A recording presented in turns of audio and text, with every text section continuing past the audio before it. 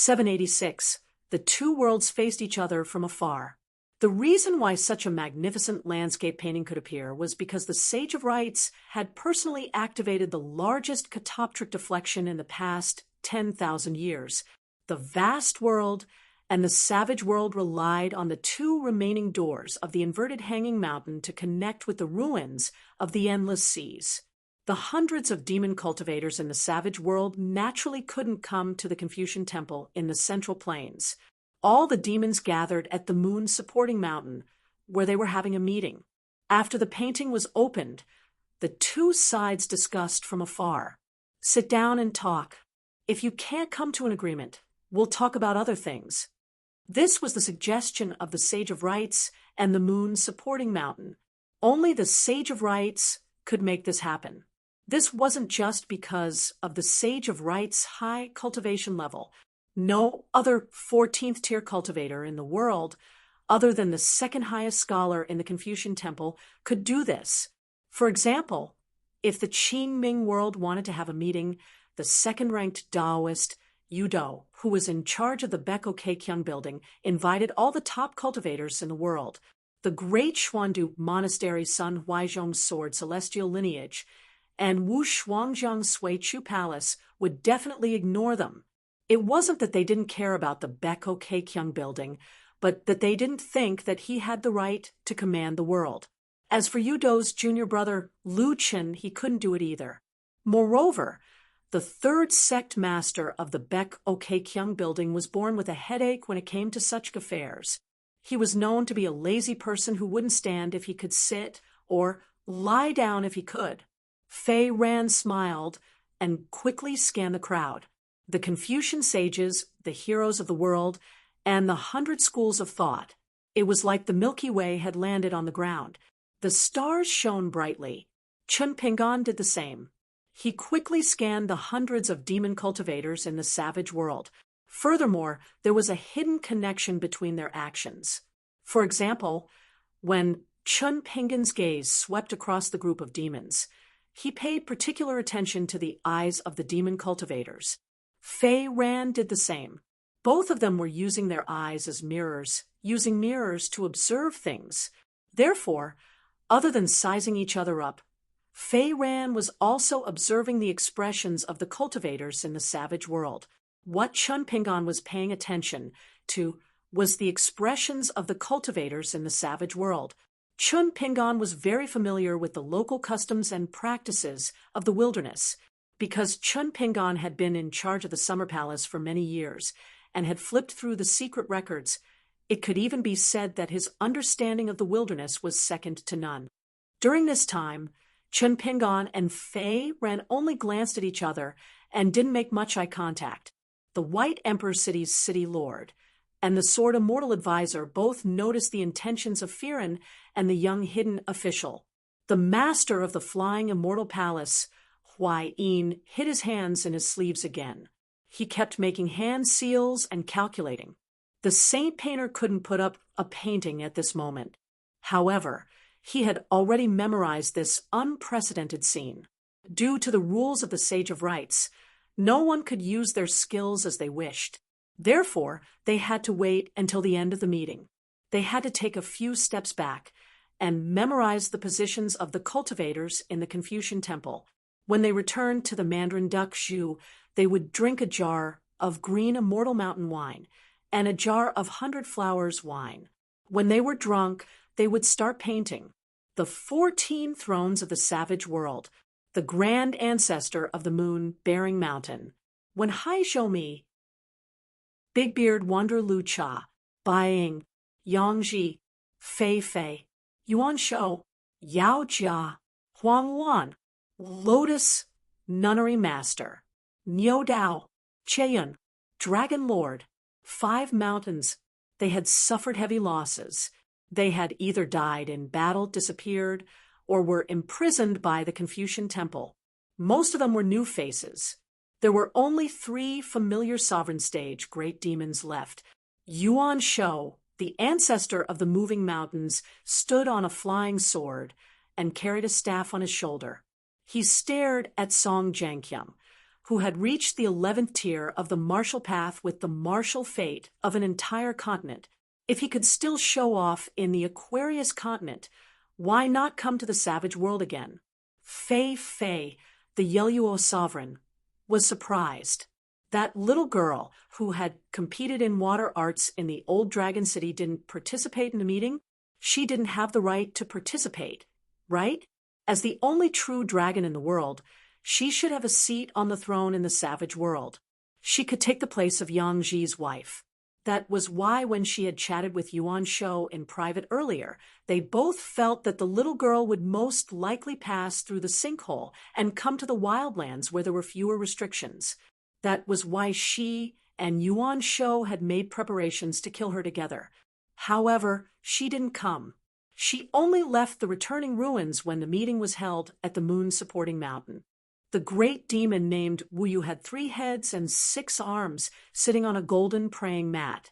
It was an ascendant realm cultivator at the peak of the ascendant realm and a pure martial artist at the peak of the ascendant realm. As for the other thrones on the Great Wall of Sword Chi battlefield, the Lotus Nunnery Master was killed by Dong Sangeng in a bright moon. The Lotus Nunnery Master became the first throne great demon to die.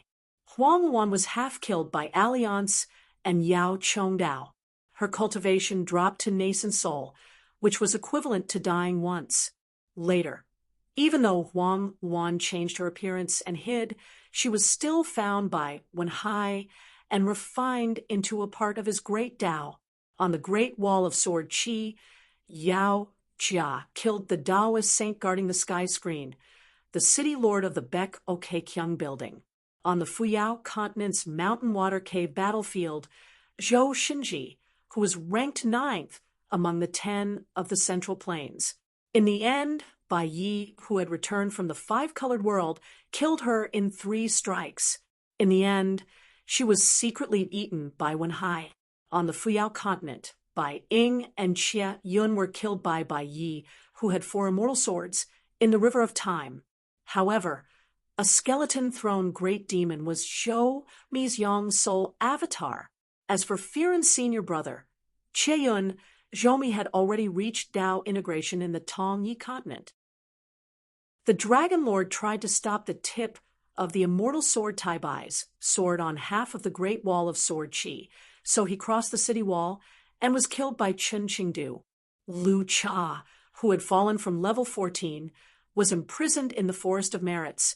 Yang Ji was first blocked by Lu Qi and then imprisoned by the Confucian Temple in the ruins of a group of volcanoes. It was said that they were the alchemy cauldrons refined by the Taoist ancestor in ancient times.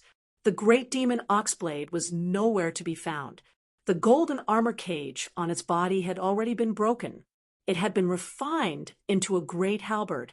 However, it did not return to the desolate world, nor was it imprisoned by the Confucian Temple. The grand ancestor of the moon-bearing mountain was at the Flood Dragon Ravine, facing the sage ancestor who was sitting on the peak of Sway Mountain and flipping through books.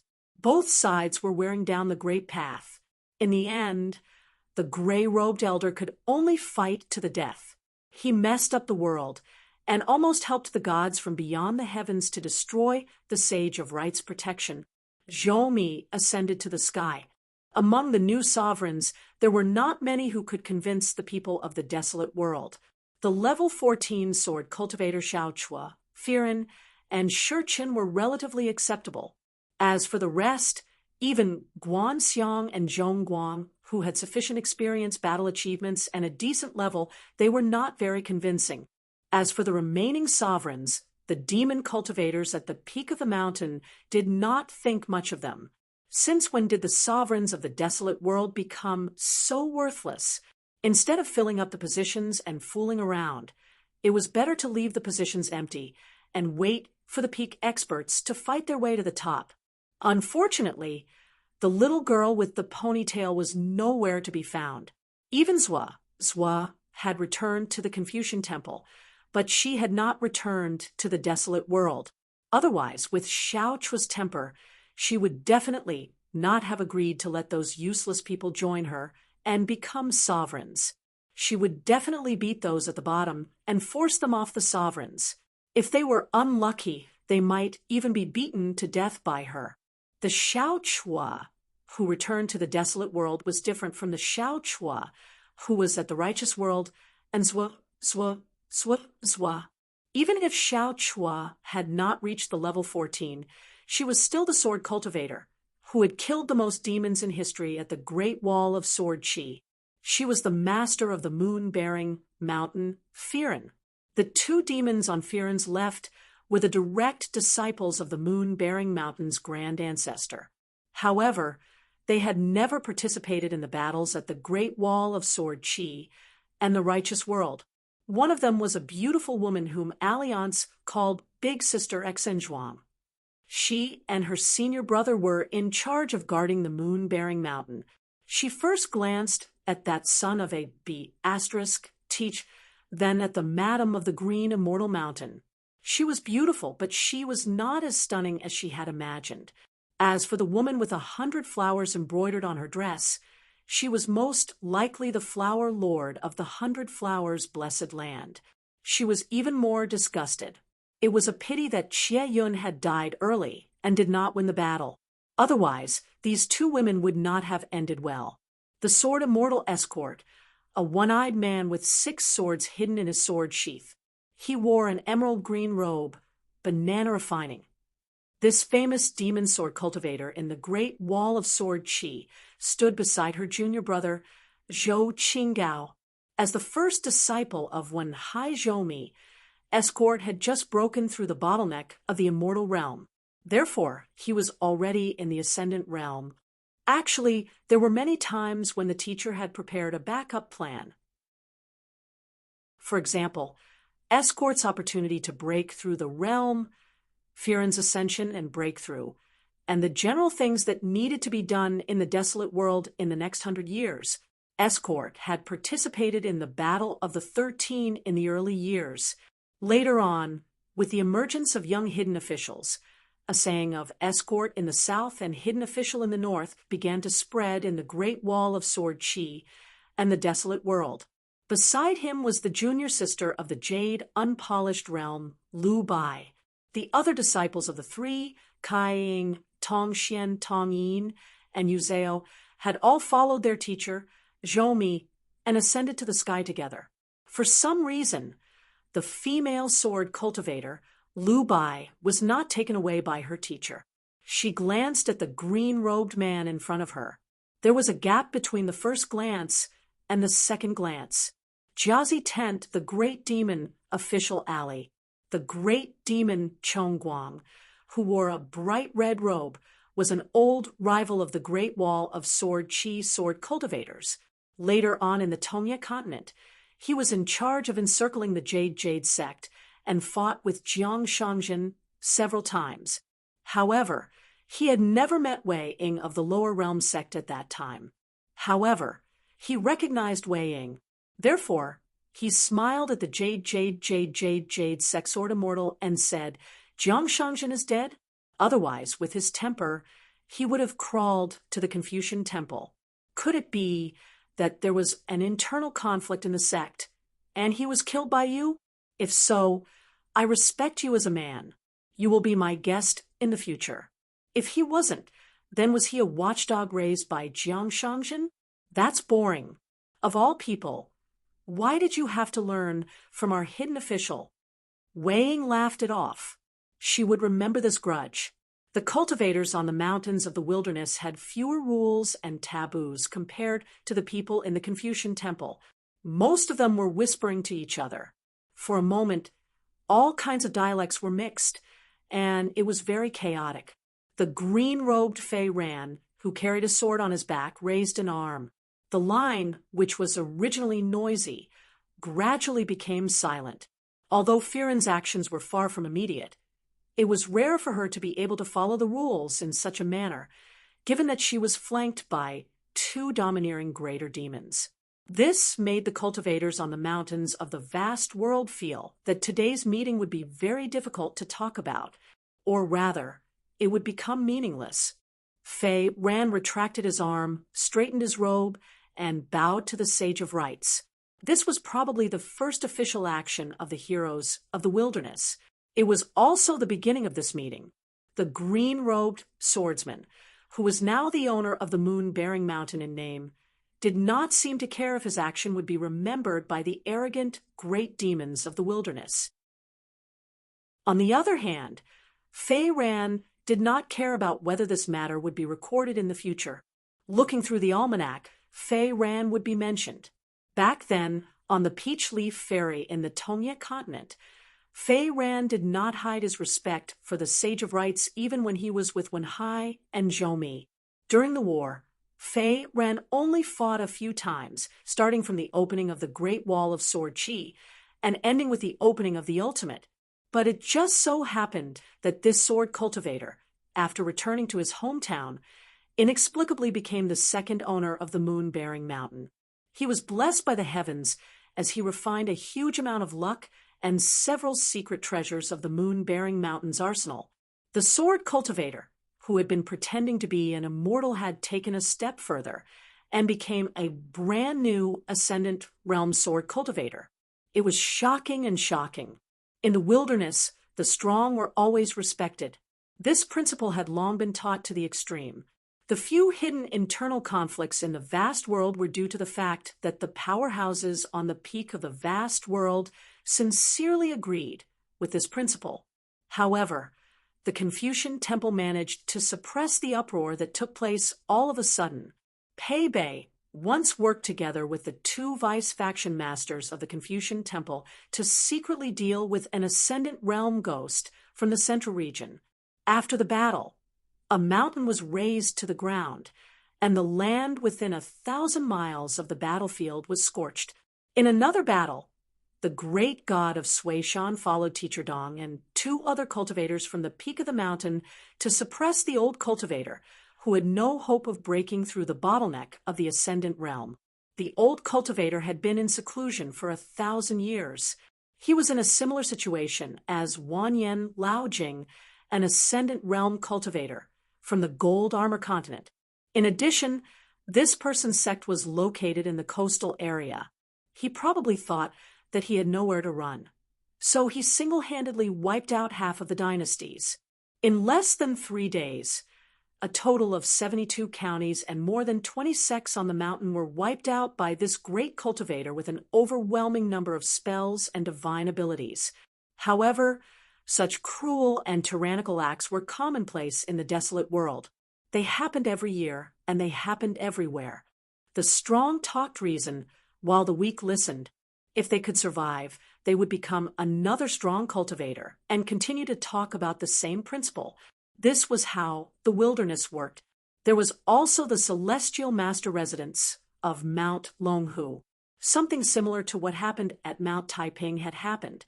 A well-hidden chess piece of Mount Longhu was the Taoist companion of a noble in yellow and purple. She had almost removed the talisman seal of the celestial master residence of the celestial master of Mount Longhu. If great celestial master Zhao Tianxi hadn't brought the 10,000 spells immortal sword with him when he left the mountain for Tongye continent, the consequences would have been unimaginable. Many people on the vast world side became solemn when they saw Fei Ran bowing with his hands folded in front. How did the battle between the two continents start? Why did the vast world suffer so much? Fuyao, Tongye, and Gold Armor continents were all destroyed.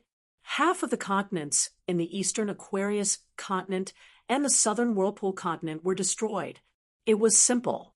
The vast world had become Wenhai Zhou of the wilderness. If it weren't for the great Li cavalry in the Aquarius continent being able to defend the central capital without retreating, and if it weren't for the fact that the entire South Whirlpool continent hadn't been taken over by the savage world, perhaps the North continent and Liuxia continent would have been taken over by the savage world.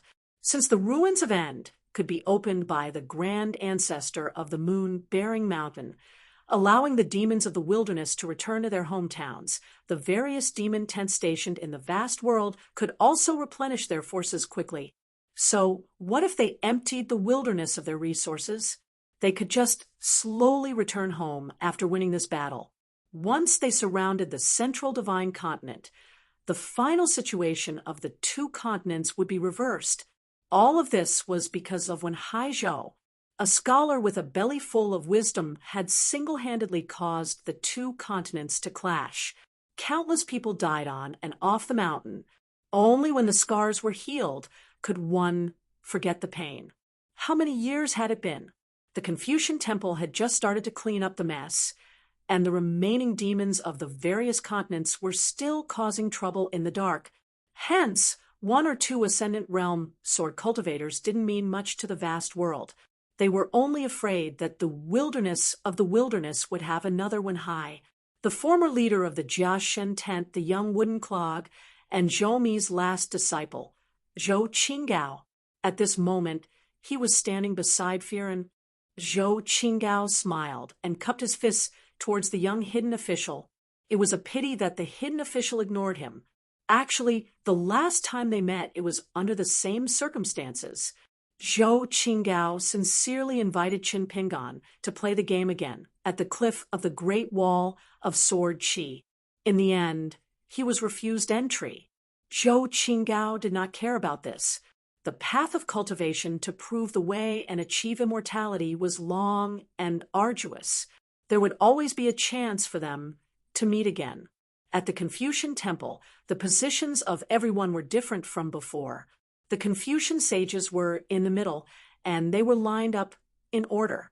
The Taoist and Buddhist experts, the military ancestor, and the young Su Bai stood on the left. The 100 schools of thought and the 100 schools of thought stood on the right. Although the 5 sword cultivators from the Great Wall of Sword Qi were standing beside the Confucian Academy's hill elder, they weren't in the middle. Therefore, a sword immortal demon cultivator sneered at Qi Tingji. Old sword immortal Qi, after the rewards, it seems like your status isn't high. You're not even as high as the Great Wall of Sword Qi. How can you go back? Why don't you come to our side?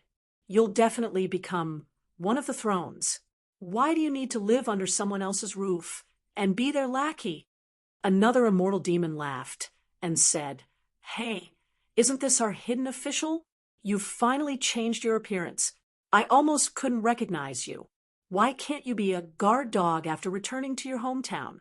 Standing in such a secluded place almost made me break my neck. I almost let the hidden official gain another merit." Another immortal demon tried to fan the flames. "Chun Pingan, didn't you get the status of a sage in the Confucian temple? Anyway, the secondary sages are useless. They're all trash, and they can't even compare to you if you come to our side. Who else can sit on the thrones? The hidden official swordsmanship is top-notch, and his scolding skills are at the peak. The 100 sword immortals of the moon-bearing mountain, who stayed on the city wall, have all experienced it. Who doesn't admire him? When the hidden official ascends to the thrones, I'm willing to lie on the ground and be his stepping stone." An old ascendant realm great demon with snow-white eyebrows and a hunch figure was the great demon official of Jiazi Tent. He looked at the young man, who he had heard of for a long time, and said with a smile, "Hidden official, are you interested in visiting my house? I have a favorite junior in my family. She's quite good-looking, and she admires you a lot. Both of you should have met before. She drove to the Great Wall of Sword Qi with her friend to see you. She said that both of you hit it off, and the hidden official even gave her a love token. She said that she's willing to be the concubine and won't fight with Ning Yao for the position of the first wife." Chun Pingan ignored him. He covered his sleeves with his hands and closed his eyes to rest. Alliance was eager to try. If they weren't in the Confucian temple, he would have shouted, "Come at me if you dare." However, a demon immediately laughed out loud and said, "Damn you, Alliance, call me Grandpa. How does it feel to be a tortoise for so many years?" Alliance smiled and imitated the little bastard Li Huai. He raised his hand to his neck and shook it slightly. He hinted with his eyes that he would look for the demon to catch up with him the next time he traveled the wilderness. Unexpectedly, the demon immediately shouted, "Grandpa Alliance, you're my grandpa. My home is on the moon-bearing mountain. Alliance pulled the collar of his Confucian robe and felt a little depressed. In fact, most of the people in the Confucian temple couldn't understand the language of the wilderness.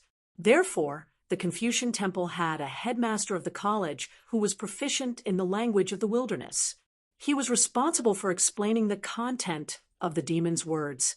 Yu Xian listened to the messy language and asked doubtfully, "Brother Fire Dragon, it sounds like Qin Pingon is very good at scolding people." "It doesn't seem like it. That kid looks like a scholar. He's handsome and doesn't talk much. He fits the description of a mountain visitor written in the Taoist books. Moreover, Qin Pingon's disciple, Zheng Qian, was a well-mannered and well-behaved girl on the battlefield of the Golden Armor continent.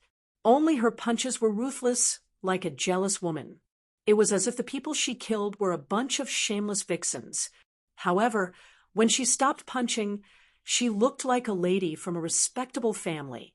Venerable Fire Dragon thought for a while, and was actually puzzled. In his impression, Chun Pingon was indeed not good at scolding people. However, Venerable Fire Dragon acted as if he was more familiar with Chun Pingon than the old elementary scholar. He stroked his beard and laughed. "You don't understand. This kid's words are very sarcastic in private. Only when he's around an elder like me, whom he sincerely respects, Chun Pingon would be gentle and polite. Think about it. Chun Pingon was born in a small town. Even if he hasn't eaten pork, he would have seen pigs run. Even if he hasn't eaten eggs, he would have seen an old hen lay eggs." Yu Xian nodded and changed the topic. It was fine to talk about money, but they couldn't always talk about old hens. He said, "It's such a young one, but he's quite scheming. It's a bit troublesome to help the master of the wilderness." Venerable Fire Dragon was silent for a while. "I'm just afraid that someone will misunderstand and think that they can take advantage of the situation. If the situation forces them to fight, it's not impossible. However, the way they fight is too important. If they think that the wilderness is just a paper basket and charge in with their eyes closed, I'll just go into seclusion and sleep. Others can do whatever they want." Yu Xian said, "Wealth God Lu of the snow-covered continent will definitely be willing to fight this battle." Venerable Fire Dragon smiled. "Lu Jubao is a good person. He's good at making money. He already knows the situation of the meeting. He won't dare to cause a ruckus." Even though there were two mirages, the cultivators on both sides were still a few hundred feet away from each other. It was a pity that the 9 emperors of the Hao Ran dynasty couldn't see the situation on the other side. Fortunately, the people in the Confucian temple would repeat the words of the other party. At least they were not deaf anymore. Fei Ran waved her sleeves. In the empty space between the two sides, a miniature map of mountains and rivers of the desolate world appeared. Every rise and fall on the map was an exceptionally majestic mountain range, and every slight meandering was a 10,000-mile-long river.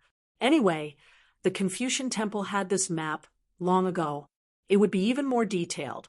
It would mark out all the local forces of the wilderness, the number of demons, the status of the cultivators, the products. Zhou Qinggao suddenly spoke in the language of the Middle Plains. He smiled and said, "The great rivers and mountains are all for you to take." The Shurchen also didn't speak in a dialect. He smiled and said, "As long as the Hao Ran dynasty is powerful enough, the Aquarius continent will desecrate the southern territory." The great demon official who was smiling and talking to the hidden official nodded and said, "The wilderness will wait for the Hao Ran dynasty to return the favor." From the way the three of them were speaking, it seemed as if they were certain that the vast and mighty world was going to invade the wildlands, and that the wildlands would welcome such an invasion. Chun Pingon, who had been resting with his eyes closed, suddenly opened his eyes. He glanced at Fei Ran, Zhou Qinggao, and the Shurchen sitting in the middle. Zhou Qinggao seemed to have noticed the young hidden official's gaze. He immediately smiled. He seemed to have waited for many years and finally received some attention from the young hidden official. This closed-door disciple of Wen Haizhou was quite happy. However, the young hidden official quickly closed his eyes and closed his hands, as if he was dozing off. He didn't seem to care about the situation between the two worlds. The young emperor of the Xianmi dynasty tugged at Yu Pan Shui, the retired emperor, and said softly, "Grandpa Yu, these bastards are quite bold. Why do they sound like they're the ones who won the war?" Yu Panshue's eyes were full of praise. He lowered his head and smiled. "Your Majesty, you're quite bold too. Your words are like thunder. You'll amaze the world with a single brilliant feat," the young emperor sighed in his heart. Fine, he said the wrong thing. If this old fatty Yu beside him was pounding his chest and stamping his feet in pain, it meant that he was right. However, if he was smiling and kind, he was done for. Yu Panshui smiled and waved his hand. "Children's words carry no harm. Children's words carry no harm. Whoever cares is a fool. Whoever cares is a coward." Alliance scolded in his heart, "Fat beauty, don't be so shameless." Yu Panshui immediately replied, "Yes, yes, yes. Good, good, good." Even Yu Panshui couldn't take the nickname, Fat Beauty. Fortunately, it was only a private nickname between brothers. He couldn't let it spread. When the Shanshui Palace was published, he couldn't end up in the same situation as Yenda. The emperor of the Deyuan dynasty coughed slightly. Yang Qinggu of the Chongxian Bureau immediately cast a spell and isolated a small world. The emperor of the Deyuan dynasty then lowered his voice and asked, "Imperial tutor?" Yang Qinggu continued to speak in his heart. "Even if you lose, you can't lose. If you didn't put on such a front, how could you ask for such a high price? It's unlikely that we'll really fight." Some words weren't suitable to be said here. The hearts of the people were no longer united, especially the ruins of the Fuyao and Tongye continents. They were enough to feed a portion of the people. Coupled with the ferocity of the wasteland army, the people of the snowy peak continent, the drifting dawn continent, and the Central Plains divine continent might not have any impression of it. But to the other continents, it would leave a deep impression. So much so that for the next 2 or 3 generations of mortals, they would always feel a lingering fear whenever they talked about it. As for the cultivators who had personally experienced the battles of the other continents, it was needless to say, in the future, whenever they thought about it, they would feel a little worried. Most importantly, the wilderness world could drive the army to the battlefield of the Great Wall of Sword Qi after forcefully conscripting them. How many people died on the way? Apart from the demon cultivators, how many millions died? How about 10 million?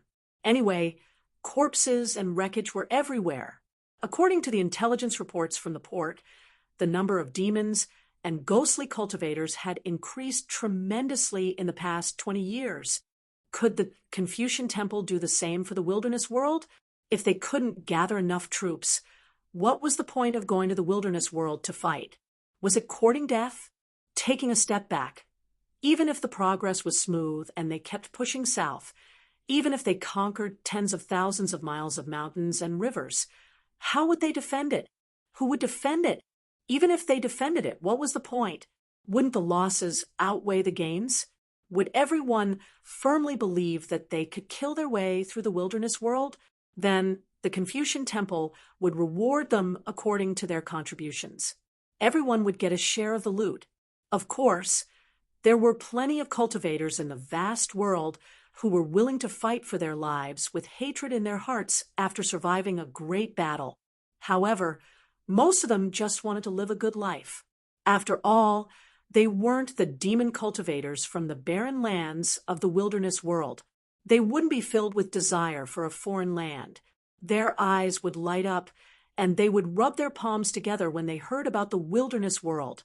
The subtle influence of the wilderness world was one of the results of Wen Hai's 1,000 years of careful planning. The flower mistress of the 100 Flowers' blessed land whispered, "Sister Green Immortal. The other party seems a little reckless." The lady of the green immortal mountain smiled and nodded. If Wen Hai's careful disappearance in the Aquarius continent, the ancestor of the moon-bearing mountain, who had fought with the Holy Master for many years, completely disrupted the wilderness world and opened the entrance to the ruins of End at the same time to help the demons of the wilderness world return to their homeland, and the disappearance of the young, secluded official at the Great Wall of Sword Chi, that would be the true end of the war. Then, in the short span of several years, the wilderness world had not been idle at all. Warlords had risen to rule over a region, and the internal strife had been bitter. Compared to the rest of the wilderness world, it was a completely different scene of chaos. Then, several years ago, there was a turning point. The two great monsters of the moon-bearing mountain lineage, the two direct descendants of the great ancestor of the wilderness world, suddenly announced to the world that they had chosen Firen as the new master of the moon-bearing mountain. Then they worked together with Wen Hai's Zhou Mi lineage's sword immortal advisor, Zhou Qinggao, and united the forces of several deceased sovereigns. Finally, they worked together with the Yeliyua's Fei Fei and several other old sovereigns. Together, the three of them suppressed the other warlords and used thunderous methods to dominate the world. Following the previous 20 territories of the wilderness world, they divided them into 40 territories and formally erected boundary steels on the borders. For the first time, the boundaries of the wilderness world were clearly drawn. Within each territory, for 50 years, they could fight and kill as they pleased. In any case, after 50 years, only one faction would be able to control a territory. In the end, the moon-bearing mountain announced 3 ironclad rules. First, for 100 years, all Ascendant Realm great monsters were not allowed to leave their territories unless they obtained the permission of the moon-bearing mountain or relied on their military achievements. After 100 years, they would regain their freedom. Second, all immortal realm monster race cultivators and unrefined jade realm sword cultivators were required to hand over their true names and personally make a trip to the moon-bearing mountain. Their true names would be recorded by the moon-bearing mountain. In addition, all unrefined jade realm chi cultivators were allowed to establish their own sections.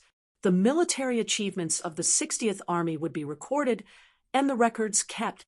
Firen's promise that the moon-bearing mountain would be fulfilled within 100 years. Third, whatever the moon-bearing mountain said, they would do. Those who did not obey would be killed. In truth, all of the peaks of the wilderness world had heard of these inside stories. After all, it was far too easy for the wilderness world to infiltrate the wilderness world. Putting the 4 ultimate ruins aside, there were 3 huge ferries built south of the Great Wall of Sword Chi.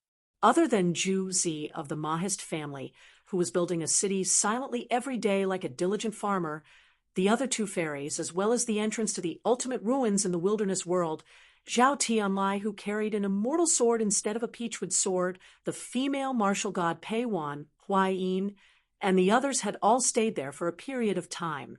Of course, they would not stay still and travel, so far just to stand there and drink the northwest wind every day. Each of them had their own means and secret methods to travel to the hinterland of the wilderness world. Moreover, there were rumors that the city lord of the White Emperor's city in the Fuyao continent had secretly sneaked into the wilderness world. Therefore, only the Sage of Rites knew whether the real Xing Juzhong was here or not. However, compared to the closed-door meeting at the Confucian Temple, the meeting at the moon supporting mountain that took several months was even more intense. There were those who did not accept Firen as the master of the moon supporting mountain, those who scolded Wen Haizhou for being a sinner for 10,000 years, and those who were arrogant and felt that they had to become one of the newest sovereigns. In total, a few of them had been detained by the moon supporting mountain as guests. A few of them had even died. Yuan Shou killed one with a swing of his staff, while Firen killed 2 with her own hands. Before Firen made her move, the few sovereigns and the moon supporting mountain all thought that she was a sword cultivator who was at most in the immortal realm. The Sage of Rites finally spoke. He smiled and said, "Let's not be in a hurry to make a decision. Let's talk first." Firen smiled and nodded. Then the Confucian Temple, "Please give us an explanation." The vice leader of the Confucian Temple, Old Man Han, who was the closest to the quasi-saints, said slowly, "First, we can work together to close the 4 ultimate ruins. We'll take back the Great Wall of Sword Chi and rebuild it. The 3 fairies must remain in the wilderness world." The great demon Chongguang sneered. "First, my ass, you have no sincerity at all. Work together to close the ultimate ruins? If we don't close the ultimate ruins, the timing of the 2 worlds will be mixed together. The Confucian Temple will have to work hard to redesign the scale of time. Even if the Sage of Rights does it personally, it won't be easy, right? As long as we don't close the ultimate ruins, we'll be sharing the fate of the wilderness world. The longer we delay, the harder it will be for the Confucian Temple. Do you think we're stupid? Or is the Confucian Temple not sincere at all?" At this point, the great demon looked at the sage in the middle. He cupped his fists and apologized. "We don't mean to offend the Sage of Rights." The Sage of Rights smiled and nodded. Old Man Han said, "We don't have to trouble the wilderness world to close the ultimate ruins. The Great Wall of Sword Chi is the border of the wilderness world. Now that we've firmly occupied it, we don't have to talk about taking it back. If we don't take it back, can you take it away?" Old Man Han shook his head and answered his own question. "We can't take it away. Then, are we going to rebuild the Great Wall of Sword Chi and merge the 2 into one? That's nonsense." The vice hierarch of the Confucian Temple continued, "We'll build 3 academies at the 3 crossings. You have to promise the Confucian Temple that you won't stop the wilderness world scholars from coming to the academies to study. Then you can't deliberately target the scholars of the 3 academies when they return home or travel the wilderness world together. Of course, you can't assassinate them secretly or make things difficult for them.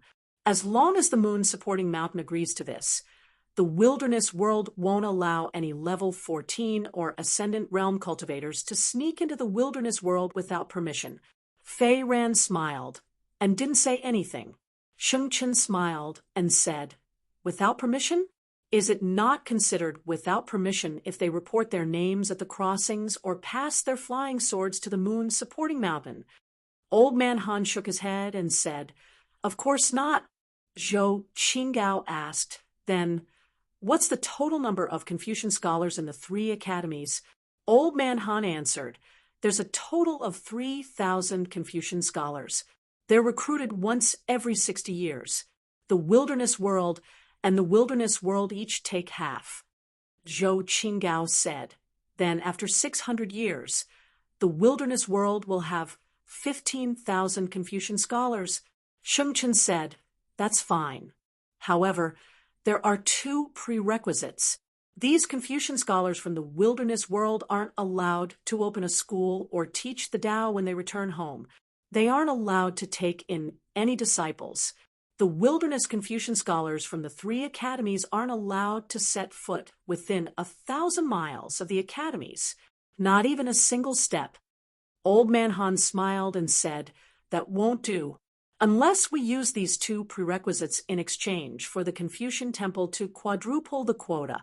If you agree, we can move on to the next matter." Yuan Shou, who was standing on his flying sword, sneered and said, "So what if we don't agree? You're making it seem like the wilderness world will become the wilderness world if we don't agree. How many Bians do you have? How many immortal swords do you have?" Old Man Dong suddenly smiled and said, "Jian, you should be satisfied that you're able to return to the wilderness world alive. Among the sovereigns, this old beast deserved to be killed the most." Yuan Shou, who was called by his real name, had a ferocious expression. "Old Man Dong, let's find a place to fight with Grandpa Yuan." Zhao Tianlai, the great heavenly master of Mount Longhu, smiled and said, "I happen to have one." "Zhuyan, how should I put it? Pick a time and place. Do you want to come to Mount Longhu, or do I want to go to Mount Yuetoa?" Either is fine. Yuan Shou spat on the ground, but he didn't say anything else. Yuan Shou and Great Demon Chengwang had experienced the Great Heavenly Master's 5 Thunders execution in the Yugui sect of the Tongya continent. He's quite capable.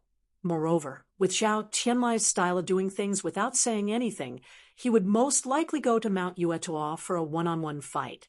If they could kill him by ganging up on him, they would kill him. However, Zhao Tianlai's escaping skills were also superb. The people from the Confucian temple were fine. They were used to discussing matters in their ancestral halls or temples. However, many of the wilderness world's great demons used to discuss matters behind closed doors, but they were never as annoying as this. Moreover, it was very entertaining. Looking at the situation at the Confucian temple, if both sides wanted to smooth things over, wouldn't they have to stand around like idiots for days and nights? Anyway, there were only a few people who could speak. Those from Mount Yuetuo, Wenhai, Zhoumi, and those sovereign stage cultivators. They were just there to make up the numbers. What could they do? Looking at girls? There were a few girls on the other side. They were really pretty, but they couldn't do anything to them. What could they do? As a matter of fact, not many people in the Confucian temple knew much about Fei Ran. At most, they knew that Fei Ran was a sword cultivator, the leader of the 100 sword deities of Mount Yuetuo, and one of the top 10 young cultivators of several continents. Those who knew more about him only heard that Fei Ran was the leader of a military camp and was the junior martial brother of Great Demon Xie Yun.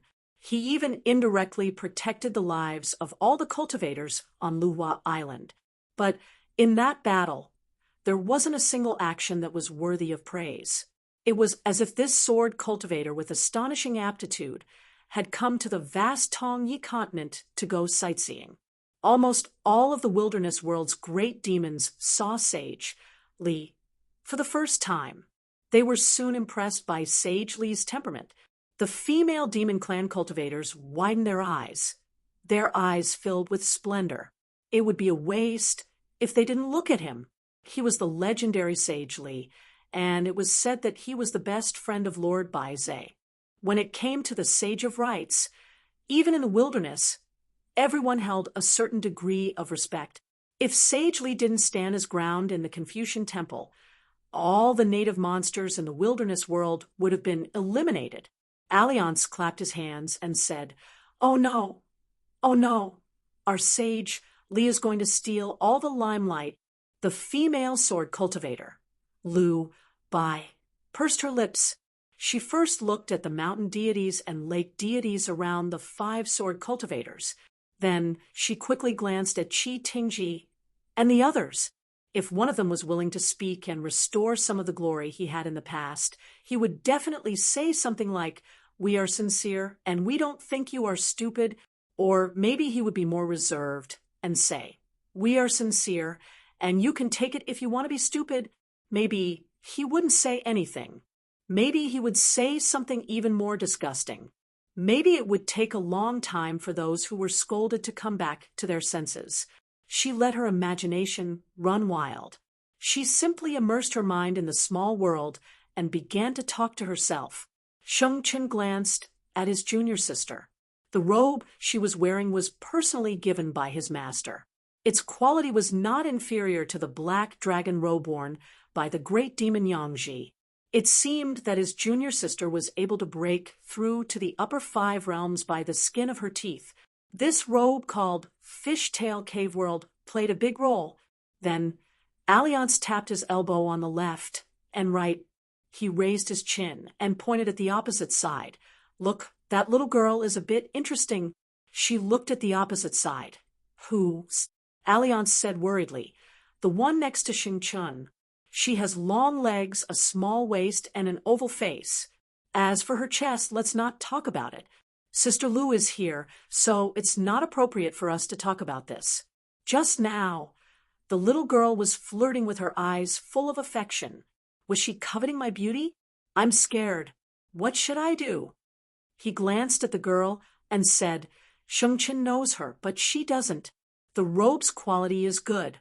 It doesn't look like it was made by Jinsue City. Alliance clicked his tongue. Swa, and you frowned. What? Alliance laughed. This idiot was enlightened. Lu Ji said, when Alliance first arrived at the Great Wall of Sword Chi, he swore at the table that he had a unique skill. As long as he drank to his heart's content, there would be no such thing as robes in the world. Moreover, he was a master painter. Relying on this, he earned a lot of immortal money. In the end, when he sent out that large pile of paintings, he was chased by dozens of sword cultivators the same day. Swa, and you were puzzled. His painting skills were bad? Lu Ji nodded. It was extremely bad. And he even drew that Inchen. He kept his promise.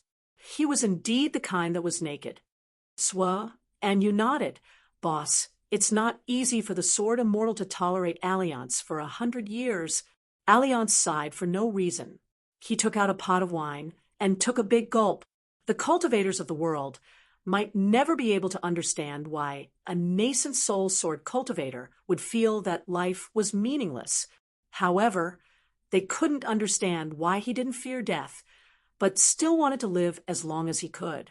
In fact, other than a foreigner who occasionally went to chat, even the people in his hometown didn't want to pay attention to that reclusive old man.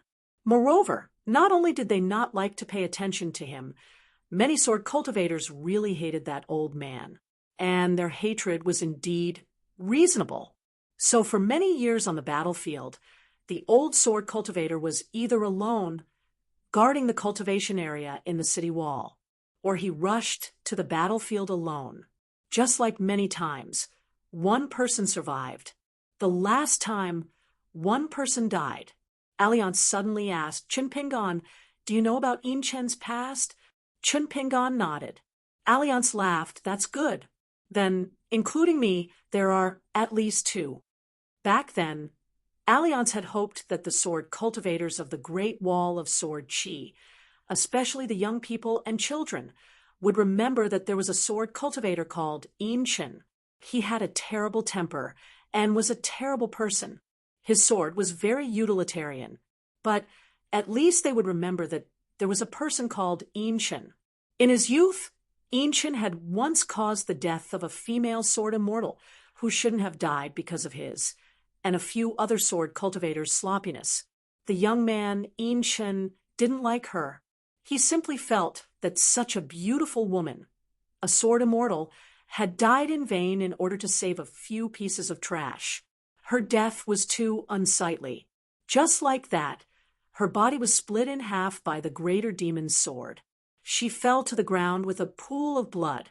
Most importantly, the woman's gaze before she died swept across them bastards. There was no hatred or regret. Just that gaze of hers made Inchen remember it for the rest of his life. He couldn't feel at ease for the rest of his life.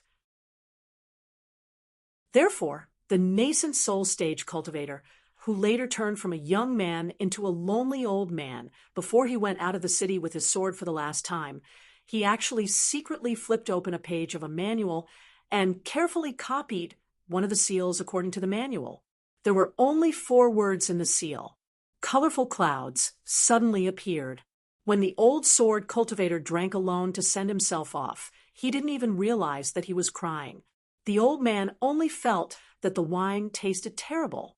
However, since the first day he drank, he had never tasted anything good. The old man actually wanted to say something to Ah Liang in person, say a few words of gratitude, or something like that. He also wanted to tell the young hidden official that he did the right thing by not saving those sword cultivators. He wasn't a coward. However, the old sword cultivator only cared about drinking that terrible wine and didn't do anything else. On the battlefield, he died silently and apathetically. In fact, he wasn't the only one. Many sword cultivators were like that. At the Confucian Temple, apart from listening to the discussion, most people were sizing up the upper 5 realms in the wilderness. Lu Cha's first disciple, sword cultivator Zhu Gong, the city lord of Golden Emerald City. Her robe was obviously an immortal artifact. It was divided into yin and yang. It had the aura of the great Tao. There was also a golden-armored divine general who was riding a horse and holding a spear. There were 2 pocket-sized meteor hammers on his waist. They looked like toys for children. However, they intercepted 2 meteors from outer space that fell into the wilderness and were carefully refined. At the end of the secret document in the Summer Palace, the hidden official sword cultivator once wrote the words, "must kill." There were only 3 demon cultivators in the immortal and immortal realms who were given such treatment. The other 2 were Sword Immortal Advisor and a female immortal realm demi-human cultivator. Her Taoist name was Ruru, and her Taoist name was Shoren. It was rumored that she was the Taoist companion of the sovereign great monster Huang Wan, and it was also rumored that she was the eccentric remnant of Huang Wan's 3 corpses. She had many treasures, and each of them was of extremely high quality. On the Great Wall of Sword Chi and the Old Dragon City, she had made quite a few moves. Today, Ruru was dressed in a female ceremonial robe. She wore the Baek Ok Kyung building lineage's fishtail crown, but she also wore the yellow-purple Taoist robe of the Celestial Master's residence. She held a jade rui in her hand. She wore light makeup, and her figure was plump, making her Taoist robe seem a little tight. She looked at the young and handsome sword Immortal Qi Tingji, but Qi Tingji ignored her. The 3 demi-humans of the 4 Banes of the Yeluo stood side by side. Yangji had been left behind in the vast realm, and they had now submitted to imperial concubine Fei. As for the Loach of the 4 Banes, it had been imprisoned long ago. It had probably already fallen to the vicious hands of that young hidden official. The traitorous great sword immortal of the Great Wall of Sword Chi, the gatekeeper Zhang Lu, was also present today. In that battle, Zhang Lu had not used his sword from start to finish. He had not gone to the walls to kill the demi-humans of the wilderness, nor had he followed Xiao Chua to the vast realm to use his sword. He had only been drinking at the gate. At this moment, Zhang Lu was still sitting cross-legged on the ground, drinking alone. Xiao Chua had given him quite a lot of wine several years ago. According to their agreement, for every mountain she destroyed, she would give him a pot of fine wine. In truth, Zhang Lu, who had once been a gatekeeper, had a rather good relationship with Lu Ji, Alliance, and that youth who had yet to become a hidden official. But if they return to their homeland, they will fight in their own territory. For the wilderness, it is too familiar. Su Bai said worriedly. Previously, our Tong Yi and Fu Yao continents were on the defensive and did not make use of our geographical advantage. The various dynasties and the immortals on the mountains did not even have close cooperation. Hence, the battlefields of the 2 continents were like a sheet of loose sand. Of course, this has a lot to do with the fact that we have never had such a huge battle experience. Now that we have the experience, they have it too. Hence, if we change the battlefield of the world, they might learn from the lessons of our 2 continents and make a series of extremely targeted preparations. Old Ancestor Jiang smiled. After the meeting in the Confucian Temple, regardless of the result, we will have a battle simulation. Su Bai hesitated for a while and asked, "Can we ask the hidden official for help? Otherwise, our simulation will be unrealistic and become a pavilion in the sky." He had to admit that the person who understood the wilderness the most was the young hidden official. It was not even Qi Tingji who was more skilled in swordsmanship, nor was it Alliance. It was Lu Ji, because Chun Pingan was in the summer palace of the Great Wall of Sword Chi. He participated in, witnessed, and commanded every single battle. The young hidden official knew the details of every battle, the key to victory and defeat, the pros and cons, and the precise number of casualties. Moreover, Chun Pingan knew the details of all the upper 5 realms demon clans that were participating in the war, like the back of his hand. He also knew the actual combat strength, fighting style, and advantages and disadvantages of the various large tribes in the wilderness. In short, if there was no other choice, and they really had to fight the hidden official Qin Pingan. This young man would be the most important person in the world. Yuan Zhen, Su Bai, and Lin Junbai. These young talents, who were once the military advisors of the Confucian Temple, would quickly become Qin Pingan's subordinates. The young foreign sword cultivators from the hidden officials' lineage, such as Xian Ken, Chao Gun, and Song Gaoyuan, would definitely be included. The Confucian Temple might even make an exception and recruit the remaining sword cultivators from the five-colored world, such as Deng Liang, Gu Jianlong, Wang Xinshui, Dong Bud, and Guo Zhujiu. They would help Qin Pingan again. Of course, it did not mean that there would be no war in the world without these young people.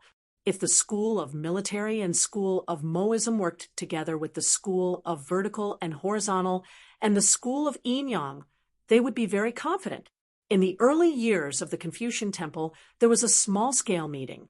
Among the 100 schools of thought, only 9 schools were chosen to participate. Other than that, there were also 4 old grandmasters from the Shang clan and the Yao clan. However, during that meeting, the Confucian Temple only had a second sage, the chief, and the deputy chief. However, the 2 old grandmasters from the military school purposely did not mention this to Su Bai.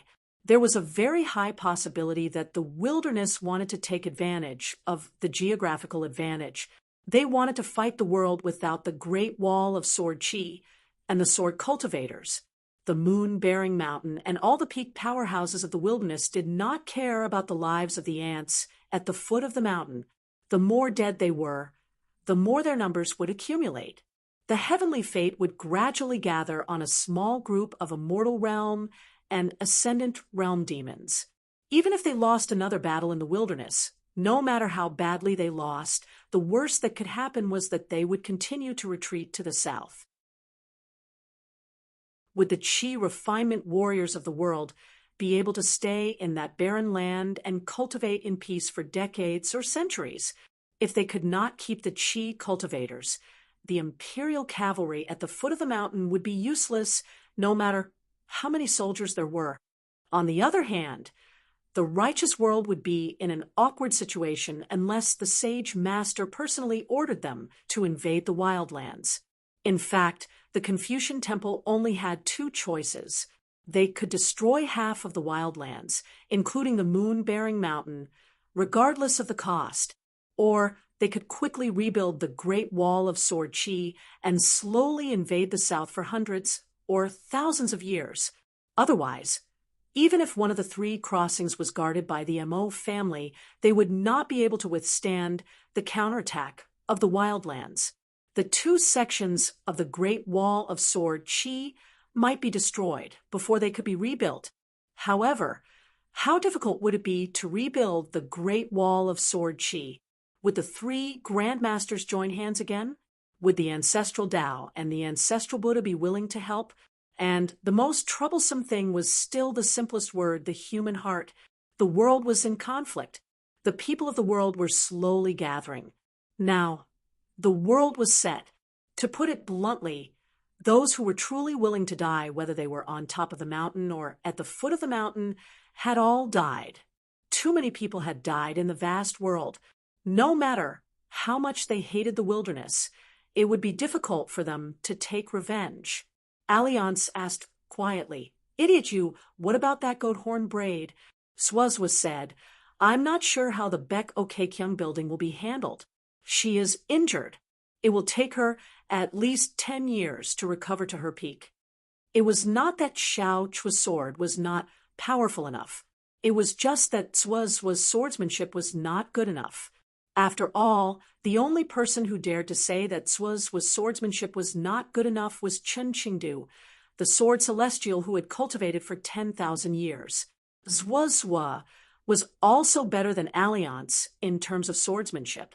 In fact, Swaz's swordsmanship was the best in the world. Alliance was the one who helped to spread the word. After all, he was good friends with the ancestral masters who were in charge of the mountain and river news. Swaz did not admit or deny that Swaz's swordsmanship was the best in the world. Why? because Swazwa was confident that once he found Pei Min would lose the title of swordsmanship. When he went out to sea to visit the immortals, he wanted to learn from Pei Min, but if he were to find Pei Min again, he would just chop him to death. A senior who had practiced swordsmanship for many years actually had the face to challenge a junior who had just reached the unpolished Jade realm a few years ago. It's a little difficult. Although there really is an enemy guarding the Beko Keikyung building for the past 100 years, according to my brother Yu's temper, he might fight with that goat Horn Braid until the sky falls and the earth rends. Then he will go to the heavens beyond and fight until the little girl cries. That goat Horn Braid is not willing to admit defeat. He will probably stay there for the rest of his life. Alliance sighed and rubbed his chin with his palm, but that sticky candy Lu is someone who wants the world to be in chaos. Most importantly, Lu Laosan is especially jealous of my title of romantic handsomeness. The last time I went to the Beko Keikyung building as a guest, he guarded against me like I was a thief. He wanted to cover all the female immortals in the 5 cities and 12 buildings with gunny sacks. I'm afraid of comparisons. This guy competed in looks and bearing and lost miserably. He will definitely come up with some disgusting tricks. Swazwa's eyes were cold. After a moment of silence, he said, if she returns to the wastelands, I will go to Q-Sword. Alliance said softly, Q-Sword is no problem. I can even accompany you. I am familiar with that place. I am a local snake. It is no different from strolling around my own territory. But let's make it clear. It is enough to determine victory and defeat. Don't fight to the death. There is no meaning in that. In my opinion, it is hard to say who Xiao Chu will really harm in the wastelands. Today, whoever she disliked, she would punch them half to death. Tomorrow, whoever she disliked, she would hack them to death with her sword. Moon's supporting mountain can't control her. Swazwa's reply was only one word. Split. Alliance slapped his forehead. He was most annoyed by Swazwa. No problem. First, I will discuss with Chinpingan. Then, I will go to the old elementary scholar's side and whisper in his ear. Chunpingan's bootlicking skills are first class. In addition, Alliance will add flowers to the brocade. With the 2 of us working together, we will be invincible. Swazwa said, I advise you not to drag Chinpingan with you. Go to the teacher's side and talk nonsense. Alliance felt wronged. Am I that kind of person? You have wrongly accused me. Swazwa did not say anything. Chinpingan did not seem to be in a good mood. Qi Tingji was in a daze, and Lu Ji did not dare to look at him. Alliance could only squat down and continue to sip his wine. The old elementary scholar smiled and asked, Old Fu, what do you say? Fu Xing smiled and asked, What do you mean? Can you please give me a reminder? The old elementary scholar complained. Who are we, brothers? Why are you asking when you already know the answer? Hurry up and praise my last disciple. I am the dignified sage of literature, yet I have not called you old brother Fu. Instead, I call you old Fu. You are full of knowledge. Why are you hiding it? Fu Sheng was helpless. He thought for a while and slowly said, Romantic is not in Tan Feng Sheng. The taste of sleeves is the longest. The old elementary scholar sighed and was full of admiration. Amazing. Fu Sheng smiled. He had finally let him go. The sage of rites raised his eyes slightly. The place he saw was not the painting, but the moon supporting mountain in the wilderness. In the blink of an eye, a short figure suddenly fell from the painting. The movement was too big, and dust flew everywhere, covering the sky and covering the sun. A large area was in disarray. It was Xiao Chua who broke through the sky and crashed into the wilderness. She fell directly onto the moon's supporting mountain. The people of the Confucian temple watched as the little girl with 2 ponytails bent her knees and stuck her, but to the ground. She slowly stood up and patted the dust off her body. She raised her fists and gently swung them.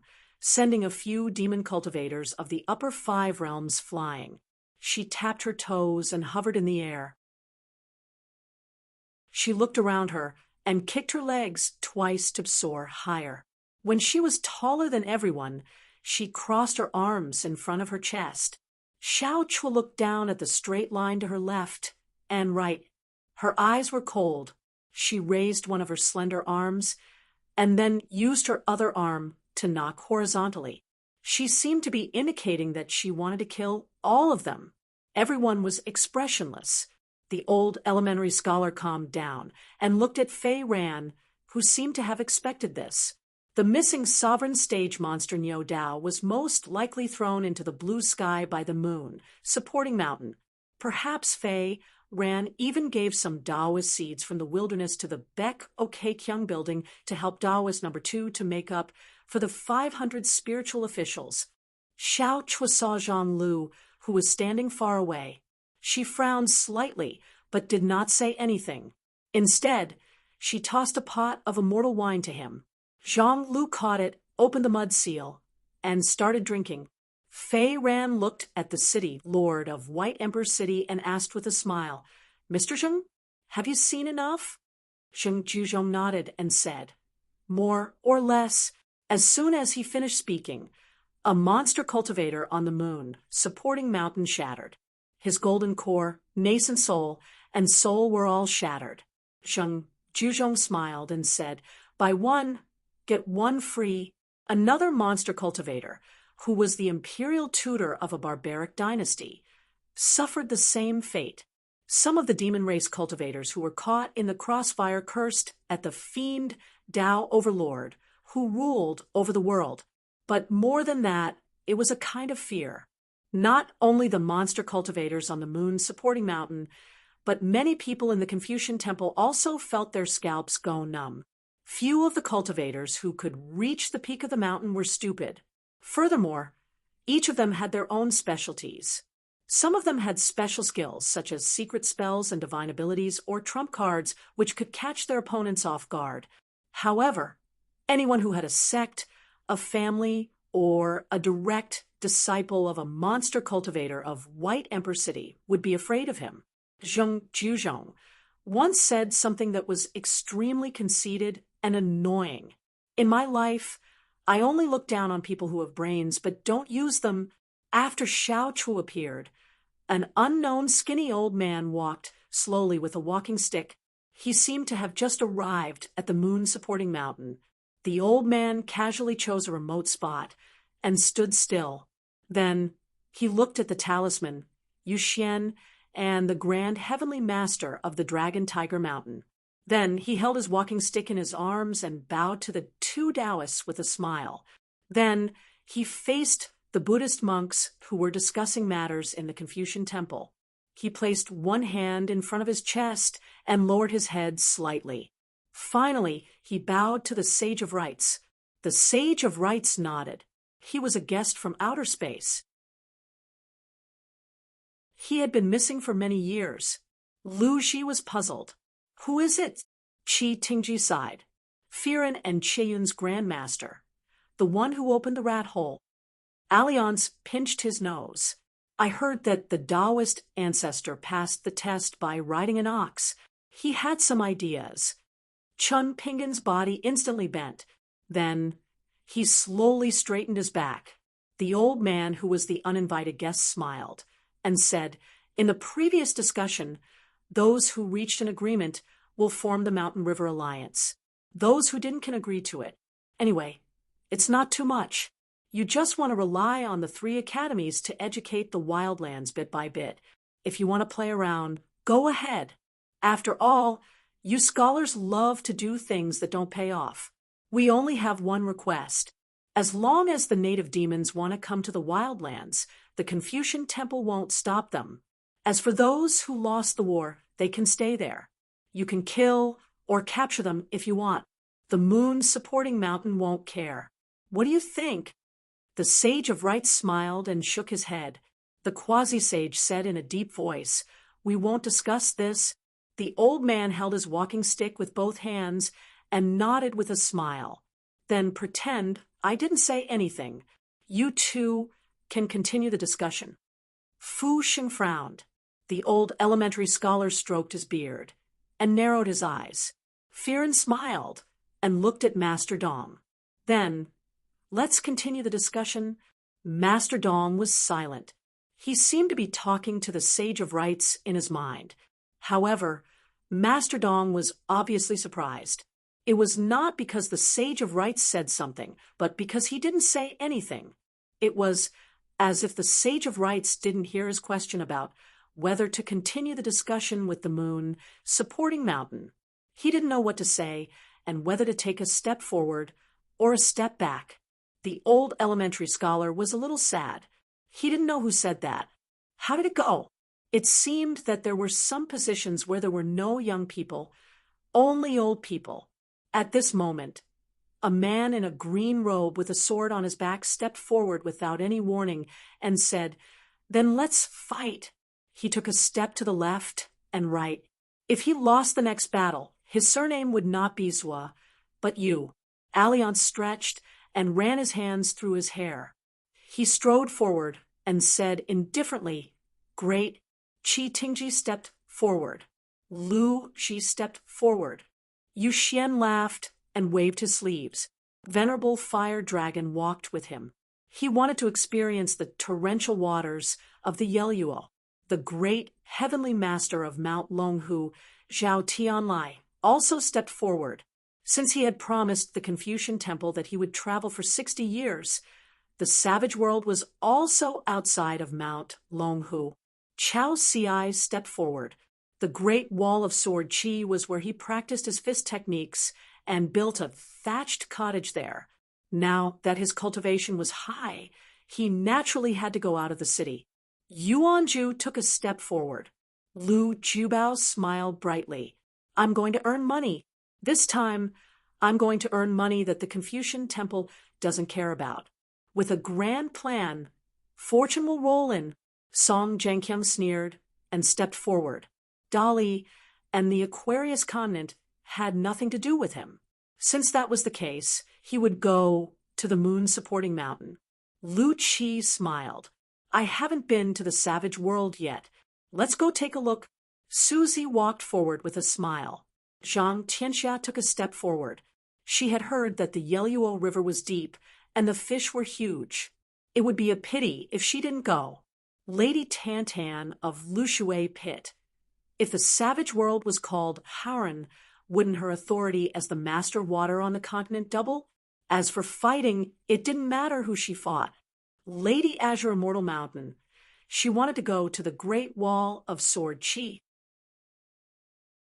The sword cultivators of the Great Wall of Sword Qi had drunk the wine of Azure Immortal Mountain. However, the wine was fake. She had to bring the real thing. She wanted to offer wine to all the nameless sword cultivators who were heroes and bandits. Since she was going to the Great Wall of Sword Qi, why not take a look at the south? She wanted to go. Su Bai took a step forward. Old Ancestor Jiang and Old Ancestor Wei smiled at each other and took a step forward. Mr. Fan of the merchant family smiled and threw money. The Old Ancestor of the School of Vertical and Mr. Fan took a step forward at almost the same time. They looked at each other and laughed. Lu Tui, the vulture-like young man, had a fierce look in his eyes and a malicious look on his face. Mother ** Kerr, in my hometown in the Fuyao continent, my sect suffered heavy losses.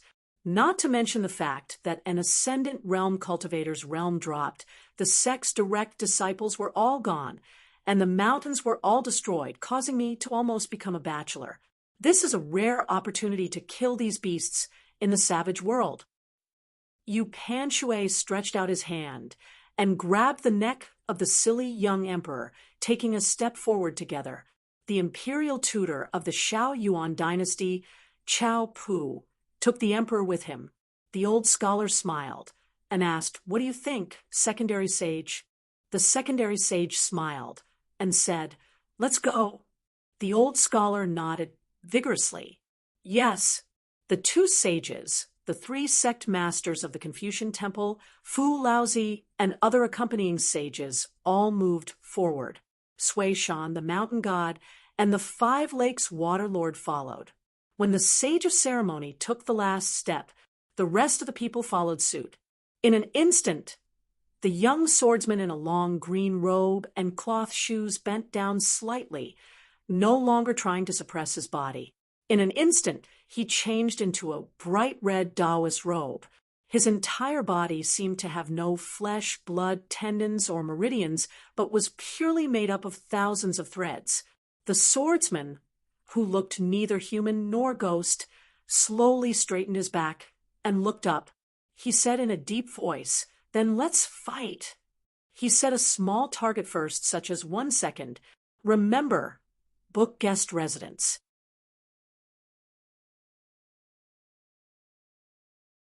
(787). The two worlds were still facing each other from afar. However, at this moment, everyone took a step forward on the vast world straight line. About 30% of the people followed the young hidden official in a long green robe and cloth shoes. They all wanted to fight with the wilderness. The remaining 70% followed the Sage of Rights. 30% was very little. It was a lot. Within this 30%, there were 3 ascendants and 1 immortal from the Great Wall of Sword Qi for sword cultivators. There was Yu Xian, the talisman who was about to reach the 14th realm. There was the grand heavenly master of Longhu Mountain, the city lord of White Emperor City, who could hide 2 pawns in Moon-bearing Mountain. There was Pei Bei and Chao Ci, the master and disciple of the 10th realm. There were also young people like Yuan Zhen and Su Bai, who were the future pillars of the vast world.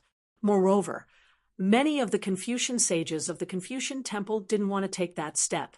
They just had to wait for the Sage of Rights to take that step first. Therefore, it wasn't 30%. It was at least 50%. What did this mean?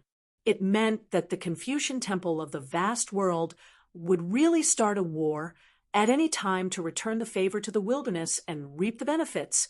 Once the war started, it would be extremely tragic.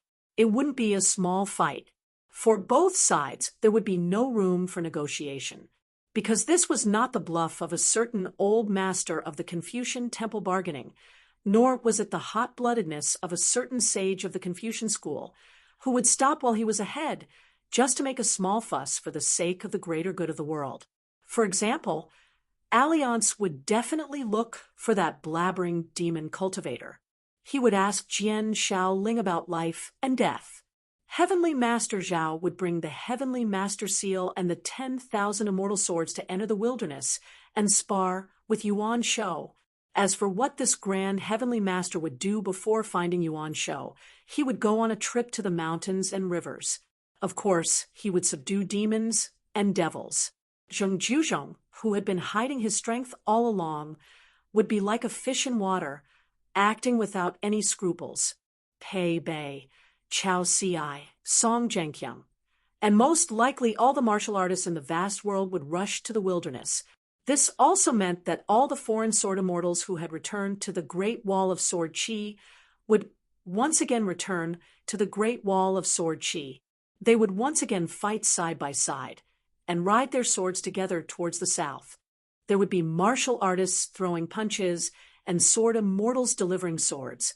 Lu Qi and Su Zi's poems would manifest their great Daos in the wildlands. The Mahist Juzi would once again build a city in the wilderness. The Mahist Rangers of the 3 other families would once again unite against a common enemy and risk their lives in a foreign land. Venerable Fiery Dragon of the Lying Ground Peak would teach the world what it meant to be poor. He knew a little about fire and water. Once the battlefield changed, and they were in a foreign land, all the great cultivators on the peak of Howran Mountain would no longer have their hands tied. What he was most afraid of was the sorcery, flying swords, and the fists and feet of the grand masters of martial arts from the top of Howran Mountain, the assembly, advance, garrison, and advance of every army were all carefully calculated and arranged. Every step would be full of the color of in pursuit of the maximization of interests. Anybody could die. There would be no burden of benevolence, righteousness, and morality. Who would die, and who would live in the defense of Howran? If one were to ask oneself honestly, there would be a lot of difficulties. There were worries everywhere, and everything was sloppy. Attacking the wilderness, there was no need to think too much. After all, they were already in the battlefield. Whether it was the cultivators on the mountain or the elites at the foot of the mountain, whether it was driven by the righteousness of the country, the temptation of expanding the territory, or revenge at all costs, it was just a matter of life and death with the wilderness. Lu Ji took a deep breath and was in high spirits.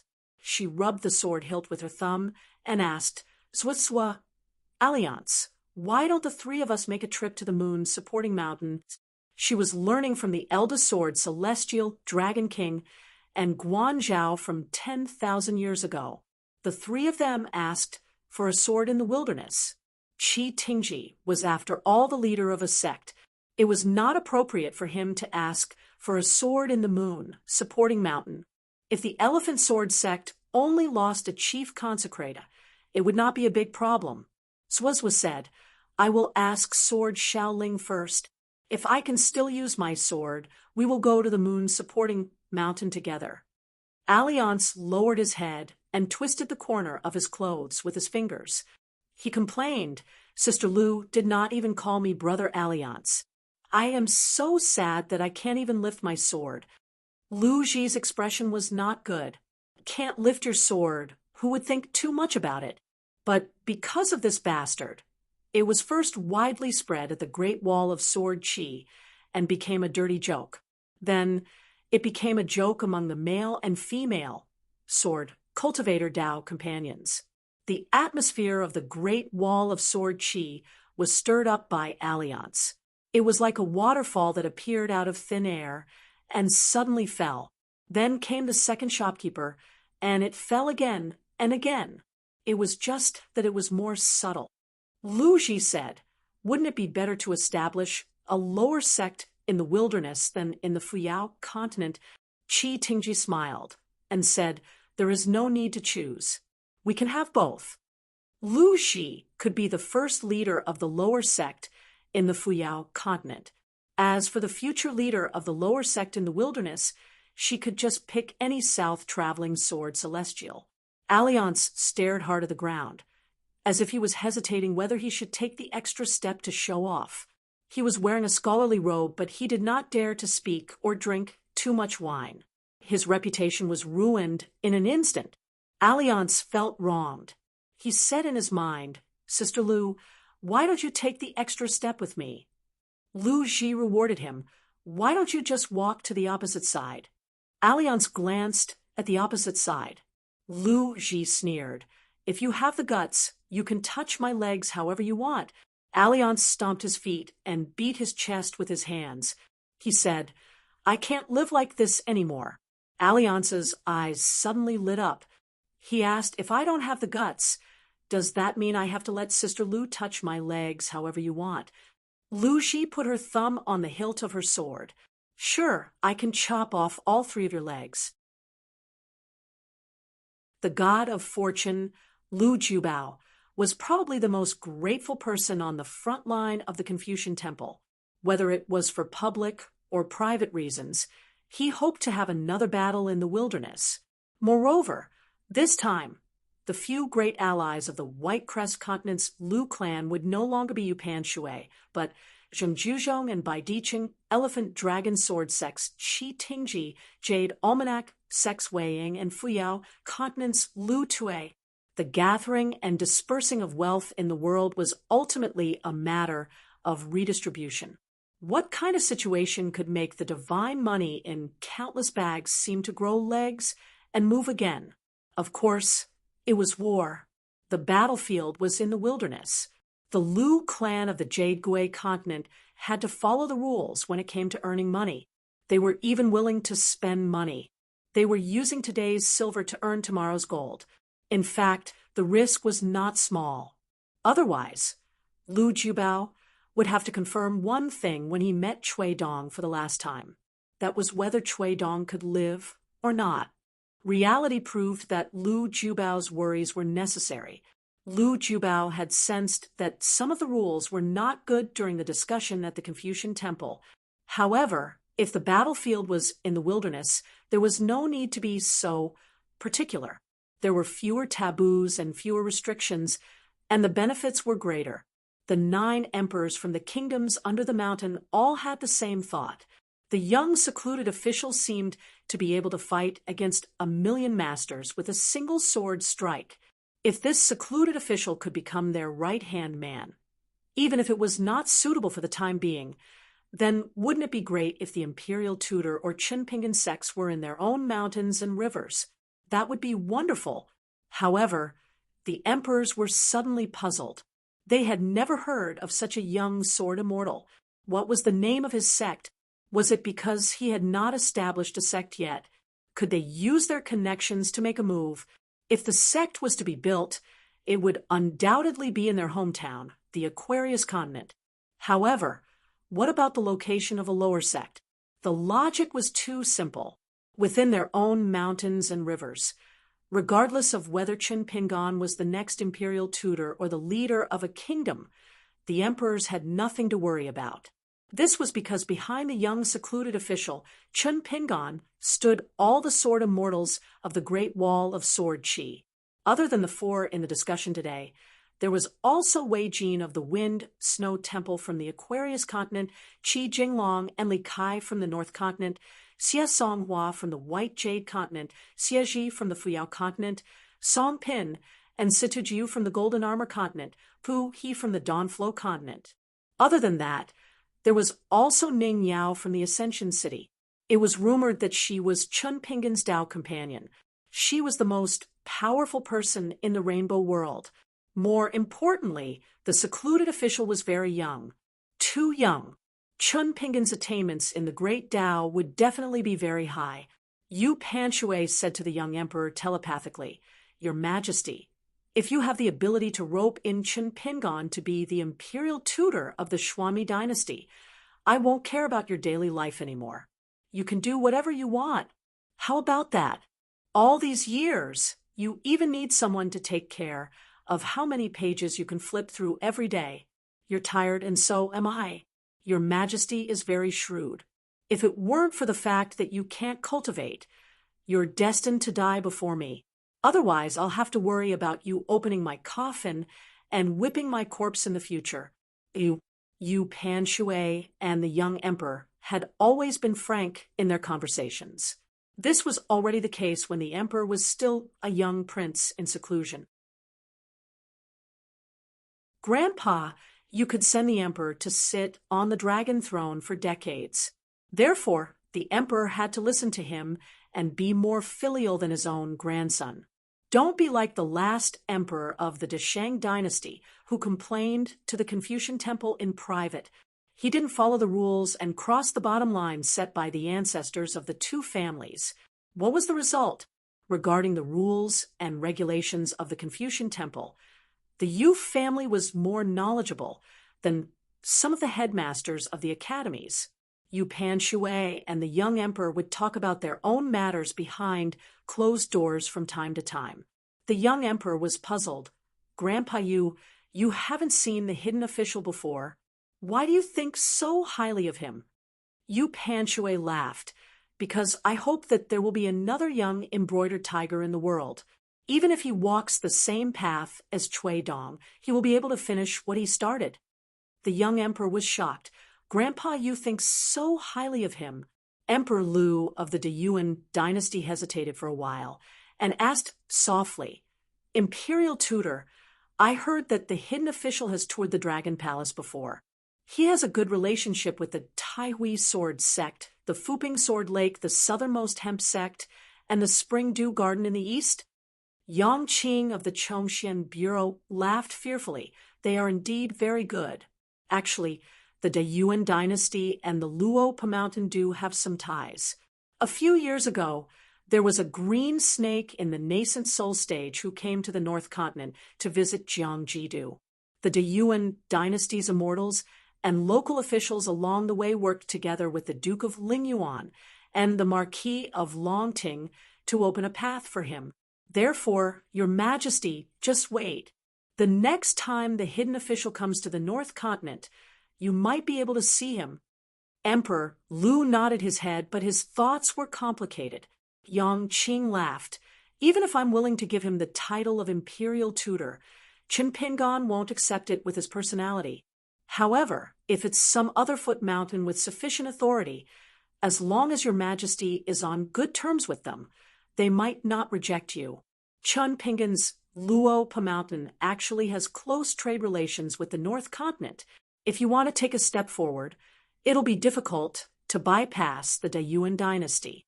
This will be Your Majesty's opportunity. Within this, there was the most illusory human heart. Just like Venerable Fiery Dragon, he was still thinking that whoever wanted to fight in the Confucian Temple could do whatever they wanted. After all, he was going to focus on his cultivation. In the previous battle, he gave it his all. The entire Flat Earth Peak, Peach Mountain, and Xian Finger Sect's direct disciples, as long as they could fight, went to the Aquarius continent to fight. Therefore, the Confucian Temple shouldn't talk to him about the world. This was because Venerable Fiery Dragon was certain that unless the Confucian Temple had already discussed it and the Sage of Rights himself said that they could fight. Otherwise, if this battle was fought, people would die for nothing. This was because it was just for show. Reality had proven that in a battle that involved the ownership of 2 continents, the choice of the cultivators on the mountain was important. However, the choice of the cultivators on the mountain was the key to victory. The Tongya continent and the Fuyao continent were negative examples. The Aquarius continent was a positive example. The Jin-Jia continent, which once gathered half of the continent's power to fight the demon race to the death, was considered to be in the middle. If it weren't for Wanyan Laojing's ascension and defection, the northern part of the Jin-Jia continent could still be defended for a few more years. Therefore, the major immortals in the southern part of the Liuxia continent, who were implicated in the disaster, now wished to kill every cultivator from Wanyan Laojing's sect they saw. If it weren't for the 2 Confucian gentlemen overseeing the mountain, the ancestral hall would probably suffer a few spells every day. However, other than Wanyan Laojing, all the sects, from the ancestral masters to the direct disciples to the ordinary cultivators, were at the forefront of the battle. They suffered heavy losses and did not cower in the slightest. How could this be counted? How could this human heart be counted? In the southern part of the Liuxia continent, the celestial sects on the mountain and the tycoons at the foot of the mountain who did not contribute much or did not contribute at all were relieved. They were secretly delighted and scolded Wanyan Laojing. If the upper beam was not straight, the lower beam would be crooked too. They were definitely a nest of poisonous snakes. Perhaps there were still remnants of the desolate wilderness. The Confucian Temple had to investigate thoroughly. They would rather kill the wrong person than let the wrong person go. This was the troublesome part about the human heart of the world. Their morality was too high. They liked to be reasonable and were good at killing 100 people. However, when Chun Pingan took that step, Venerable Fire Dragon naturally changed his mind. Of course, it was not because of the old Taoist relationship with the young man. Instead, it was because of the battle at the Great Wall of Sword Chi. Venerable Fire Dragon was aware of the general process and the final outcome of the battle. Otherwise, he would not be able to stir up trouble. Venerable Fire Dragon had even made up his mind. As long as the Confucian Temple started the battle, it would not be a problem. However, there had to be an additional summer residence for the Confucian Temple. Furthermore, it would not be as simple as a meeting between the young men. He could not appear to be helping the Confucian Temple to fill in the gaps. At most, he would give a few bold but effective suggestions. He had to have the authority to make decisions on key matters. Who understood the desolate wilderness the most? It was the young, secluded official who wanted to fight. That lad was an outsider from the Great Wall of Sword Chi. However, he was treated as one of their own by the sword cultivators. Even though he was appointed as a secluded official, he remained unperturbed. Chun Pingon knew better than anyone what kind of character righteous under the heavens was. It was all right. Chui Dong's knowledge had won over the hearts of the people after the battle at the Aquarius continent. What was the mentality of the people at the top and bottom of the Aquarius continent? The small Aquarius continent was once a bottom-feeder continent. Now, they only had eyes for the Middle Plains divine continent. The Great Wall of Sword Chi and the arrangement of troops by the lineage of the hidden officials in the Summer Palace were all manifestations of the same kind of achievement and knowledge. As long as the entire vast world, from the Confucian Temple to the peak of the mountain, then to the top of the mountain, to the empire at the bottom of the mountain, to the wells of Jianghu, could prepare for the battle wholeheartedly. Why couldn't they fight? The Jiulu continent had once defeated the Jadeite continent to the point that it lost the word north. In that case, the vast world could defeat the desolate wilderness to the point that it lost the word desolate. After that, it would belong to the vast world for thousands of years. Many of the old cultivators who held high positions in the vast world were very young today. There were many positions that one would have to carefully weigh the pros and cons and calculate the gains and losses carefully if one wanted to get close, especially if one wanted to gain a firm footing. One must not hesitate in life and cherish it. Yu Xian sighed. The atmosphere is new, and the hearts of the people can be used. Venerable Fiery Dragon laughed. Whoever has more money, whoever has the loudest voice, whatever old Yu says goes. Yu Xian joked, Wealth God Lu has more money than me? I heard that he had approached you secretly in his early years. As long as the North Continent was willing to return the word north, there would be a 5,500 Celestials agreement. The two continents agreement lasted for 5,000 years.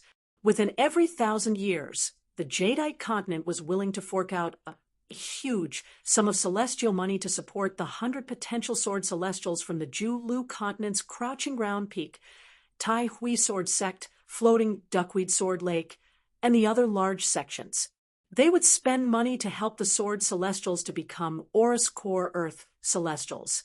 Anyway, as long as Venerable Fiery Dragon gave a list of 100 people, the Jadeite continent's Lu family would spend as much money as the Jiulu continent. If any of these sword celestials could reach the upper 5 realms, they would be able to earn 10 more places for the Jiulu continent. Venerable Fiery Dragon laughed.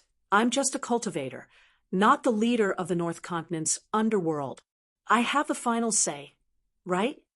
Yu Xian nodded. Of course, you have the final say. Wealth God, Lu only gave up because you said no. Venerable Fiery Dragon did not want to talk about such trivial matters. He stroked his beard and laughed. Old Yu, I'll introduce Qin Pingon to you later. Yu Xian stroked his beard and chuckled. No need, no need. This hidden official has long heard of me. Otherwise, he wouldn't be chanting talismans to his first disciple every day. Yu Xian is an immortal. Scholars pay attention to the fact that one of us knows Chun Pingon first. Based on this rule, it's hard to say who knows Chun Pingon first. Venerable Fiery Dragon sighed. I finally know why I'm poor and you're rich. If you want to earn big money, you have to be shameless. Yu Xian shook his head and said, No, I've never been poor since I was young. Venerable Fiery Dragon said, This shows that you're gifted. Yu Xian said, Looks like the unification of the immortal path will have to be delayed again. Venerable Fiery Dragon said, Old Yu, I admire you for this. You're smart when it comes to small matters, but you're muddle-headed when it comes to big matters. It did not sound like a good thing, but Yu Xian smiled and nodded. He seemed to enjoy it. Sage of Rights asked the young reclusive official telepathically, You're not being impulsive? It was a strange question. Sage of Rights had already taken a step forward, but he still asked, so it seemed unnecessary. The red-robed man shook his head and answered telepathically, "We can fight." After pausing for a moment, the young reclusive official added, "If there's a chance, we have to fight." Sage of Rights laughed. "It's not a chance. Zhou Mi will definitely return to the human world." Chun Pingon asked directly, "How many years will it take in the worst-case scenario?" 100 years if it's short, 1,000 if it's long. It's hard to tell the exact number for now. When the meeting is over, I can hand over a detailed strategy in private immediately. But I'm worried about one thing. Tell me about it. I'm worried that Zhomi wants to use half of the wasteland to buy time for him. In the end, he can exchange for the collapse of Sage, of Right's great path. Then, no one will be able to stop him from returning to the human world. Unless we end the battle quickly and surpass Zhomi's calculations and take over the wasteland as soon as possible. Then I'll change the rules of the two worlds into one. It'll be difficult. Difficult? How difficult? Is it so difficult for a young outsider who has only cultivated for a few years to become a reclusive official of the Great Wall of Sword Chi? Sage of Rights, who looked like a middle-aged scholar, smiled and said, "I'm Sage of Rights. I've been reading for many years." Chun Pingon was silent. Indeed, Sage of Rights was like the leader of the Great Wall of Sword Chi, the Sword Celestial. Even if they didn't say anything, as long as they stood there, they would be able to make everyone feel at ease. The top forces of the wasteland gathered at Moon-Bearing Mountain either looked at Sage of Rights, who was known as the best fighter in the world, or at the young reclusive official who had only left the city for a few years. For a moment, they felt somewhat helpless. They actually had the illusion that they had returned to the battlefield of the Great Wall of Sword Chi. They had been chatting quite well earlier. Why did they suddenly flip the table? As expected, as long as this young reclusive official was around, nothing good would happen. Previously, when they were fighting the Great Wall of Sword Chi, the young reclusive official obediently stayed on the city wall and chatted with the gray-robed man every day. The wasteland's advancement in the battlefield of the Tongya and Fuyao continents was like cutting tofu with a knife. It was difficult to even sharpen the knife. It was like two families in the marketplace had a conflict. After a fierce fight, neither side was able to kill the other. Both sides had not recovered from their injuries. Then, with their own thoughts, they decided to chat for a while. They set up a table on the street and began to negotiate. The ruffian who had barged into the other party's territory was currently crossing his legs and acting like he had nothing to lose. In any case, he wasn't stingy. If he wanted to fight, he would fight. After all, he didn't have any valuable belongings. On the other hand, the other party came from a scholarly family. If it wasn't brushes, ink, paintings, and satin, would he really be willing to risk his life? Who was he trying to scare? Then, when they weren't paying attention, the scholar opposite them suddenly flipped the table and took out a knife, wanting to slash someone. The key was the scholar's family, friends, and neighbors. All of them had read a few books of the sages. Even if they weren't true disciples of the Confucian school, they still went crazy along with them. Why was it that the savage world had conquered the Tongya, Fuyao, and Jinjia continents as if it were a game? Even if there were occasional clashes, the general situation was still unstoppable. Only the Great Wall of Sword Chi was so painful.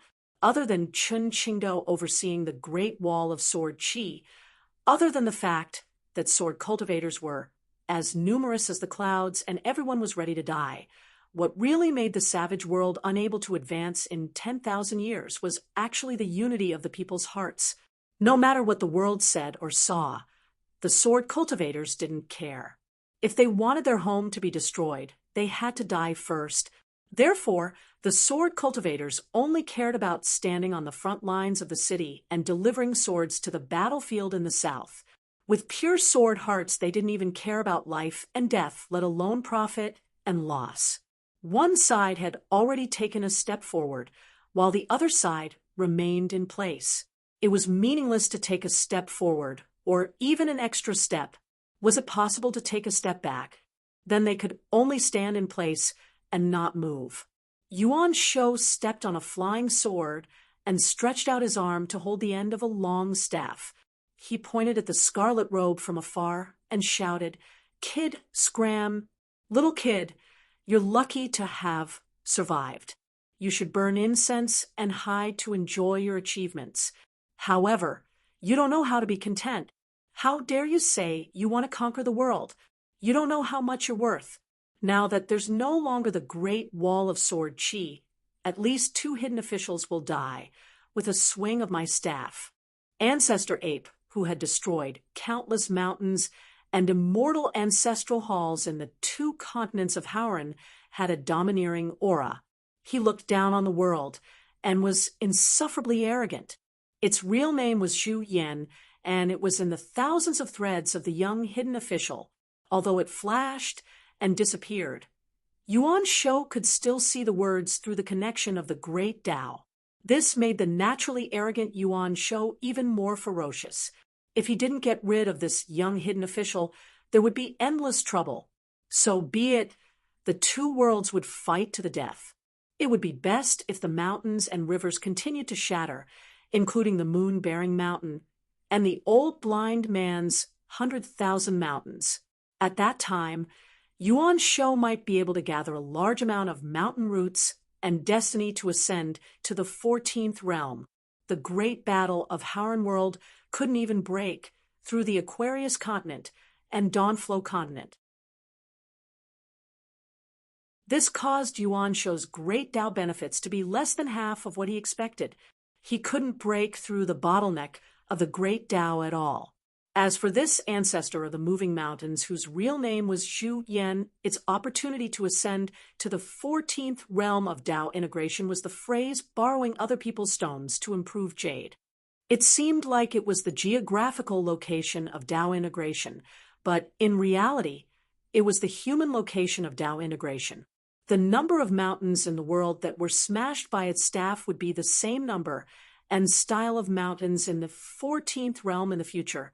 Moving rocks, shifting broken veins, piling up mountain roots, accumulating many little things to create a new 5 mountains in his own dojo. His great Tao was immortal and his body was immortal. In the early years of the Martyr's Palace, even with Fei Fei's help in the dark, both sides benefited from each other and took what they needed. Yuan Shou still only brought out 2 dojos that he wanted.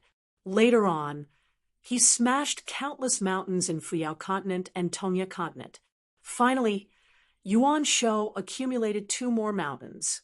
As long as the 5 mountains stood tall in his dojo, and the Kunlun dojo was created after Tao integration, Yuan Shou would be able to step on the great Tao alone and ascend to the heavens. What Qingming world, what Western Buddhist kingdom, as long as there were mountains and soil in the world, it would be Grandpa Ape's territory. When there were no more mountains in the world, all of them would be moved into his dojo. Then, he would be the newest 15th realm cultivator after the ancestors of the 3 sects. Heaven and earth would live together, stepping on the stars and shattering the sun and moon with his staff. What Sway Mountain, what Dragon Tiger Mountain, they were all just a bunch of bamboo chopsticks. Grandpa Ape didn't even need to use 2 hands, he could crush them with 1 hand. When the time came, killing Bai Yi, who didn't have any immortal swords, would be a big deal. Fei Ran raised 2 fingers and pressed down lightly in front of her. She actually pressed down on Yuan Shou's staff slightly. Yuan Shou's face was gloomy. He turned around and was about to have a good talk with the young master of Moon-Bearing Mountain, who didn't contribute at all during the great battle, but benefited the most after the battle. Unexpectedly, a ripple immediately appeared in his heart lake. It was the laughter of the old man with the walking stick. "Zhu Yan, I'm not angry. What are you angry about? Do you want to lie at the bottom of the well, or do you want to learn from Alliance and stay as a guest at Moon-Bearing Mountain?" Yuan Shou snorted coldly. He put away his staff and placed it on his shoulder again. The great demon Guan Xiang had an innocent expression and said helplessly, "When did the scholars of the world become so overbearing?" You guys were the ones who said that both sides were going to discuss matters. This is just the beginning of the conversation. You guys are the ones who said that you want to fight. Can't you be a little more reasonable?" The official was not in the mood to speak. Anyway, Fei Ran was in charge of the overall situation, and there were the established strategies left by the teacher. There was nothing to worry about. The official of the South was the official of the North. In the past, this saying was more of flattering the young man with the great wall of sword chi. It couldn't be that after a few years, it would become his official, right? Zhou Qinggao, who was beside him, was blessed by the heavens after returning home. He was not inferior to the new master of Moon-Bearing Mountain, Fei Ran. This was because Zhou Qinggao had obtained the cicada slew skin of the sovereign stage Great Demon, and there was more than one. The great demons that Zhou had fused with included the 14th realm Great Cultivator, who changed his name to Lu Fian. There were also a few sovereign stage great demons by Ying, Qieyun, Yao, Jia, and Huang Wan. Zhou ate the great Dao. As for the remaining skins of the great demons, they were dispensable to Zhou. They weren't completely useless, but they didn't have much meaning. Rather than taking them away, it was better to leave them behind. Therefore, the Jiaxin tent youth, Zhou Qinggao, who had an extremely poor aptitude for cultivation, became the person who unexpectedly gained the most. Before Zhou ascended to heaven, he used the slew of the skeleton throne great demon by Ying's true body to create Zhou Qinggao's yang spirit body. Then, he used the slew of the great demon Huang Wan and Qieyun to refine and integrate them into Zhou Qinggao's soul and spirit. He built a brand new longevity bridge and ascended to heaven in one step. Moreover, Zhou had already left a celestial mantra on the moon supporting mountain for Zhou Qinggao, who was originally unsuitable for cultivation. It was the willow tendon realm secret technique that Lu Qi had created. It was best at turning something rotten into something magical. Zhou's deep study of this Dao technique, and this shortcut might be comparable to Lu Qi's. Therefore, the current Zhou Qinggao not only directly ascended to the pure jade realm from the third realm of Qi refinement warrior, but also broke through another realm in just a few years and became an immortal. This was what it meant to be the last disciple of Wenhai Zhou. In less than 10 years, he was already an immortal. As for the first disciple, Si Chen, he received 3 immortal weapons, all of which were long swords. Previously, Si Chen carried 5 swords in the sword box on his back. In the great battle, he lost 3 swords, which was why he carried 6 swords on his back now. Swordsman Lu Bai, relatively speaking, received the least gifts from Mr. There was only one immortal weapon, the small world robe, and another half-immortal weapon, the green hibiscus crown. Xiao Chua, who was sitting cross-legged, grinned. She raised her arms and grabbed 2 ponytails with both hands. This little guy who took over her position was quite capable. Zhang Lu drank his wine, while sizing up the tragic figure opposite him. It was hard to imagine that the young man with a sword on his back, who carefully traveled the inverted hanging mountain, would become like this today.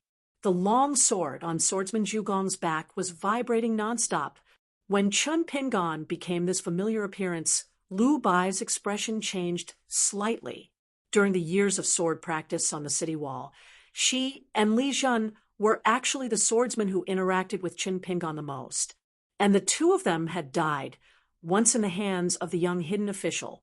As the direct disciple of the Moon-Bearing Mountain's ancestor, Li Zhen had died in that battle. It was also that soul-stirring exchange of life that made the wastelands know for the first time that there was someone who could replace Ning Yao in the Great Wall of Sword Qi. After that, the 5 swordsmen of the Jiaxin tent, including Lu Bai, were all listed in the Moon-Bearing Mountain's 100 Sword Immortals, and their rankings were very close. Xu Gong, Li Zhen, you see? Tan, Lu Bai had carefully set up an ambush, but it still failed. Lu Bai's neck was twisted by Chun Pingon in the process of that ambush. Zhou Qingao said loudly. I can completely understand why the hidden official is so determined to fight. The Great Wall of Sword Qi suffered the most losses. The swordsmen of the Ascension City and the Fifth World are indeed the most qualified to seek revenge against the wastelands. Furthermore, the literary sage's lineage, Mr. Cui of Dali Imperial Tutor and Mr. Qi of the Cliff Academy, are no longer around. As the last disciple of Mr. Wensheng, the hidden official has the same reason to reason with the wastelands. It's only right to repay grievances with justice. Zhou Qingao smiled and said, regardless of whether it's his identity as a swordsman of the Great Wall of Sword Qi or his current identity as a scholar of the literary sage lineage, Chen Pingon is the most qualified to say fight. He has the most clear conscience. The final battle at the Great Wall of Sword Qi was not fought at the Great Wall of Sword Qi, although it was said that the Great Wall of Sword Qi was bestowed by the hidden official's lineage of the Summer Refuge Palace. It was clear that the 60 military tents of the wastelands were bestowed by one person. It was not that Chen Pingon was so capable that he could successfully scheme against the entire wastelands with his own strength. It was that Chen Pingon had eaten all the thoughts of the hidden official's lineage of swordsmen, all the secret records of the Summer Refuge Palace, and all the battle plans of the wastelands.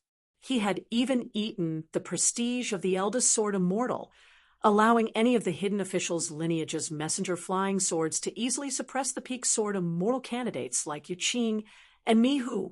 On the battlefield, the great demon looked up to the sky and snapped the head of a great sword immortal surnamed Yu, who was traveling south in the wastelands. The Great Wall of Sword Qi was filled with rage, but the Summer Refuge Palace had sent word that they would not help. Although there were many who went out of the city to deliver swords, it did not create a situation where the entire battlefield was affected. After that, in the battle between the two sides, the flying swords were as vast as the river, and the sword Qi was as unrestrained as a waterfall. The Great Wall of Sword Qi's swords were so precise that they could subdivide the battlefield. Every Earth immortal sword cultivator had their own rules regarding who to attack, when to attack, and where to attack. Therefore, the young hidden official of the Great Wall of Sword Qi and the second highest throne, Wenhai, seemed to be on the same path. Just like the people in the Confucian Temple meeting, they did not care about the wastelands having a few more Ascendant Realm sword cultivators, but no one wanted the master of the moon-bearing mountain, the future master of the wastelands, to be a new Wenhai. Therefore, the demons on the mountain peak of the wastelands also did not want the Great Wall of Sword Qi to become a new Great Wall of Sword Qi. This bastard is really insidious. Yu Panshui clicked his tongue in wonder. Your Majesty, have you learned it? This is what you call knowing how to talk. It was just a few sentences, but there was a lot of meaning behind it. Most importantly, it was not pure nonsense, and it was easy for people to overthink. He was hinting to the people in the Confucian Temple meeting that if the two Great Walls of Sword Qi were to fight again, not many people in the Great Wall of Sword Qi would die. The reputation of the Sage of Literature's branch and the status of the Confucian Temple would also rise. As for the Sage of Literature's branch, there were only Lu Shirlu, Chen Pingon, and an old scholar. Anyway, there were only a few of them. But what about the Sage of Right's branch, the secondary sage's branch, and the Confucian scholars of the Academy? The young hidden official could avenge his personal grudge and gain the most benefits. Why would they not fight when they had such a great advantage? Would the Great Wall of Sword Qi still be willing to fight with a young hidden official who could guarantee his success? That young man only needed to hide behind the scenes and strategize. The person who would die would not be him anyway. In the first battle, he could return to the Great Wall of Sword Qi alive from half of the Great Wall of Sword Qi.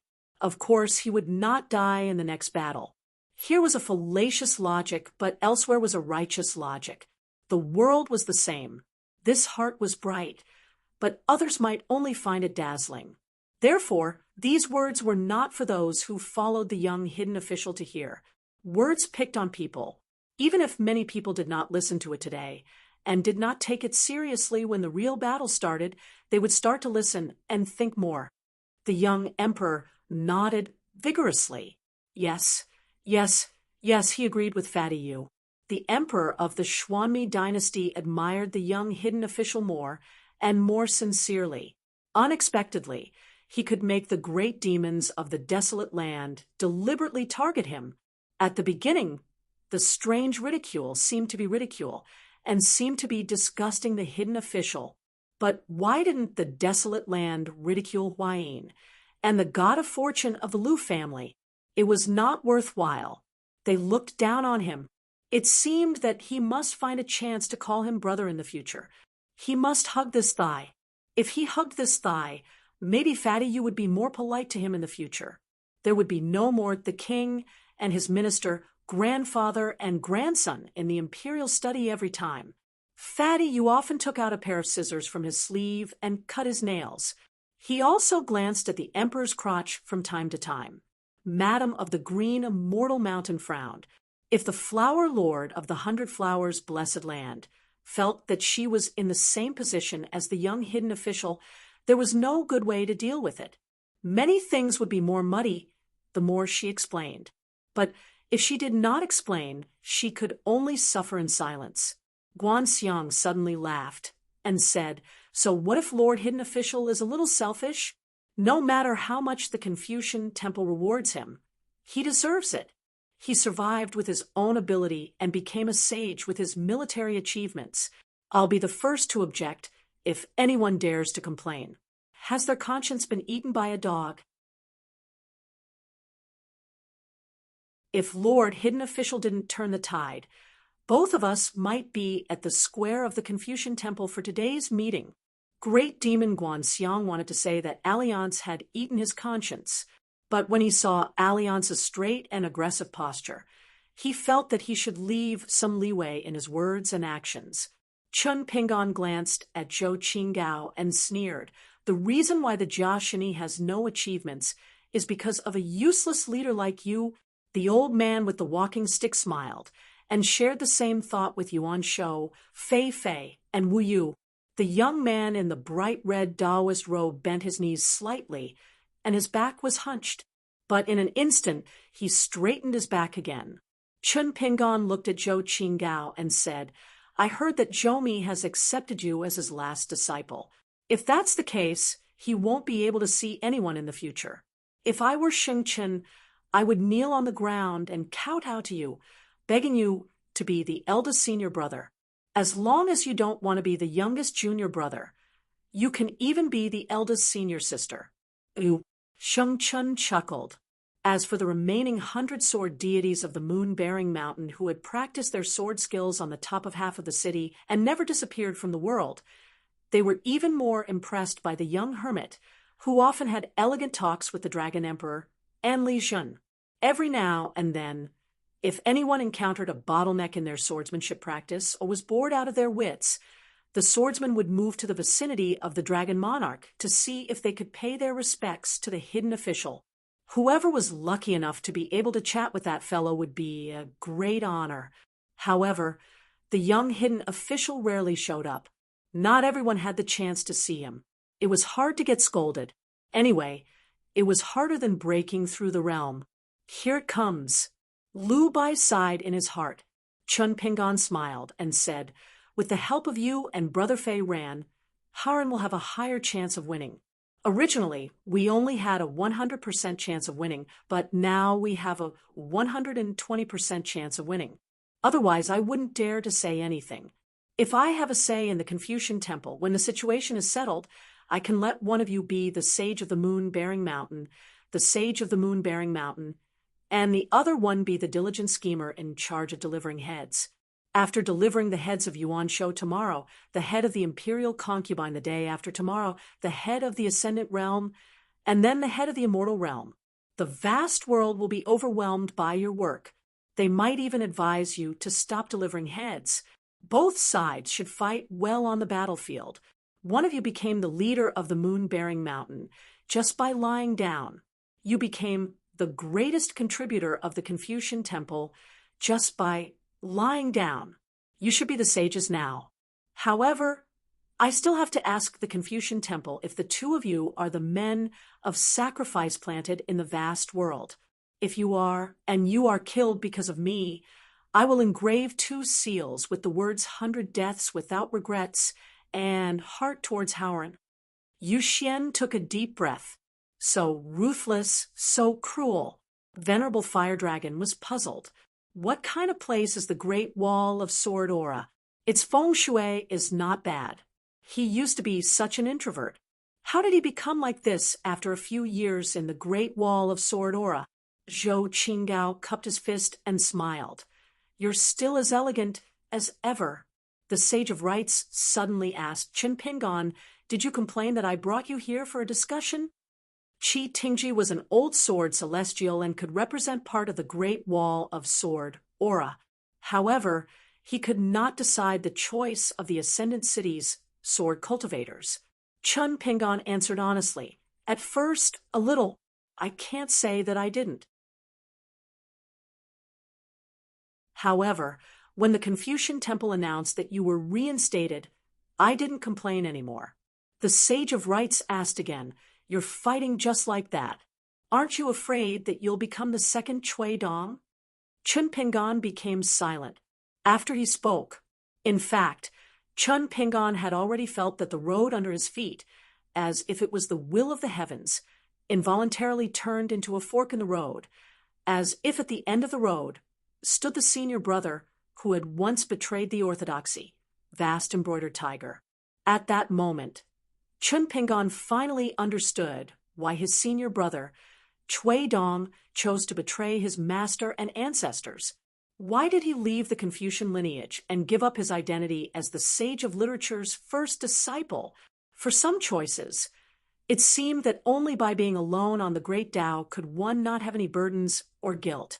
For example, the discussion at the Confucian Temple. If they really went to war with the desolate world, it would be detrimental to the Confucian lineage in the long run.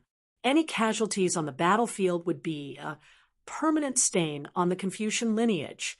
Any loss on the battlefield would be a flaw in the achievements of Qin Pingon and the Confucian lineage.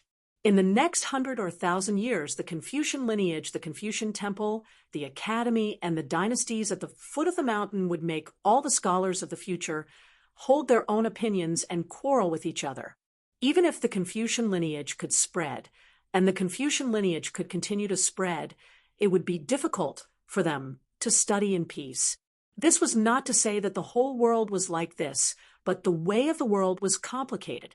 Out of 100 people, even if there were only 2 unreasonable people, they would be forcefully stirred into a puddle of muddy water. What if there were a few more people who seemed reasonable and spoke a few more words of fairness that were partial to the whole, or someone stood on the side and said a few more words of sarcasm that fanned the flames? Therefore, at a certain moment, Qin Pingon's first thought was to leave the Confucian lineage and temporarily keep his identity as the last hidden official of the Great Wall of Sword Qi. As for what would happen to Luopa Mountain in the future, he could only take a step forward and plan ahead.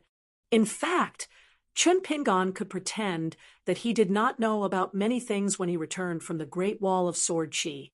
He could also not think too much about it. He had done his best at the Great Wall of Sword Qi. Qin Pingon had a clear conscience because he had done his best. He did not want to leave his hometown for the first time at the age of 14. It was as if he was not on a long journey to a foreign land. Even if he was there, he would still be a foreigner. He also hoped that there would be a long period of time in his life where he could stay at home peacefully.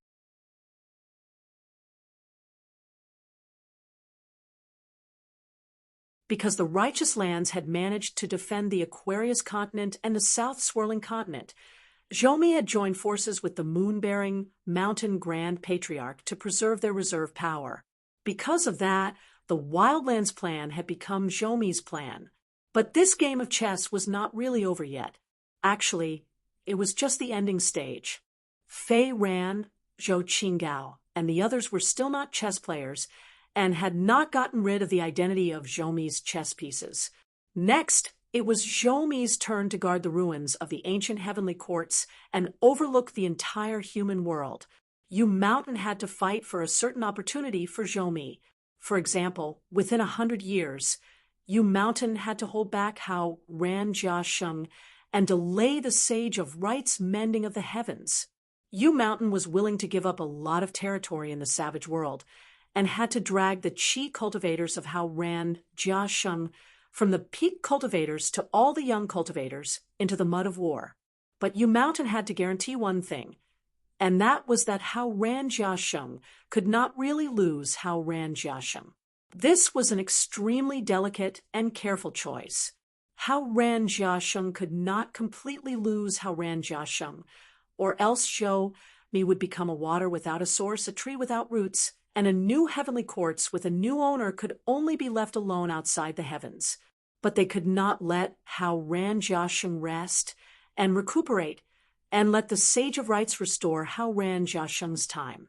If Chun Pingon did not participate in the meeting at the Confucian Temple, he would not have to worry about these things. But since he was here, what should he do? Then he might as well end the war quickly, destroy Hao Ran Jia Sheng, and kill all the peak cultivators of the demon race. He would win a real 10,000 years of peace. After hearing Cui Dongshan talk about Hao Ran Jia Sheng, there were already people who spoke up for Hao Ran Jia Sheng. They said that Hao Ran Jia Sheng's world was barren and they could not even survive. How pitiful!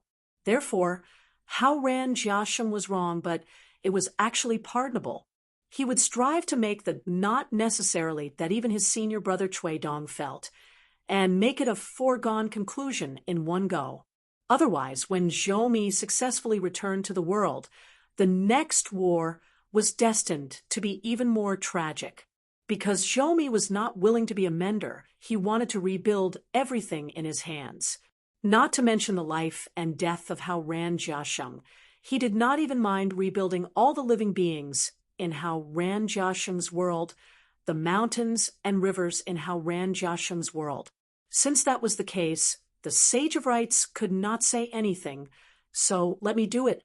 The Sage of Rights asked, "You won't regret it?" Chun Pingon said without hesitation, "No. We all want to become strong, and we should do something for this world." The Sage of Rights nodded lightly. "Then I won't argue with your teacher about those repetitive words. He's really annoying. I almost want to hit him."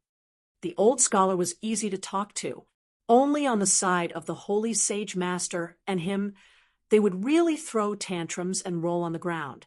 Especially when the old elementary scholar was really angry, he would be eccentric and unreasonable. Chun Pingon was speechless. After holding it in for a long time, he was probably used to it. He was worried about what if, so he said tentatively, "If the Sage of Rights really wants to make a move, please pick a place where there is no one around. My master cares about his face." The Sage of Rights did not comment. He looked up at the sky, then retracted his gaze and smiled. "Since the sky has fallen once, it will not fall again. Zhou-Mi's problem, Cui Dong, is not a problem for a junior brother like you, but for us old people. This time, I called you here for a meeting just as you thought to say those words for me. I'm old. There's no point in saying tough words. If it's a young man, it'll be more imposing. So don't worry, just focus on cultivating. If you encounter any problems, do what you can. The Confucian Temple is not just for decoration. As for merits, don't be like the old scholar. How do you calculate the accounts? From the Ascension City to the Luapa Mountain, you're used to being an accountant, so you should know very well. Don't play dumb with the Confucian Temple." Chun Pingon just listened, and then he obediently remained silent. Whatever the Sage of Rights said was reasonable. The Sage of Rights shook his sleeves. The atmosphere of heaven and earth changed. Chun Pingon, who had been suppressed to the point of suffocation by the true names of several great demons, including Jian, was suddenly relieved of a burden and turned back into a green robe. The Sage of Rights reminded him one last time, Chun Pingon, you still have to attend the next meeting by the river. At the same time, two more people had appeared on the left and right sides of the Savage World straight line. However, they did not appear through the moon-holding mountain. Instead, they seemed to have crossed the landscape of mountains and rivers in the wasteland from the Confucian Temple. Bai Zhe, the Bai Zhe who suppressed Bai Zhe in the 9 majestic towers of Hauran, the blind old man from the 100,000 mountains. The monster cultivators gathered at the moon-holding mountain were shocked at first. Then, they burst into an uproar. Most of the demon clans, whether they were Ascendant Realm great demons or unpolished Jade Realm demons in a certain prominent position, were so silent and orderly for the first time. They either cupped their fists to salute or clenched their fists to show their respect to that existence. Occasionally, they would open their mouths and say the same thing, respectfully addressing him as Master Bai Zhe. It was obvious that Bai Zhe was the most qualified person in the wasteland to be the ruler of the world. As for why Master Bai Zhe chose to betray all of his kind in the wasteland 10,000 years ago, and why he stood by and did nothing during the Great War. Resentment was resentment, but they were still convinced. The reason was simple. Bai Zhe had lived long enough and was strong enough. Besides, as long as Master Bai Zhe was willing to return home, they could even go to the vast world again. Moreover, the blind old man who had not sided with either side for 10,000 years had chosen to stand on the wasteland's side this time. However, two people had also appeared on the left and right of the vast world. One was a monk in chicken soup who had once escorted the person who had lit the lamp for the vast world. According to some Buddhist scriptures, the old monk had held the lamp and guarded it for 30 years. The other was a dragon slayer who had disappeared for 3,000 years. The White Emperor City's city lord had already turned around and cupped his fists at the old man. Even looking at the wasteland's imperial concubine from afar made him feel uncomfortable. Needless to say, Lady Tantan of the Lushui Pit and the Water Lords of the 5 Lakes naturally felt a majestic pressure from the great Tao. The bamboo-like blind old man had sunken eyes and his hands behind his back. He smiled and said, "I'm just watching a show. It doesn't matter where I stand." The dragon slayer, who was dressed in a snow-white robe, no longer wore a green robe. Today, he had regained his true appearance. He looked very young, and he seemed to be opposing the blind old man. He smiled and said, "It doesn't matter who I kill. Today, the two sides were the vast world and the wasteland world. Between them was the great wall of sword chi that had stood for 10,000 years. In fact, most of the cultivators at the summit of the Confucian Temple had never been to the Great Wall of Sword Chi. Most of the people in the vast world had never really understood the Great Wall of Sword Chi. They only heard that there were many sword cultivators there, and the people that were hostile to the vast world. It was as if the people there were only sword cultivators. Only sword cultivators. They were unreasonable. They were vulgar. They only knew how to practice the sword. They were different. There were no joys and sorrows. The life and death of the people there didn't seem to have much to do with the vast world, because they had never seen it, heard of it, or knew about it. Therefore, a new long line appeared at the edge of the wasteland world landscape, painting on the ground. It was the Great Wall of Sword Chi. The next scene, even people like Chun Pingon started to blush. He felt that the Sage of Rights was too unreasonable, because a landscape painting appeared there. It was a wine shop and a pair of couplets. The sword, a mortal 3-foot sword, looked around in confusion. Where is the enemy? The hero is lonely. 2 tales of wine in the cup with you to quench the sorrows of the ages. Let's get drunk. Money is nothing. Finally, there was the horizontal scroll. Those who drink my wine can break through. The old scholar nudged the sage Fu Sheng beside him. How is it Old Master Fu could only return it to its rightful owner and said helplessly, "It's amazing." He reached out and touched his forehead. Alliance was filled with emotion. "Good calligraphy. Learn from me." Madame Green Immortal Mountain smiled. Knowingly. This was the wine shop in the Great Wall of Sword Chi. Chun Pingon suddenly took out a pot of wine and started drinking. That was because the next painting was a wall filled with wooden plaques. The tablets were peaceful and uneventful from the wine shop. There were many uneventful tablets that even Chun Pingon hadn't seen before, because at that time, Chun Pingon had already gone to the prison overseen by Old Death. When he saw the sun again and went to the top of the city, Ascension City had already ascended and left. The flowers were beautiful, and the moon was round. Sword cultivator Gao Kuei. And this person was also the last sword cultivator of the Great Wall of Sword Chi Dragon Sovereign. The last time this person used his sword was Gao Kuei, the sword-seeking dragon sovereign. He was the junior sword-seeking ancestor. Trapped by love, he couldn't use his sword. Wind, Snow Temple, Wei, and Jin. Here, the world knows that I, Yuan Qingshu, am a sword immortal. South Hassa Continent's great marsh water disciple. The wine here was cheap and excellent. It would be even better if you could buy it on credit. Toan, the master sold wine, and the disciple bought wine. The relationship between master and disciple was touching and everlasting. Disciple Guizhu wine. In the past, he was romantic and had fought hundreds of battles. After drinking to his heart's content, Tseng Mengqin came to pour wine for him.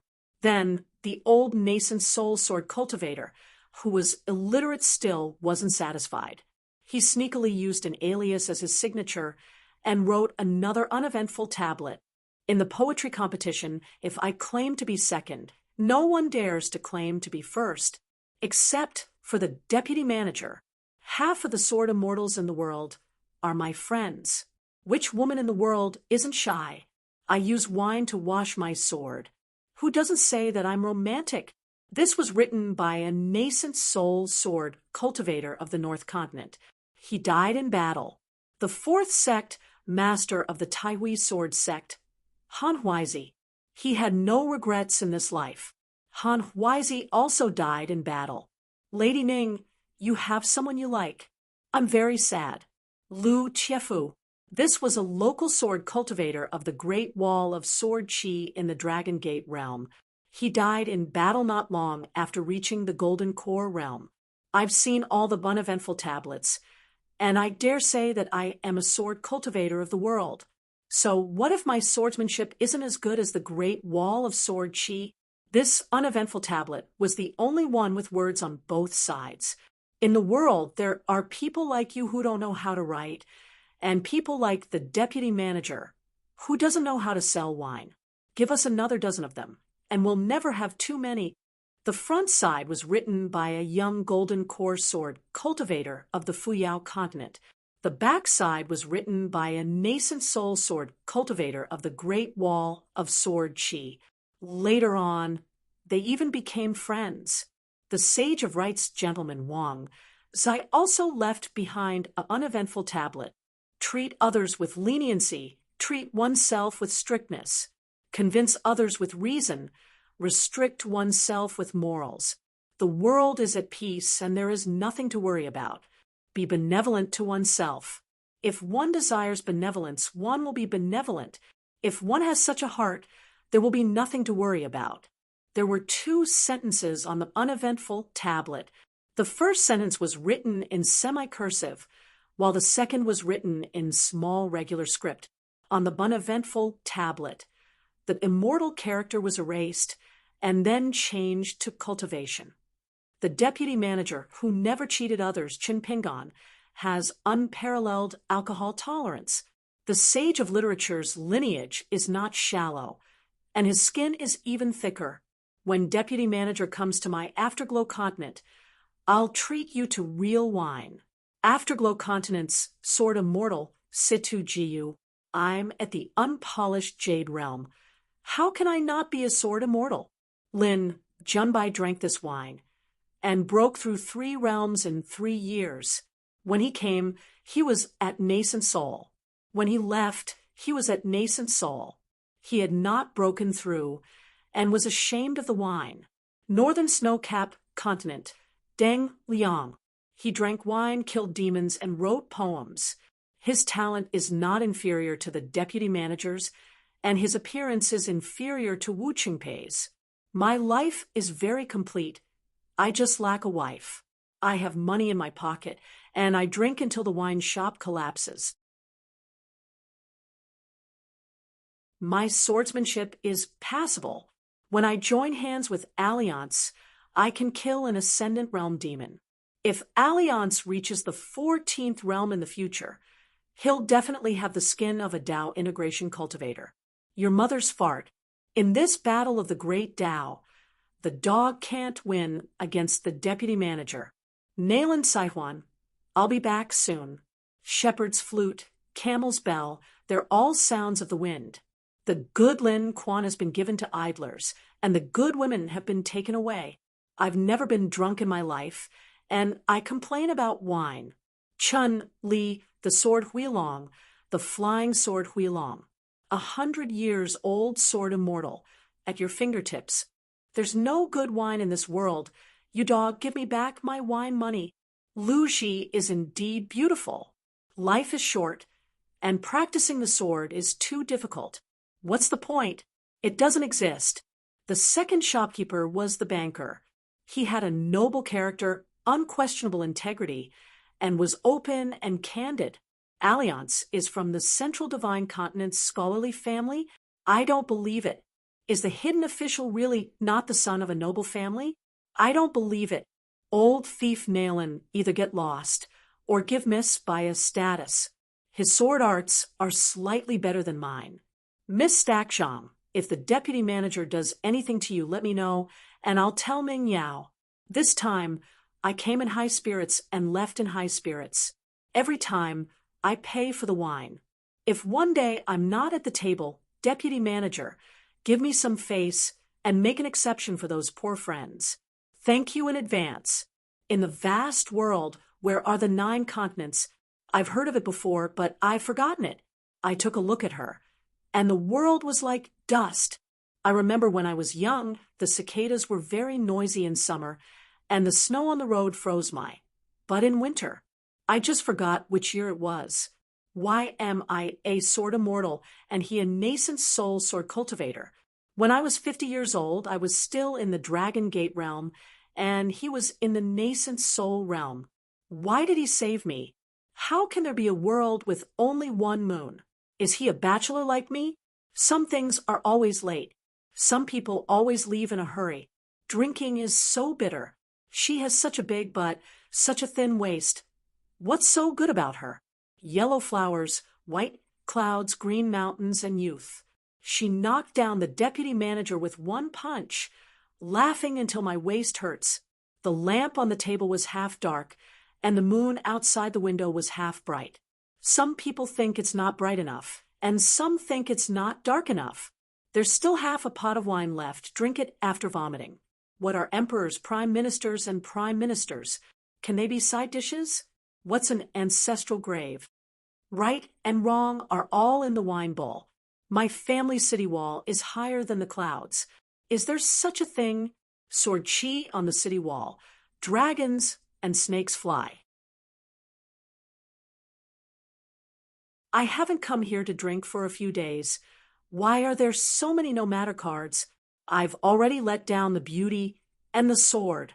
I fell to the ground, laughing as I left. So what if I'm not a sword cultivator? I just have to come here to drink. I've been diligently practicing the sword year after year, but I still haven't reached the upper 5 realms. But after drinking a few bowls of that Mute Lake wine, I really drank until I became mute. There's nothing to write today. I'll make up for it after drinking next time. Recently, the deputy manager didn't come here to drink, and the number of girls who buy wine has decreased. Drinking is tasteless. The no matter cards on the wall are shaking violently, but I'm not drunk. Let's not compare swordsmanship or alcohol tolerance, Dong San, and shouldn't she have to call me brother?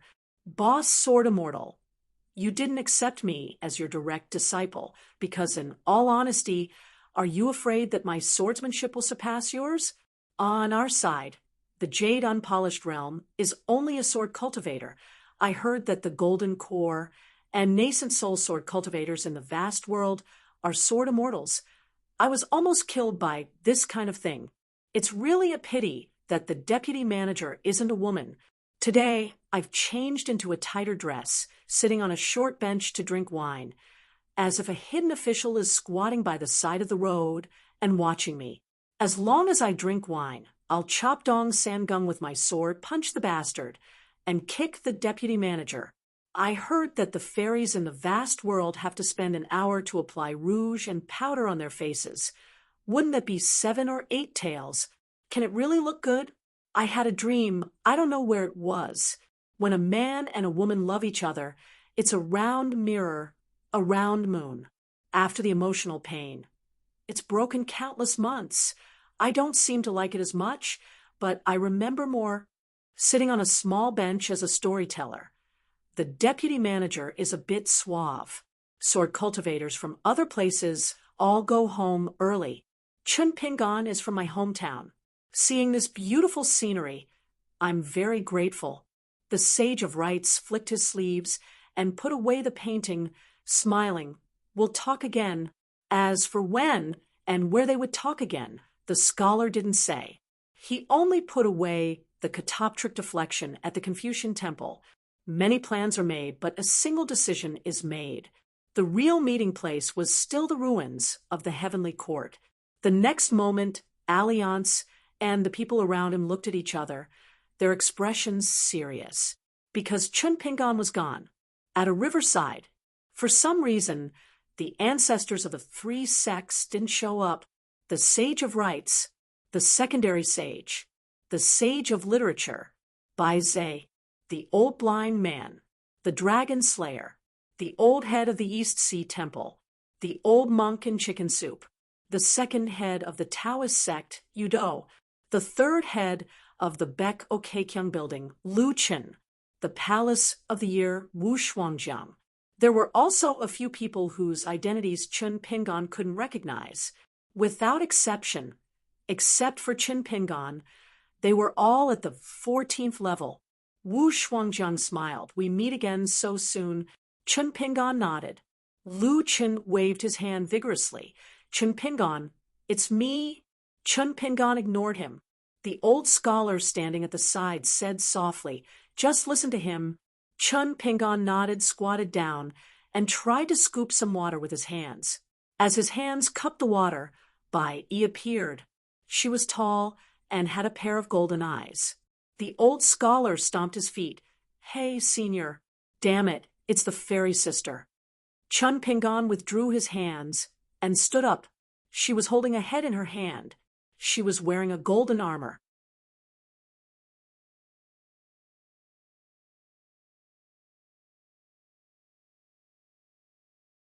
(788). In the end, 2 uninvited guests appeared at the riverside. It was actually one of them.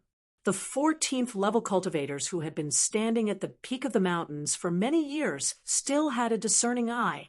The 2 great Daos were connected, but they were separated into 2.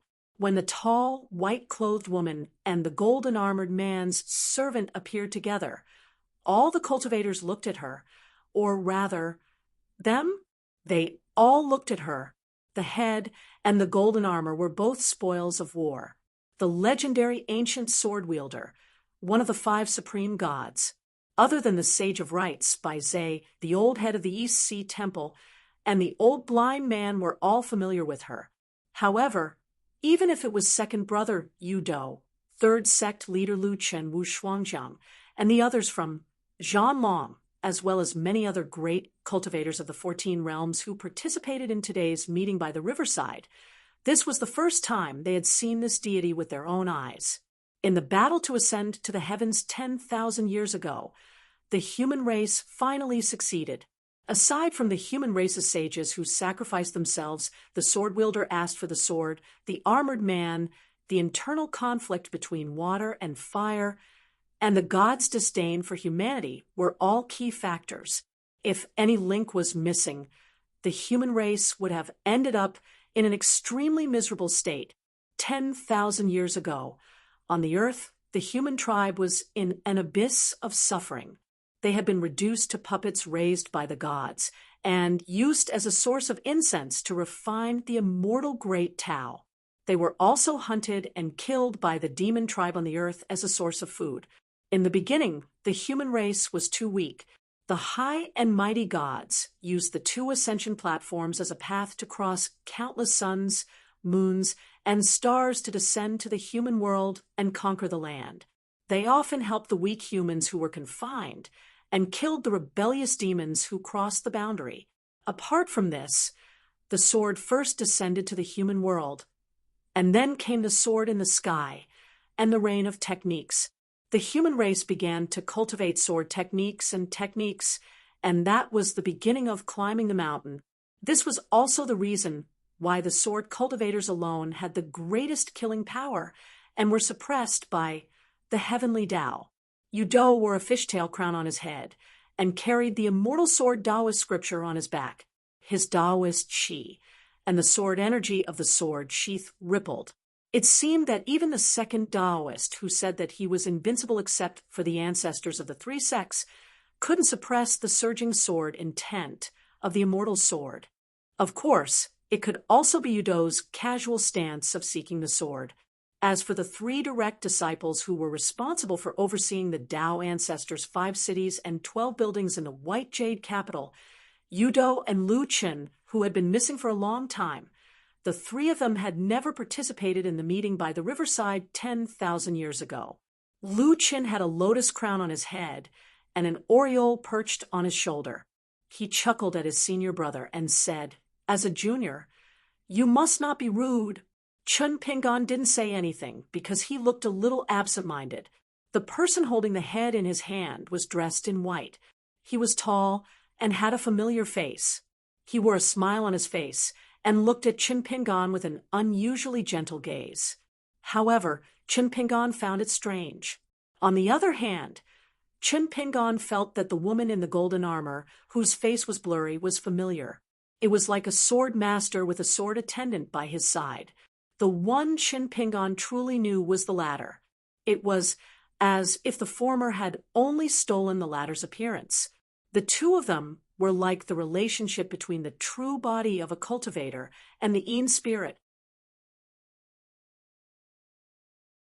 Even someone as tough as Chun Pingon didn't know what to do. However, Chun Pingon only glanced at the woman in white before he looked at the person in the golden armor for a long time. It was as if he was asking her what was going on. However, the first to speak was the woman in white, who seemed to be in front of him, but seemed to be far away. She smiled and said, "I just went on a long journey, and Master doesn't recognize me." The golden-armored sword attendant took 2 steps to the side and overlapped with the white-clothed woman. Then, the white-clothed and golden-armored woman casually threw the head into the river of time, causing the entire river to instantly turn golden. She smiled and asked, "What about now?" Chun Pingon wanted to say something but stopped. In the end, he remained silent. He really didn't know what to say. When Lu Qin saw the golden flowing water of the river of time, he sighed softly and said that the human world was blessed by the common people. Therefore, Lu Qin turned to Yudo and asked with a smile, "Senior brother, is it too late for me to learn the sword? I think I'm quite talented." Second brother was too lazy to speak. For the first time, the old scholar didn't mess around and let his last disciple deal with this complicated karma. She was the sword spirit, but she wasn't just a sword spirit. She was higher than the sword spirit because she contained more divinity.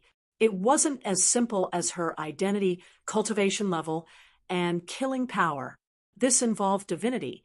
If the Confucian temple's deduction wasn't wrong, then in simple terms, she stripped a part of her divinity and gave it to the successor. At the same time, she deleted and tampered with the successor's memories. As a relatively weak sword spirit, she slept in the fairy Pearl Grotto heaven for 10,000 years. She would occasionally wake up and look at the human world. She would also occasionally return to the ruins of the ancient heavenly court. This was similar to the relationship between the dragon slayer, the Taoist Jia Cheng, and the coachman Bai Jun. However, it wasn't the same.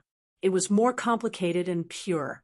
The old man in the Yang family's medicine store was the heavenly lord Qin Tong, who was in charge of one of the two ascension platforms.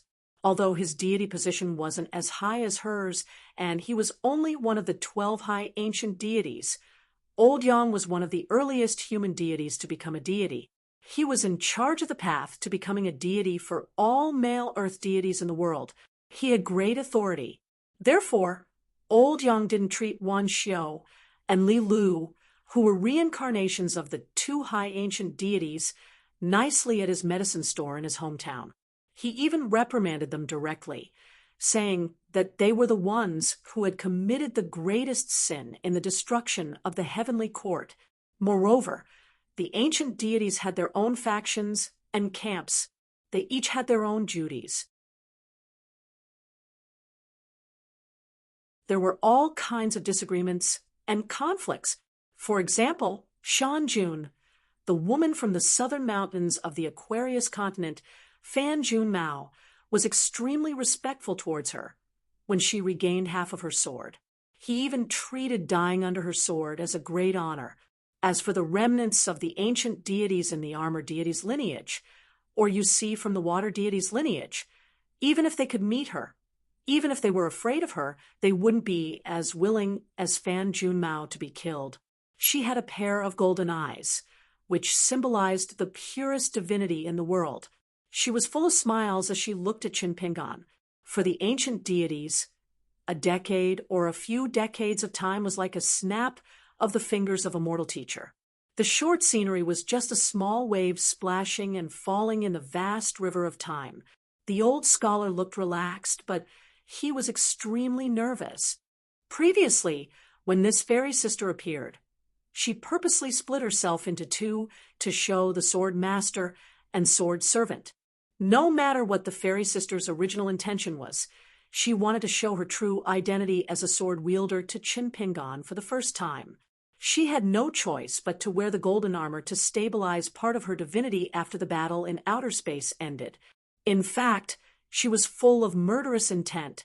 At the foot of the mountain, there was a difference between the nominal age and the real age.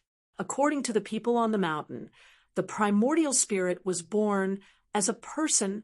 The key to the reincarnation of the cultivator at the top of the mountain was whether or not he could gather the soul and recover the memory of his previous life.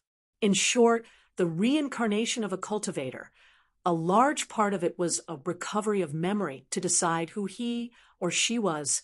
Was it the memory of the previous life that covered the memory of the current life and continued to cultivate? Or was it the current life that only absorbed the memory of the previous life and recultivated the mind? For example, many young Zen masters of Buddhism would have the instinct to salute when they were young or to flip through a certain scripture as if they were looking at an old object. The reason why the water deity Li Lu was so valuable was that there was no conflict of the great Tao. Layers of knowledge, generation after generation, were connected to each other. They were all one person, just changing the skin of a cultivator. The old scholar's jesting at the beginning seemed to be reminiscing about the old days. But in fact, he wanted to buy a moment for Qin Pingan to adjust his mentality in case he lost his mind. Qin Pingan's understanding of her had always been that she was an ownerless sword spirit, and the sword holder had always misled Qin Pingan intentionally or unintentionally. It was as if she had made a harmless joke. Then, what if the previous owner of the sword spirit appeared inexplicably as the new owner? How would Qin Pingan look at the unfamiliar sword owner and the familiar sword spirit beside him? The old scholar finally felt relieved. It seemed that the fairy sister was not angry, but rather happy. Could this be considered as her second attempt to test him? The first time was after Chun Pingan split the Sui mountain with his sword. At that time, it was related to Ning Yao. This time, Chun Pingan's heart chose the familiar sword spirit. She suddenly hugged Chun Pingan. Even if Chun Pingan was no longer a teenager and had a slender figure, he was still much shorter than her. Chun Pingan was a little helpless and patted her shoulder gently, indicating that she should not be like this. The old scholar sighed, as expected of the fairy sister, bold and tender at the same time. She finally let go of Chun Pingan, took 2 steps back, and smiled. I missed Master very much during my time in outer space. The old scholar shook his lapel. He had no choice for today's riverside meeting. His seniority was a little high. The sage of rites squatted down, cupped a handful of golden flowing water of time, and carefully inspected its weight. The sage of rites did not open the meeting, so the second meeting after 10,000 years, the real opening words were extremely casual and interesting. The atmosphere was not the least bit heavy, because they were all directed at a genuine young man. He was really too young, in his early 40s. It seemed that if they did not use a few words of ridicule, it would be a waste of natural resources. Such a pity. Bai Zhe was the first to speak, smiled, and said, Chun Pingan, we meet again. In the early years, they met at the Dali border of the Aquarius continent, on the snowy night plank road. At that time, Chun Pingan was accompanied by a little boy in green and a little girl in pink. A young man in straw sandals from a shabby alley on his way home got along well with demons. Bai Zhe later read the history of the Book of Slips Lake. Of course, she was familiar with this young accountant. Changing social customs, people's hearts were good. That was to mend the imperfections of heaven. This was the result that Qi Jingchun wanted Bai Zhe to see when he gave her the River of Time painting. It was precisely because he tried his best that he still could not get what he wanted, but the general direction of the world was gradually changing, so it could move the onlookers even more. Chun Pingan and Bai Zhe bowed with their hands folded in front. Wu Shuangjiang teased, Nephew, leave after eating. Chun Pingan turned a deaf ear. This palace lord of the time removal palace under the Qingming world was, of course, a Taoist identity according to the law. The Qingming world reigned supreme over the world, leaving almost no room for other schools of learning. Therefore, it was far purer and simpler than the Confucianism that reigned supreme over the world. There were also some Confucian academies and Buddhist temples in the Qingming world, but their status was low and their influence was extremely small. There was not a single sect. Compared to the vast world that did not exclude 100 schools of thought from competing, it was a completely different atmosphere. Wu Shuangjiang's identity as a Taoist official was unquestionable, but his cultivation foundation was that of a military cultivator. Wu Shuangjiang, a homophone of unparalleled generals. Surnamed Wu, he refined his Taoist companion's heart demon, and through this reached the 14th level of Tao integration. On the night boat, when mentioning by Luo, the guardian of the Qingming world, Wu Shuangjiang used the word rise and fall to rise. Actually, it was a pun. He exposed Bai Luo's foundation, and also exposed his true identity. Of the 10 sages of the vast martial temple, there were originally 2 rises. It was only because of flaws in their achievements that their positions as sacrificial offerings rose and fell. But if one only talked about achievements and not merit with 2 rises, one could firmly occupy a place in the top 5 famous generals of the world. As for how Wu Shuangjiang went to the Qingming world, how he started anew, how he joined the Qingming world, how he began to cultivate with the identity of a Taoist official, it was likely that it would be another old story shrouded in clouds and mist. As for why Wu Shuangjiang's path of cultivation was so smooth, it was naturally because Wu Shuangjiang's path of cultivation was like training soldiers. He smelted the strengths of 100 schools of thought, like a famous general leading an army. The more the better. The person who had once been the blind old Taoist Jia Cheng, who had slain dragons, joked, "Mountain Master is truly blessed. You even managed to meet someone like this, and even managed to grab hold of him. My years in the small town weren't in vain." Riding Dragon Alley, Grasshead Shop, slaying dragons was like cutting grass. A true Dragon King Zhu, to a man who had once slain all true dragons, was nothing more than the head of a grass dragon. If he wanted to slay it, he could slay it. Chun Pingon cupped his fists in greeting. The blind old man laughed. A dead man's egg is exposed to the sky. If he doesn't die, he will live for thousands of years. From the looks of it, there will be another meeting in the future. Will the hidden official appear once more? The old Taoist leader of the Eastern Sea Monastery nodded. Let's strive for a similar meeting in the future. At least there will be a few old faces left. Regarding auspicious signs, the first few pages of the old Almanac of the Three Sects recorded two great stories. One was that when the Confucian sage master was born, a Qilin visited and spat out a jade book. Then there was this old Taoist leader of the world's smelly old Taoist ancestor. He was once called appearing when the world was about to prosper, hiding when the world was about to decline. Other than that, there was Jun Qian, who had a deep relationship with the Western Buddhist kingdom. She only chased dragons and snakes, not mosquitoes. The Sage of Rites didn't seem to be in a hurry to start the meeting.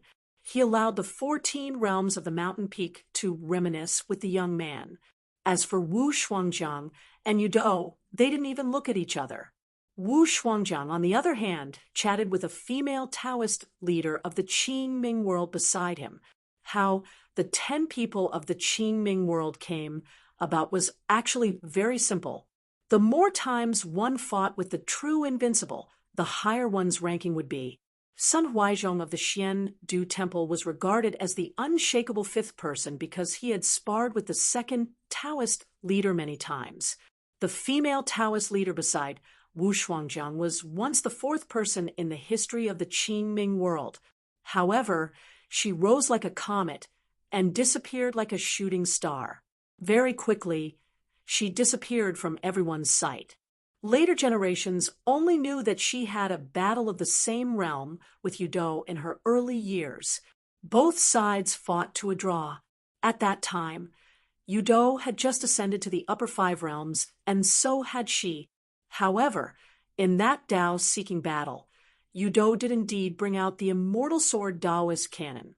The old Xiaozai asked the secondary sage beside him softly, "How are the elders of my last disciple's fate? Good or bad?" Of course, he only picked up the good ones. Lu Chen's scheme in the small town, the danger in the lotus blossom-blessed land, the Tao-seeking battle with Wu Shuangjiang on the night boat, and the feud between his last disciple and the true invincible of the Baek Ok Kyung building. The secondary sage laughed it off. The Sage of Rites slowly stood up and said, "Yudou, Shinqing, and I stopped more than 10 returning deities, including the one in armor. The one with the sword killed the one in armor."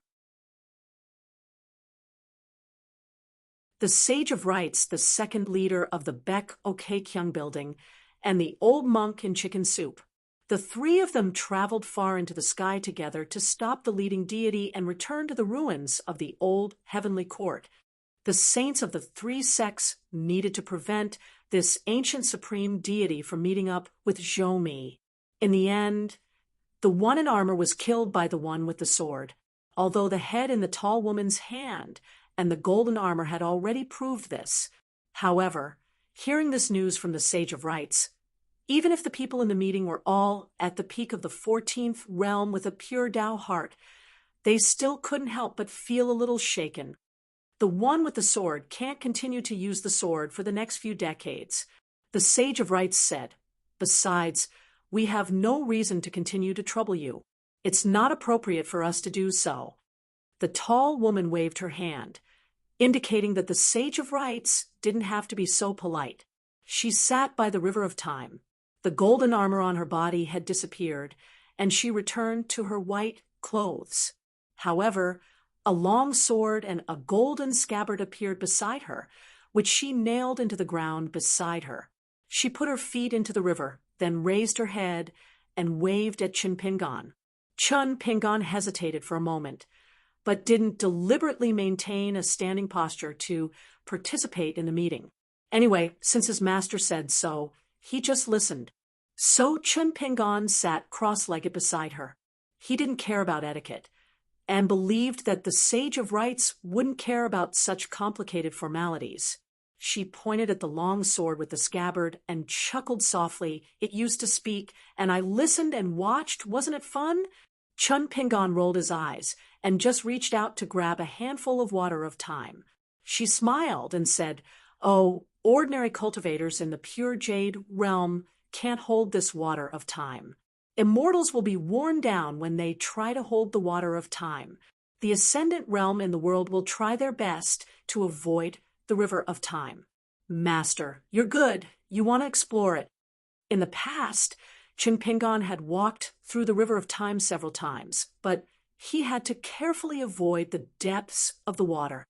Now that his cultivation had reached a small level, Chun Pingon was actually very surprised that he could successfully hold the water of time in his hand. Chun Pingon stopped angrily, mainly because he couldn't help but weigh the weight of the water of time and then consider whether it was worth it or not. If he acted according to his previous style of doing things, he would accidentally get it into his sleeve.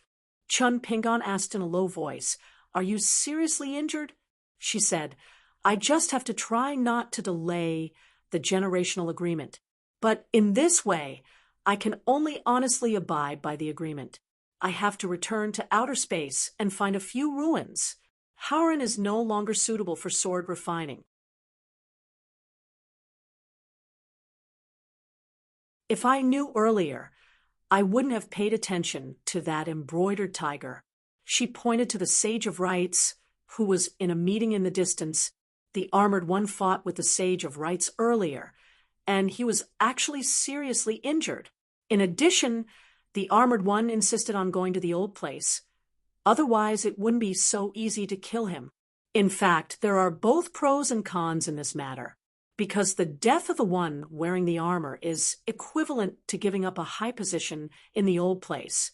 However, the new god who fills the position will not dare to leave the ruins without permission for the time being. He will die as soon as he shows his face. There is no suspense. What she meant was, she was able to kill the armored man. It was just that it was not easy to kill him.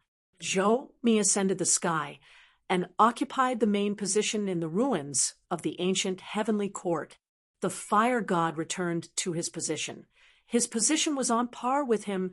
There was no difference between them. In addition, even Yu Si of the desolate world, who was the former master of the imperial concubine, replaced Li Lu as the water god, but compared to the previous two, he was still far inferior. Moreover, 10,000 years ago, the water god was already no match for the fire god. 10,000 years later, the fire god gifted him a portion of the water god's great Tao divinity. Perhaps in the next 10,000 years, the two sides would not even need to fight. They would only be casually killed by the fire god, who returned to the throne. The new armored one was Li Zhen, the sword cultivator of the Great Wall of Sword Chi from 10,000 years ago. As for the new heavenly court sword bearer, no matter who filled the vacancy, they would instead become the weakest existence.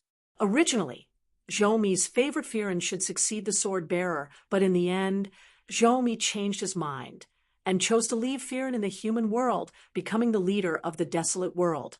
In fact, Firen and Ning Yao, one was the leader of the desolate world, while the other was the number one person of the five-colored world.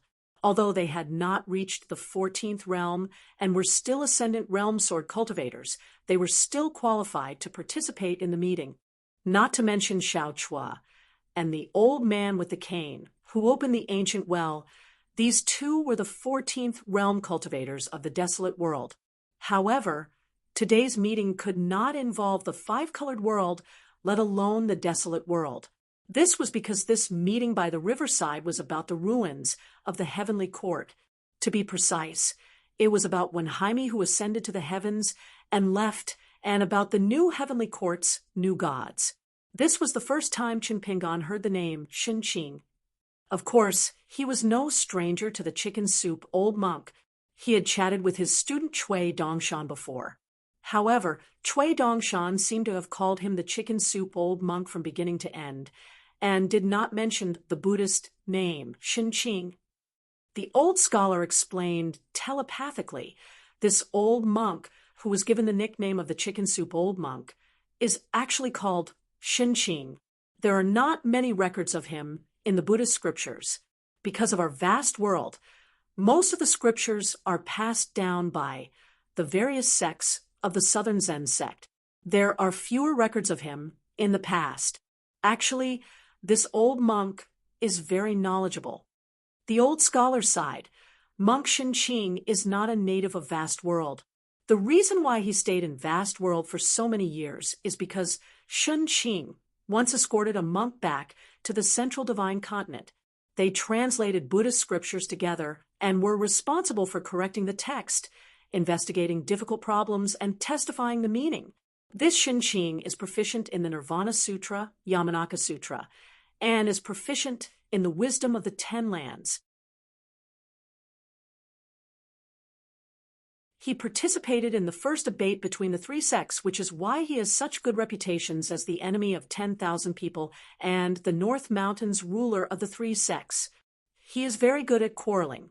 For the old scholar to say that he was good at quarreling, one could see how profound Xinqing's Buddhist teachings were. The old scholar continued, when Buddhism first came to the West, monks often lived according to fate. They traveled alone and lived like clouds and water. The monks themselves came and went unpredictably. Naturally, it was difficult for the disciples and students of Buddhism to accept until the Twin Peaks spread Buddhism. They chose a place to live and erected statues.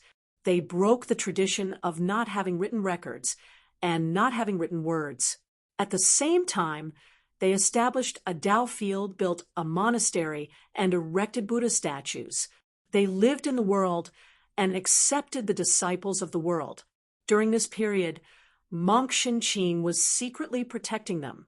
After that, it was at this point, the old scholar suddenly stopped talking. Chen Pingan knew what his teacher was supposed to say. He was talking about the East Mountain Dharma. The Twin Peaks Mountain was also known as Poda Mountain. Just a few dozen miles away from the Twin Peaks was also known as East Mountain. When Chen Pingan was young, he was a kiln worker's apprentice. He had followed Old Man Yao into the mountains to search for porcelain clay many times. After climbing Poda Mountain, he saw a tall mountain in the east, East Mountain, Cui Dongshan, ancient Shu flood dragon skin, the 8 Buddhist sects. It was very likely that Cui Dongshan, or rather Cui Dong, had made preparations from the beginning. Once Wang Zhufu could not rise and become the only true dragon in the world, Cui Dongshan would definitely replace her. After successfully walking the path of blasphemy, could it be that he would eventually convert to Buddhism? Chen Pingan sighed. These were all unimaginable plans. As for the truth, he could ask that student in the future. Another example was Old Man Yao. Who was he? Perhaps because Old Man Yao did not speak much. Every time he spoke, Chen Pingan, who could not become an official disciple no matter what, remembered very clearly. He clearly remembered one time when they entered the mountains. Old Man Yao, who was walking in front, had casually said some words.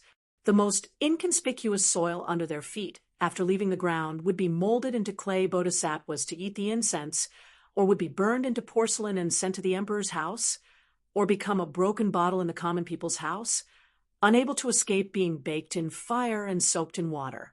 They all had their roots, and each had their own life, similar to humans at that time. The old man and the young man stepped on Ginger Mountain together. Old Man Yao stomped his feet and said to the kiln worker's apprentice, who was digging the soil, that this place had the most earthy smell. It was just that the place was small, similar to a person huddling in a corner. If they stuck their head out, they would bump their head. Old Man Yao also said that those inconspicuous old tree stumps in the mountain could be the seat of the mountain god and should not be sat on. He said that the mountains and small mountains in the world were of the same origin, but there was a distinction between grandfather and grandson. The true Buddha only spoke ordinary words. Therefore, even if the old man was talking about supernatural things, even if Chun Pingon was just a young man in a shabby alley who had never studied before, he could understand and firmly remember it.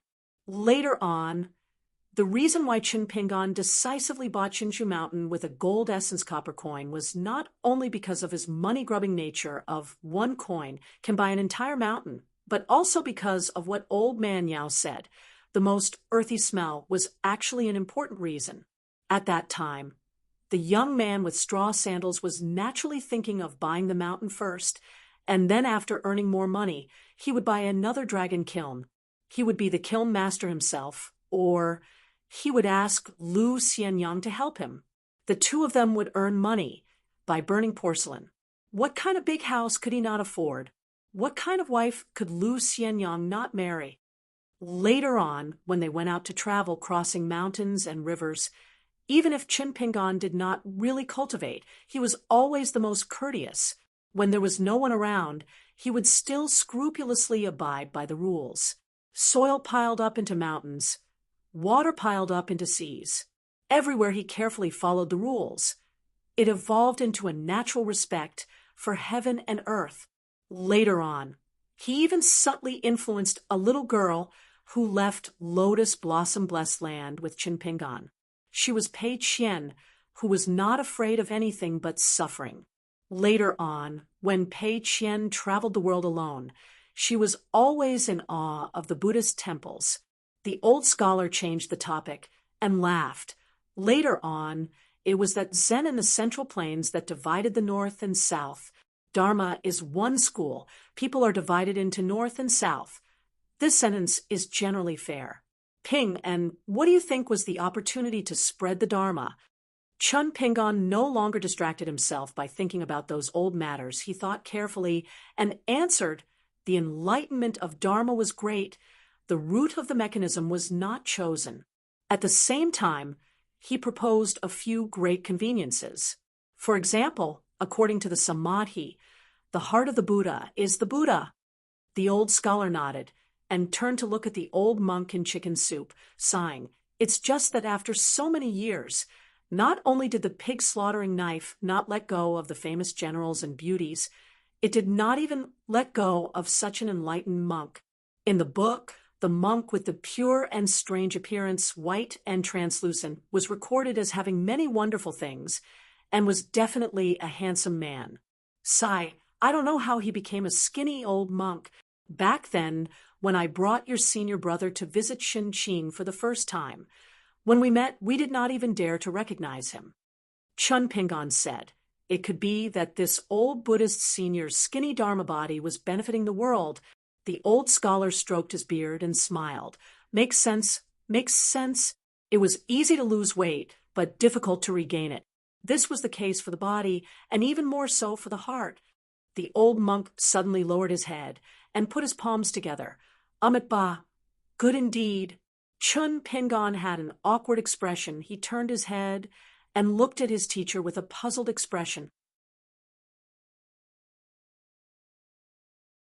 The old scholar said honestly, Monk Shinqing is invincible in eloquence, and his Dharma is extraordinarily profound. It's normal that whatever we talk about will be heard by him. Chun Pingon could only brace himself and stand up, placing one palm in front of him and bowing respectfully to the old monk. Monk Shinqing returned the bow. The Taoist nun suddenly asked, Sage of Rites, it's been 10,000 years. Do the ancestors of the three sects have a solution to the extraterrestrial ruins? If not, she did not think that they, who were only at the 14th level, could come up with an effective solution for this meeting. If they did, what was the point of discussing by the riverside? Sage of Rites smiled. I have also asked the Holy Master, but he did not give an answer. Neither did he say yes or no. The nun nodded. If that's the case, then the ancestors of the three sects will still find it difficult. It's all right. This way, things will be simple. Since there's no way to avoid it, then we will face it head on. Let's go to the extraterrestrial world together and leave the matters of the mortal world to the humans. We, who are already at the peak of the mountain, will fight to the death in the heavens. Even if we can't do it thoroughly, we can at least ensure that the ruins of the heavenly court cannot be expanded. If we don't have enough people, each of us will call for a group of people who can fight. Sage of Right smiled and shook his head. It's not that simple. The nun frowned slightly. Why are you so displeased? Wu Shuangjiang suddenly said, that moon-bearing mountain will be both a trap and an opportunity. The secondary sage nodded, obviously agreeing with this. Yudo said, if it's possible, I will lead the way. Monk Shinqing said, I will guard you. The person who slayed the dragon smiled. Sage of Rights, when I attack the extraterrestrial world, don't ruin my path in the mortal world. Sage of Rights smiled. Of course. This was the discussion by the riverside. The woman in white smiled and asked, Master, aren't you going to attack with your sword? Chun Pingon was puzzled. Can it be done? She smiled and nodded. 1 or 2 attacks won't be a problem. Chun Pingon asked tentatively, what if the sword attacks the moon-bearing mountain? To be honest, Chun Pingon did not have much confidence in attacking the extraterrestrial world, but if it was to compete with the moon-bearing mountain, he had a lot of ideas. He had long wanted to do it. She stood up, holding the sword with both hands, and said, I'm willing to move the mountain with Master. The animated adaptation of Air Gen's A Thought of Eternity had been officially broadcasted on Tencent Video. It was released at 10 p.m. on August 12th. The first 3 episodes would be broadcasted every Wednesday.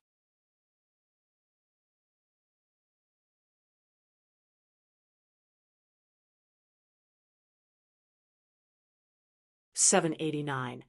The 80 or so sages and headmasters of the academy had to attend an internal meeting of the Confucian Temple.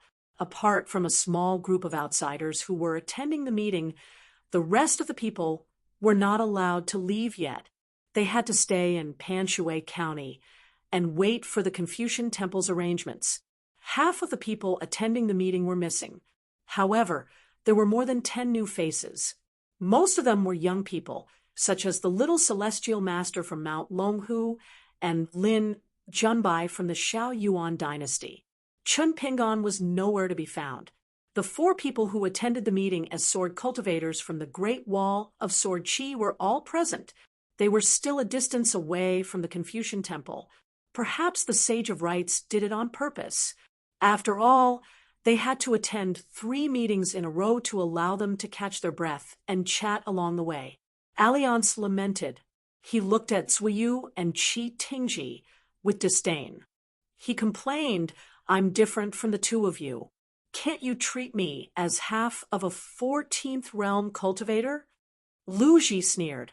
I'll congratulate you when I break through. Alliance rubbed his chin and nodded. 1 on top, 1 on bottom. Seems like a fair trade. Lu Ji's expression was cold. She threw a punch at Alliance and sent him flying. When he regained his balance, the man had already taken off his Confucian robe. Without the pressure of the Great Path, it was now Brother Alliance's time. Since the sages were not around, he would have to shoulder the heavy burden without hesitation. Alliance ran back to Lu Ji and asked softly, Where's Jun Xian? Suyu shook her head. He's absent from the second meeting. Alliance was envious. He's in the limelight now. Alliance scolded. How dare you? How shameless of you to use such a clumsy trick to gain attention. Lu Shirlu and Jun Xian were pseudonyms before they became apprentices. Before they became disciples of the second sage, they visited the mountains with Bai for many years. Lu was a pictographic character. It was a metal character. The 16th day of every month was called Jiwang. There was a saying at the foot of the mountain that the moon was full on the 16th day of the month. Including the quick snow calligraphy, there were many rare and precious manuscripts in history that had the two words Jun Qian stamped on them. As for Lu Shilu, he was born as a demon. As the oldest cultivator in the world, he was no stranger to Bai Zhe, the old blind man, the East Sea Abbey Dean, and the mountain-moving patriarch whose real name was Zhuyan. Thus, in terms of seniority, Lu Shilu rarely had to address anyone as senior, once he put aside his identity as a member of the Confucian lineage. In fact, there were many descendants of the Confucian lineage in the wilderness. Therefore, it was not suitable for Lu Shilu to appear in the second meeting between the two worlds. Alliance looked around and rubbed his chin. The people that the Confucian temple invited this time are quite interesting. The leader of the Confucian temple in the headquarters and the leader of a branch in the other continents were just waiting for the alliance master to command the heroes. Once he gives the order, we're going to split up and chop people down. The meeting was held in the Confucian temple. When the time came, even if they were not part of the Confucian temple, they would be part of the Confucian temple. Since they were all family, there was no need for them to act as if they were strangers. At the beginning of the meeting, the people were still unaware of the Confucian temple's true attitude. However, after the two meetings, even those who were slow to realize the truth should have understood. The sage of rites, the sage of literature, the sage of rites, the three Confucian temple leaders, Fu Sheng, and the other old masters were all different. From the meeting in the plaza to the confrontation with the wilderness, everything was different. For example, apart from Song Zhengqiang of the Dali dynasty of the Aquarius continent, the other 9 emperors were not qualified to appear in this meeting. They just had to follow the Confucian temple's orders. They just had to wait for the news. Before leaving, Old Master Han had made it clear that they were not to say anything about the meeting today. They had to do their jobs properly. Old Master Dong took the lead with 8 people following him. The North Continent's Venerable Fire Dragon, the Aquarius Continent's Song Zhengqiang, the South Whirlpool Continent's Qin Chanhua, the White Jade Continent's Lu Jubao, the Fuyao Continent's Lu Tuo, the Drifting Dawn Continent's Tsonggo, and the Tonya Continent's Wei Ying. However, why was the imperial tutor of the Shao Yuan dynasty, Chao Pu, from the Jinjia continent? Beside Old Master Han were the 2 ancestors of the military school, Jiang and Wei, Zhu Zi of the school of Moism, the ancestor of the school of vertical and horizontal, Mr. Fan of the Shang clan, the ancestor of the school of Yao, the ancestor of the school of craftsmen. There was also the ancestor of the school of arts from Paper White Blessed Land. Moreover, the school of craftsmen was especially proud. 3 of their ancestors had appeared together. Yu Xian, the grand heavenly master of Mount Longhu, Suzi Lu Qi, and the trembling Lady Tantan of Lushui Pit, Zheng Juzhong of White Emperor's City, Pei Bei of the Great Duan Dynasty, Chao Xiai, Zhang Tiaoxia, Huayin, Yu Pan Shui, the taciturn Guilunting of Iron Tree Mountain. Apart from the Jiang family of Aquarius Continent's Yunlin, there were a few other powerful clans with a long history at the foot of the mountain. The Fan family of Middle-earth Xuanyu, the Song family of Zhuolu, the Su family of Fufeng Maoling, and the Xie family of Mizhan. They had money, power, books, and people. Each and every one of them was from one of the top aristocratic families in the world. Alliance glared at the ancestors of the School of Craftsmen and gritted his teeth. When he was studying at home when he was young, he had suffered a lot from the School of Craftsmen. The books were not thick, but they were all heavenly books. He would add these 3 names to the old scholars list later. When one of the ancestors turned to look at him, Alliance immediately smiled brightly and waved his hand vigorously. The ancestor smiled and nodded. However, he was puzzled. When did this Alliance become so familiar with him? Su Bai, Lin Junbai, and the young heavenly master of Mount Longhu gradually gathered together. They all had the title of the Confucian Temple's Grand Secretary. These young geniuses were the closest to Alliance, and the other three, sword cultivators. Alliance rubbed his chin and secretly poked Chao Pu. He whispered, "Left and right." Left and right glanced at Chao Pu and said, "He and the teacher are having a scholarly dispute."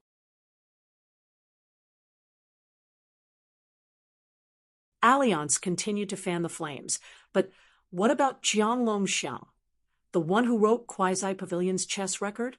Can you tolerate that? I can't. Damn it, he's a terrible chess player. How dare he fight on Mount Ao too? I heard he even raised a white crane and brought it with him all year round. He's a hermit. Left and right hesitated and said, "The teacher asked me to be magnanimous." If the teacher did not say that, then he could just ride the crane to the west. Back then, the teacher status was lowered again and again. In the end, the deity statue was moved out of the Confucian temple. Among them, the scholars of Shao Yuan dynasty were the most violent. They smashed the deity statue, and Jiang Longxiang was the mastermind behind it. Alliance said helplessly, "Are you stupid?" The old scholar was obviously implying something. He asked you not to expose yourself by chopping people, and also not to kill people. Left and right began to seriously consider the matter. Alliance was satisfied. He was indeed worthy of being the military advisor of the sage of literature. A tall old man walked out from the group of Confucian sages and mountain elders. He came to left and right and bowed. Seniors were left and right nodded. Mao Xiaodong straightened up. He did not want to leave, nor did he know what to say. He could only follow Senior, Sua's footsteps silently. Left and right said, "Don't worry too much about changing the literary vein. It should have been like this 100 years ago. Xiaodong, your nature is good, but your academic aptitude is average. The teacher is more knowledgeable, so you can't just copy him. Since you have the opportunity to learn from both branches, you should cherish it." Mao Xiaodong nodded respectfully and said, "Senior Zhua is right. If Cui Dongshan saw the scene, he would be so angry that he would jump." Mao Xiaodong did not have such a good temper on Cui Dongshan's side.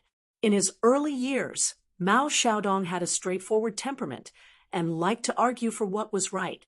Zhua was actually more knowledgeable than him, but he was not good with words. There were many principles that Zhua already understood in his heart, but he was not good with words. There were many principles that Zhua already understood, but he might not be able to explain them thoroughly. Mao Xiaodong was also stubborn, so he would often talk endlessly over there.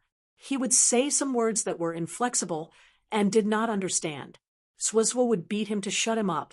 Alliance said seriously, "Xiaodong, your body is still strong, right? You must endure until the school of Rights' record of rights abdicates.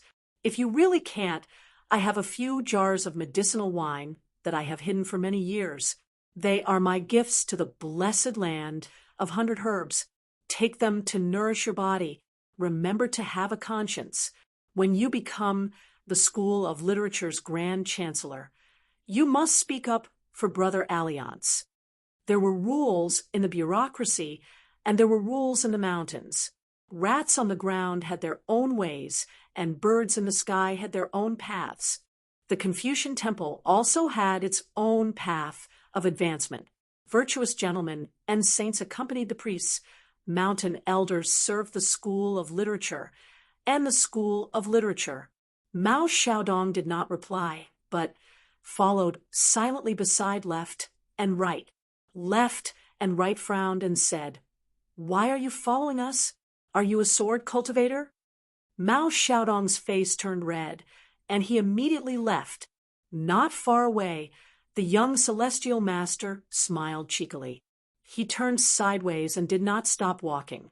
He bowed and greeted Alliance. "Alliance, when will you be my guest again? I can help you carry the wine, and we will split the profits 50-50. It was hard to guard against a thief in the family. Alliance spat. Who are you? Don't try to get close to me. I have never been to Mount Longhu, and I am not familiar with the Celestial Master residence. The young Celestial Master then looked to his left and right because he had already received a reply from Alliance. He said that they could not split the profits 50 to 50, but they could do it if they split the profits 80 to 20. The young Celestial Master was called Zhao Yaoguang, and he was more than 100 years old. When Alliance first visited the Celestial Master residence, the young Celestial Master had 2 streams of snot running down his nose and could not sleep at night. He held a small peach with sword that he carved himself and planned to subdue demons and capture ghosts. In the end, he met Alliance, who claimed to be the Taoist companion of the Celestial Master Residence's 10-tailed celestial fox, Lianzhen. They hit it off right away, and they became friends despite their age difference. The young Celestial Master let Alliance carry the child on his back, and he helped guide the way. Both of them strolled leisurely, and the young Celestial Master's sleeves were filled to the brim. Alliance kept talking nonsense, saying that he was once a poor scholar and that he had no hope of becoming an official. He was disheartened, and then he met Miss Lianzhen, and they fell in love at first sight. At first, the child was a little doubtful, as he felt that the beautiful Fox Queen would not be interested in such a sloppy man who was not even close to the word handsome. Liang patiently explained to the child that a few years ago, when he was not haggard, his face was powdered, his eyes were bright like stars, and he read a lot of books and poems. He was elegant and graceful. Which fox in the world did not like such a talented scholar? Therefore, when he met Miss Lianzhen for the first time in the mountains, she fell in love with him immediately. A talented man and a beautiful woman, a match made in heaven. However, because of her identity, his Lady Lianzhen was kidnapped by the great Celestial Master of the Celestial Master residence. Alliance had gone through untold hardships. For the sake of love, he had traveled to the ends of the earth and crossed thousands of mountains and rivers. Tonight, he finally came here with great difficulty. Even if he had to risk his life, he wanted to see Lady Lianzhen. At that time, the child's eyes lit up when he heard that. He felt indignant for Alliance. It must be his old grandmaster who was unreasonable. He forcibly broke up a pair of immortal lovers who were infatuated with each other. Wasn't he immoral? As he blew his nose vigorously and wiped it on the man's shoulder, he said, "Big brother Alliance, just you wait. I'll definitely help you pass that love letter to Mistress Fox and make you two reconcile." As for what Alliance had said at that time, men and women were the same. However, dissolute and vulgar had vastly different meanings. The difference of one word was like the difference between heaven and earth. The child didn't quite understand, but he felt that it made sense.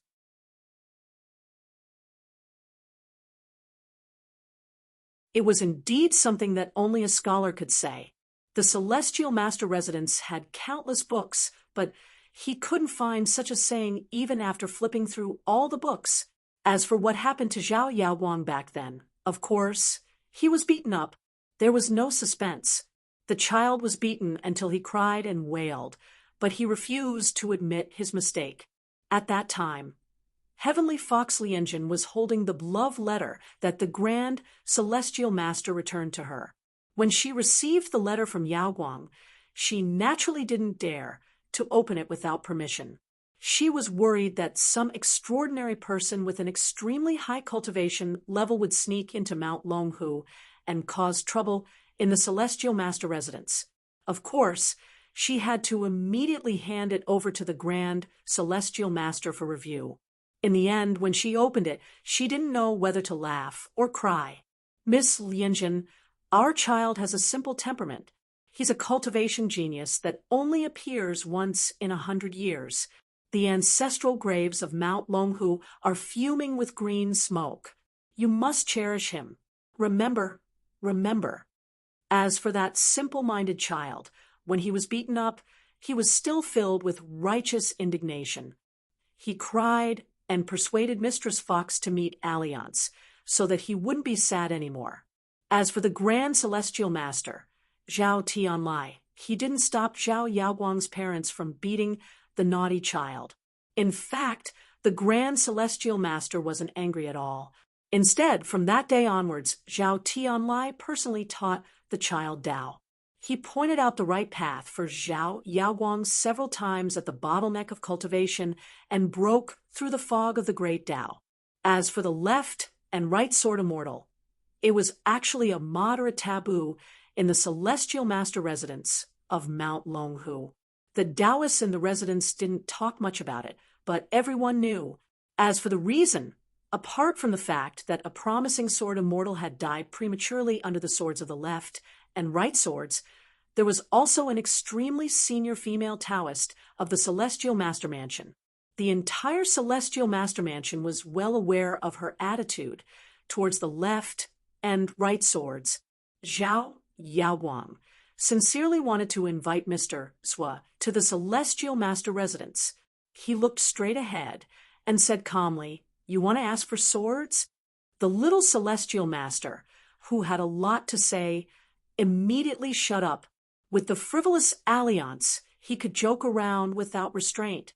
However, with the left and right swords, Mr. Zhua, the great sword immortal Zhua, he had to be more careful with his words. A young talent from the Fan family of the Hanging Fish of the Central Plains said to his good friend, "It's a pity that we can't meet the hidden official this time." Lin Junbai replied in his mind, "There should be another chance." The young man laughed. "Junbai, you broke through 3 realms while drinking at the Great Wall of Sword Chi. Why haven't I heard you mention it before?" Lin Junbai was surprised. He thought quickly and said with a smile, "Over there, breaking through realms is the least important thing for a sword cultivator." Lin Junbai rarely mentioned the process of traveling the Great Wall of Sword Chi to others, even to this disciple of the Fan family who could be considered a close friend. He only said some things that friendship has reached a point where it has to be mentioned. Furthermore, it seemed like they were chatting casually, but in reality, every word was spoken with great propriety. Lin Junbai had long since prepared a draft of his words.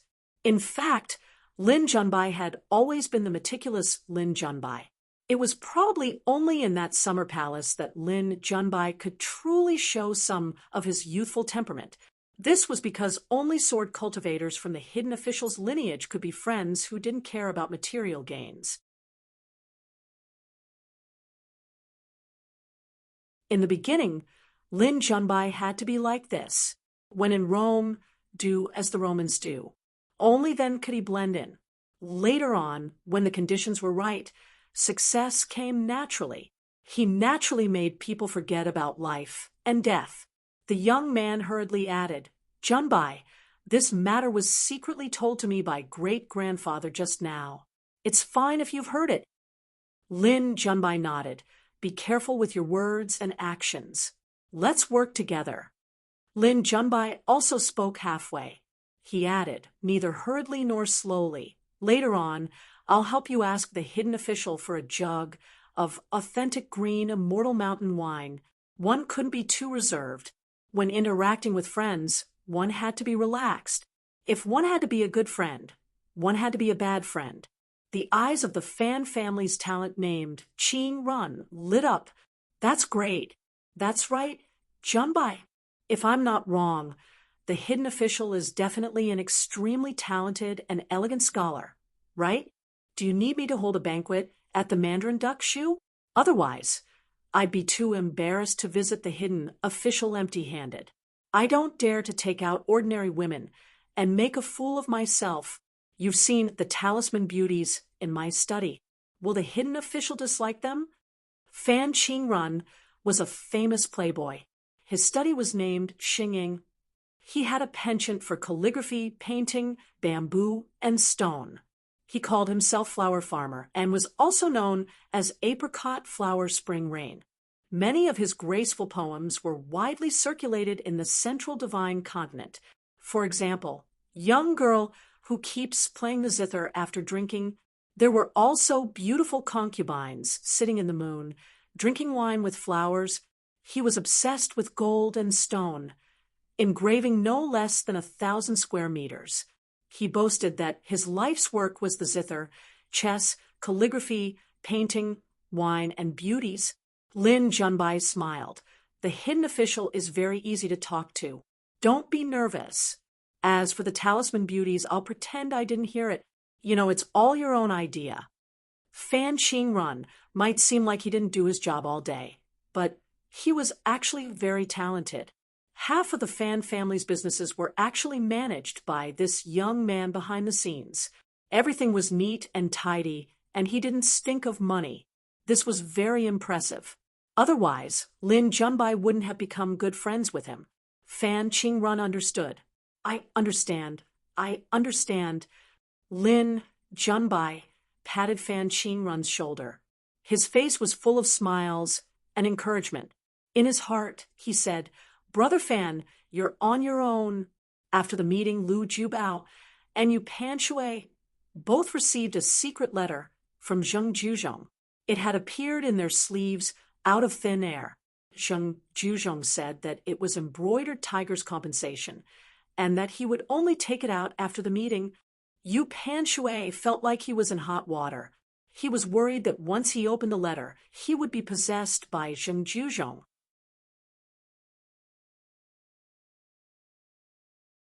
This damned demonic Tao powerhouse was capable of anything. Lu Jubao smiled and asked, "Does Mr. Zheng have other plans in the wilderness?" Zheng Juzhong smiled. Yes, Lu Jubao was determined to get to the bottom of this. When did Mr. Zheng go there? Zheng Juzhong gave an answer that made Yu Panshui tremble. "Within 100 years, I've been there 3 times. Which time are you asking?" Lu Jubao didn't ask any more questions. Yu Panshui, who liked to play chess, suddenly thought of an explanation. Suppose Zheng Juzhong, Cui Dong, and Qi Jingchan were discussing something. It would probably be a scene like this. Like this? Not appropriate. How about this? Okay. Then it's settled. Just like that, the 3 of them finished talking about a matter. If there were outsiders listening, they either didn't understand or pretended to understand. In any case, they didn't understand. Chao Pu, the imperial tutor of the Xiao Yuan dynasty, who was about to step down, rushed to the Jinjia continent. This Confucian scholar of the second sage lineage didn't rise within the Confucian temple. He had never sought the position of the headmaster of the academy. He was only a sage until now. He wasn't even a Confucian gentleman. However, his Yin spirit had actually traveled out of his body for more than 100 years. He had crossed continents to manage an immortal mountain. At this moment, Wei Ying still seemed a little lonely. However, compared to when he had just arrived for the meeting, at least someone had taken the initiative to chat with him. The sect master of the Jade Gui sect, who was deserted. Wei Ying actually didn't care about this. He only cared about one thing now.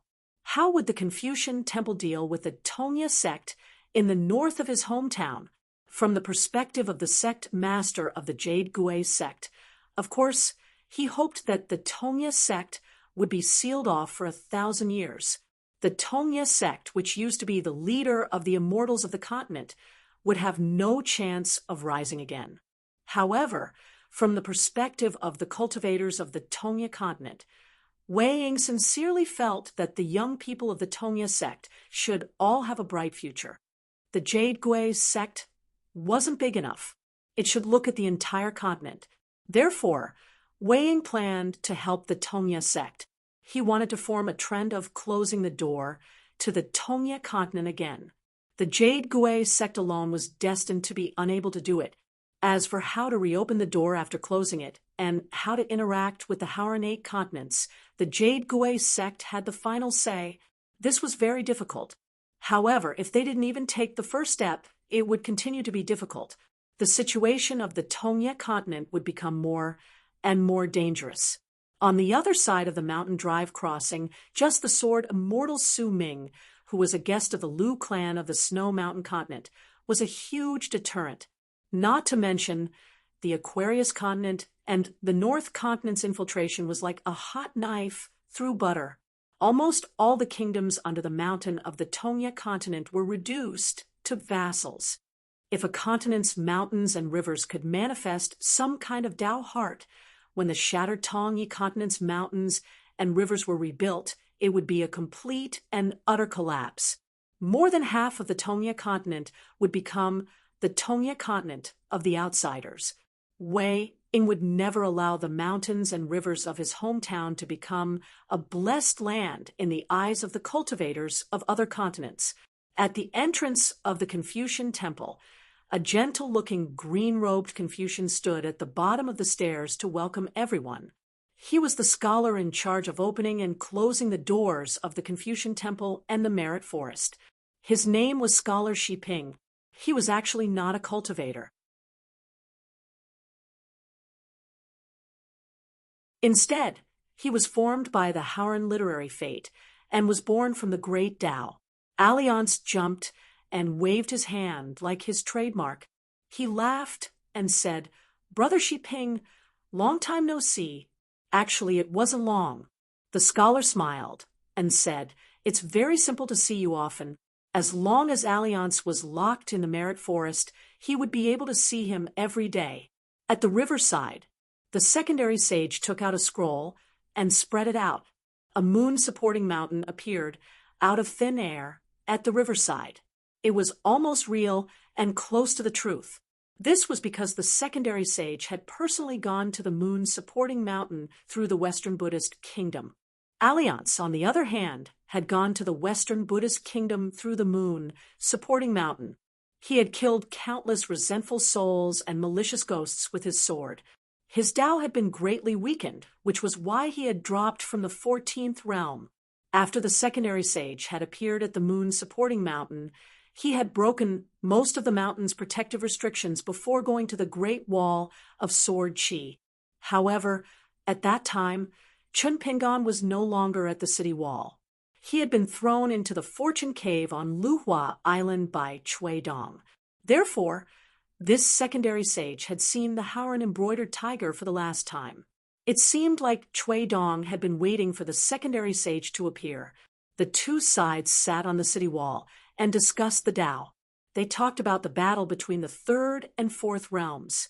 Sage Li and Bai Zhe stayed at the riverside. They did not set foot on the moon-supporting mountain. The woman in white was not interested in the moon-supporting mountain either. She chatted with Sage Li and Bai Zhe by the riverside. 10,000 years had passed. This was probably the best reminiscing in the world. She joked, "Bai Zhe, why don't you fight with the young master here first? If you win, the Confucian temple will not touch the wilderness. If you lose, you will continue to reflect on your mistakes." Bai Zhe shook his head. The matter of the ancient heavenly court's ruins was a matter of several realms. Therefore, Bai Zhe was willing to show up here. However, if the Confucian temple attacked the wilderness, he would not stand by and do nothing. If it was really that simple, and a fight could decide the ownership of the two worlds, Bai Zhe really wouldn't mind making a move. At the moon-supporting mountain, the 14th realm cultivators started to climb the mountain. Yudo directly reached the peak of the mountain. Lu Chen was chatting with the dragon slayer. However, the latter did not look happy. Wu Shuangjiang raised his hand. A pocket-sized mountain made of gold, silver, black, and white appeared on his palm. He seemed to be dismantling the moon-supporting mountain. The old scholar walked at the back with Chun Pingan. Chun Pingan asked telepathically, "Mister, can you help me ask Sage Li why it's called the Five-Colored World?"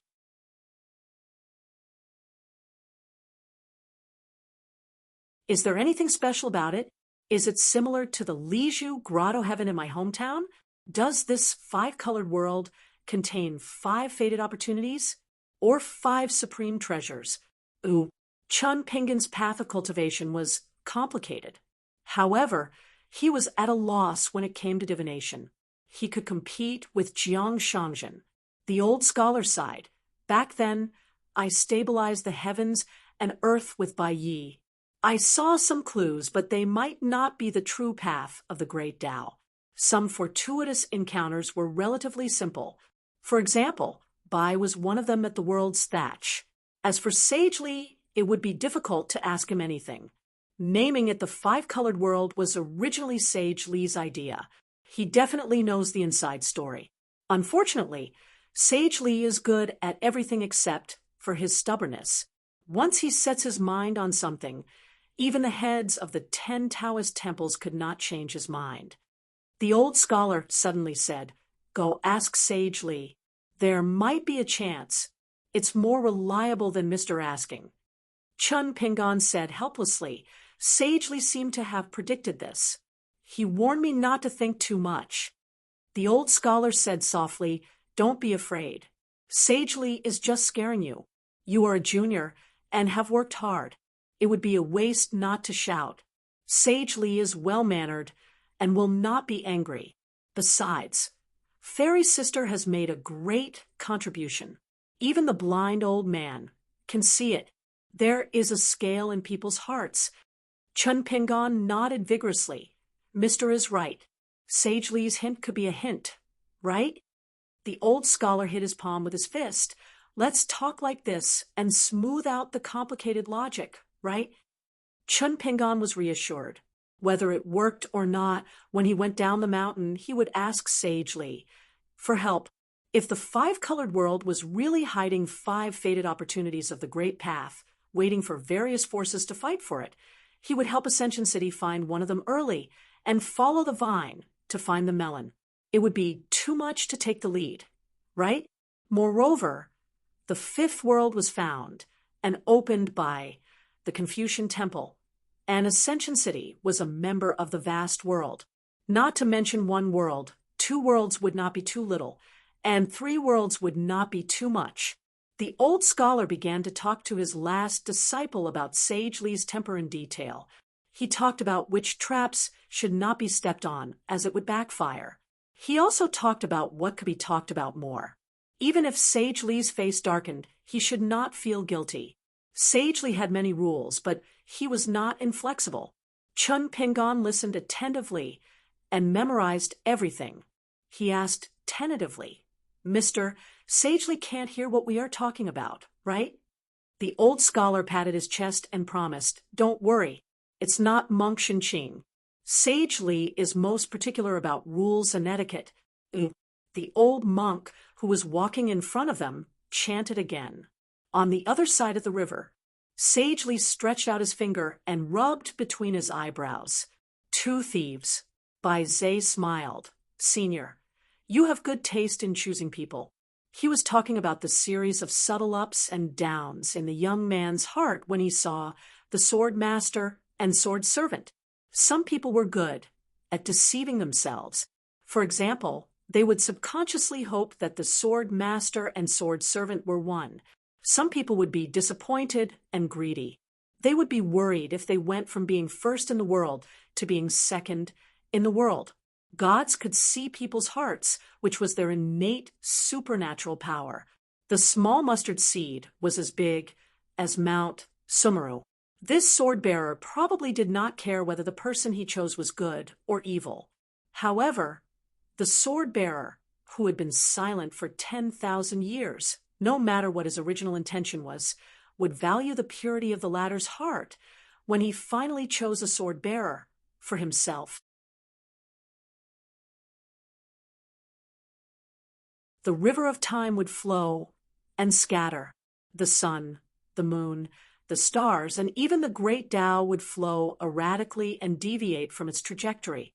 If Chun Pingon originally believed that it was a sword spirit, but because of the sudden appearance of the Sword Master, there would be unimaginable consequences. What she needed was a sword-bearer who could guard his heart. Back then, the young man could use Ning Yao to kill the sword spirit in his heart. Today's young swordsman could use the sword spirit to kill the Sword Master. She needed this vein that had not moved for 10,000 years to continue to climb higher, gradually to the top, and finally to the sky. She said, "Someone else helped me choose them. I was just bored at the time." The 4 celestial swords that Wu Shuang had summoned were all imitations.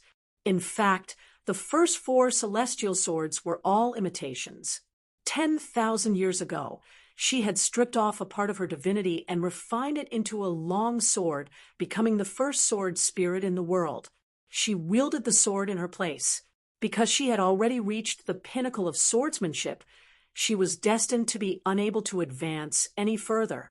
It was equivalent to repeatedly using the sword on the battlefield, becoming meaningless. The 4 celestial swords of the future, Taoist, Canon, Tai Bai, 10,000 arts, and naive, had not been greatly refined by cultivators. In other words, cultivators were cultivators, and sword spirits were sword spirits. The naive sword spirit had the appearance of a little girl, and the Taoist transformation of the 10,000 art sword spirit was a little Taoist child. In fact, they were all manifestations of a part of the sword master's heart.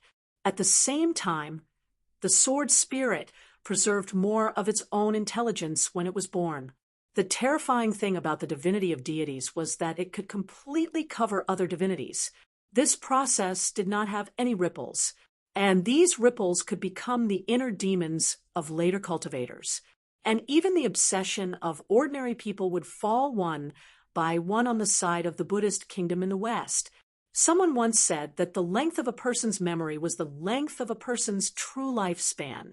And one of the reasons why White Emperor City's Xinjiuzhong was so feared was that this demonic powerhouse was the best at modifying a Qi cultivator's memory. Moreover, he did it flawlessly, passing off the false as the real. She laughed. "You might think that I was testing Qin Pingan before, but actually I was not. I just thought that it was interesting and wanted to tease him." Because she believed in him. She said, the Qin Pingan of the past was actually not so boring. He was very interesting. A taciturn person did not necessarily mean that he was boring. For example, in the past, a youth carrying straw sandals with a basket on his back sneakily crept across the stone arch bridge. He was very interesting.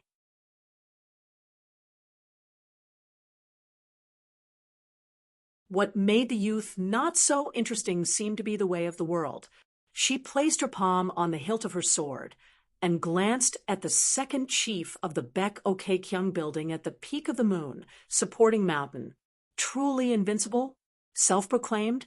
That kid Chinchingdo did not have the face to do so. The sage of right smiled. He is quite deserving of a beating. Deserving of a beating was deserving of a beating. But he had to admit that this Yudo's Taoist techniques and swordsmanship were very high. If each of them tried their best, the Sage of Rights would lose in the Qingming world. In the vast world, Yudo would lose. As for the sky beyond heaven, there was no such thing as favorable timing and location. Unfortunately, it seemed that there was no chance to determine the winner. But the Sage of Rights still felt that his chances of winning were higher. If he was more steady, he would have a 70% chance of winning. When it came to fighting, after all, Yudo was still young and was a junior. There was no shame in losing to him. The Sage of Rights looked around and lowered his head to look at the river of time, where the golden light was gradually dissipating. Bai Zai's mind suddenly shook as he looked at this little teacher. Because Bai Zai was at the riverside and was the closest to the Sage of Rights, he sent some clues. The Sage of Rights nodded and said telepathically, "For all cultivators of the 14th realm, this is a major test. As for Qin Pingan, he can temporarily stay out of it, or it could be said that he has actually passed this major test." The examiners were the ancestors of the 3 sects who had yet to appear. The Sage of Rights was only the one who distributed the test papers this time. The Sage of Rights said, "Senior, are you really going to attack the moon supporting mountain? Actually, you don't have to do this." She turned her head to look at Qin Pingan, who was climbing the mountain. She smiled and squinted her eyes, saying slowly, "I will listen to my master. He is now the sword wielder."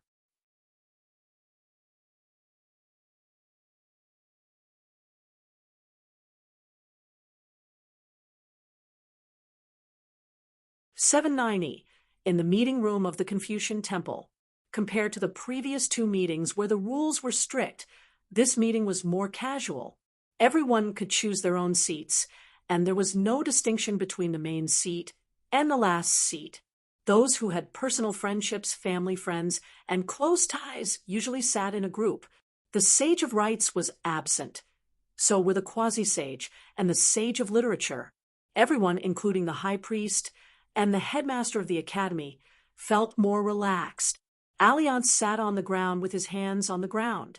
He stretched his legs and heaved a sigh of relief. Scholar Yuping had already prepared a table and a bamboo mat. Each table had a brush, ink paper, and inkstone, a plate of immortal fruits, a few immortal jujubes from an immortal mansion on the immortal cloud ancient path. The jujube skin texture looked like the flowing sunset glow. A few golden apricots from the Central Earth's Daoist School's scripture temple, green peaches planted by the Grand Master of the Jade Charm Mansion next to the Evening Jade Pavilion, and also plums and water caltrops from different heavenly paradises. There were not many of each, but they looked very colorful and festive. Liang picked up a green peach and took a bite. It tasted so good that he closed his eyes in intoxication. When he visited the Evening Jade Pavilion, no one told him whether the peaches were ripe or not. After all, the ripe peaches would not be bright red. Alliance picked a big bag of peaches. He left in a hurry because he had something to do, and did not inform the Evening Jade Pavilion. When he went down the mountain, he almost lost his teeth because of the sour taste. He had to finish the peaches even if he had to hold back his tears. It was better to share it with others than to enjoy it alone. Later, when they traveled around the world, Liang sent many friends in the mountains to pay off some wine debts. For some reason, in the following decades, there was a saying that the peach at the Evening Jade Pavilion did not live up to its name. The #1 peach in the world, which was full of praise in the Imperial Bulletin, became the #1 peach in the world, which was a bit too much. Alliance, on the other hand, was very indignant. He felt that the peach tasted strange, but to say that it was the last place really wasn't enough. Therefore, he specially went to several familiar mountain and river newspapers to say a few words of justice for the peach at the Evening Jade Pavilion. He didn't expect that the Jade Charm Mansion couldn't distinguish between good and bad. They set up a very hurtful restriction monument at the foot of the mountain, forbidding Alliance and the dog from climbing the mountain to pick the peach. Liang repaid evil with good. He still had to put in a good word for the peach in the Evening Jade Pavilion. He said that after eating a peach in the Evening Jade Pavilion, a scholar could open his acupores and gather the spiritual chi of heaven and earth and turn it into literary luck. A pure warrior could increase his power for 60 years. A cultivator's chi practice was like the help of God. Later on, it was said that in the past few years there were many guests who went to the Jade Charm Mansion because of its reputation. As a result, the harvest of the green peaches in the Evening Jade Pavilion was not very good. Brushing off one's clothes, one hides one's scholarly achievements. Alliance's motto in Jianghu was to be kind to others and make things convenient for others. On the table, there were 2 pots of wine. One was the green bamboo wine from the bamboo sea cave heaven, and the other was the 10 flowers wine from the 100 flowers blessed land. The wine cup was an imitated divine cup unique to the 100 flowers blessed land. It could be considered an imitation of an official, so the price was not cheap. The wine cup on Alliance's table was a peach blossom cup. It was painted with a cluster of peach blossoms. Both dark red and light red were cute, like a woman's makeup. Beside it, there was a flower poem inscribed by the Confucian Temple's vice hierarch, Old Master Han. Alliance turned his head to look at Yuping, who was standing at the door. Without needing Alliance to ask, Yuping noticed his gaze and took the initiative to say, "Other than the brush, ink paper, and inkstone, you can take everything else." Alliance asked, "What about the table and the bamboo mat?" Yuping asked back, "What do you think?" Alliance immediately understood. Okay, Brother Yuping was generous and righteous. Yuping also understood immediately and said, when we go to the Merit Forest, we can drink a pot of green armor tea from Chinyu Blessed Land. Mr. Lu picked it himself and asked the knightless Marquis to send it to the Confucian Temple. Usually, even Teacher Dong is reluctant to drink it. Alliance smiled knowingly. He understood again. Later, he would go to the Merit Forest to pack it up or give it to the old scholar. Lu Shi poured a cup of green bamboo wine and drank it in one gulp. Why did it taste like fake wine? The wine tasted good, but it did not taste that good. She was more used to the wine from Green Immortal Mountain at the Great Wall of Sword Aura Shop. Alliance turned his head to ask Chi Tingji if he wanted to eat or drink. Chi Tingji smiled and said, "Take it all." Alliance did not stand on ceremony. As a scholar, he was not familiar with common affairs and was thin-skinned. It was difficult for him to earn money. Moreover, he had a lot of credit outside. He could only earn a small amount of money. As for the left and right, there was no need to ask. Liang moved the two's wine cups and immortal fruits to his table. Young people like Zhao Yaoguang and Lin Junbai were sitting nearby. Liang asked the little celestial master to help pass the message. Those who didn't drink, bring the wine pots and wine cups. Those who drank, keep the wine. Don't be stingy. When drinking, you must be bold. What's wrong with using wine cups? Bring the wine cups. If you can't get an ascendant realm in one gulp, bring them all. Soon, Alliance gathered a full set of 12 flower deity cups. The cups were stacked on top of each other. Alliance asked Zhao Yaoguang and the rest to call their friends and gathered a full set of flower deity cups. It was the same peach blossom cup, but the paintings and poems were different. Alliance sighed. The flower mistress of the blessed land of 100 flowers was really good at dealing with people. As the hierarch of the Confucian Temple, Old Master Dong was the first to speak. He said in a deep voice, "Even the wasteland world knows this. There's no reason why you don't know." He was not saying this to the cultivators at the peak of the mountain. Instead, he was saying this to the headmasters of the academies who were knowledgeable but were too open-minded. Some teachers were very strict in their studies.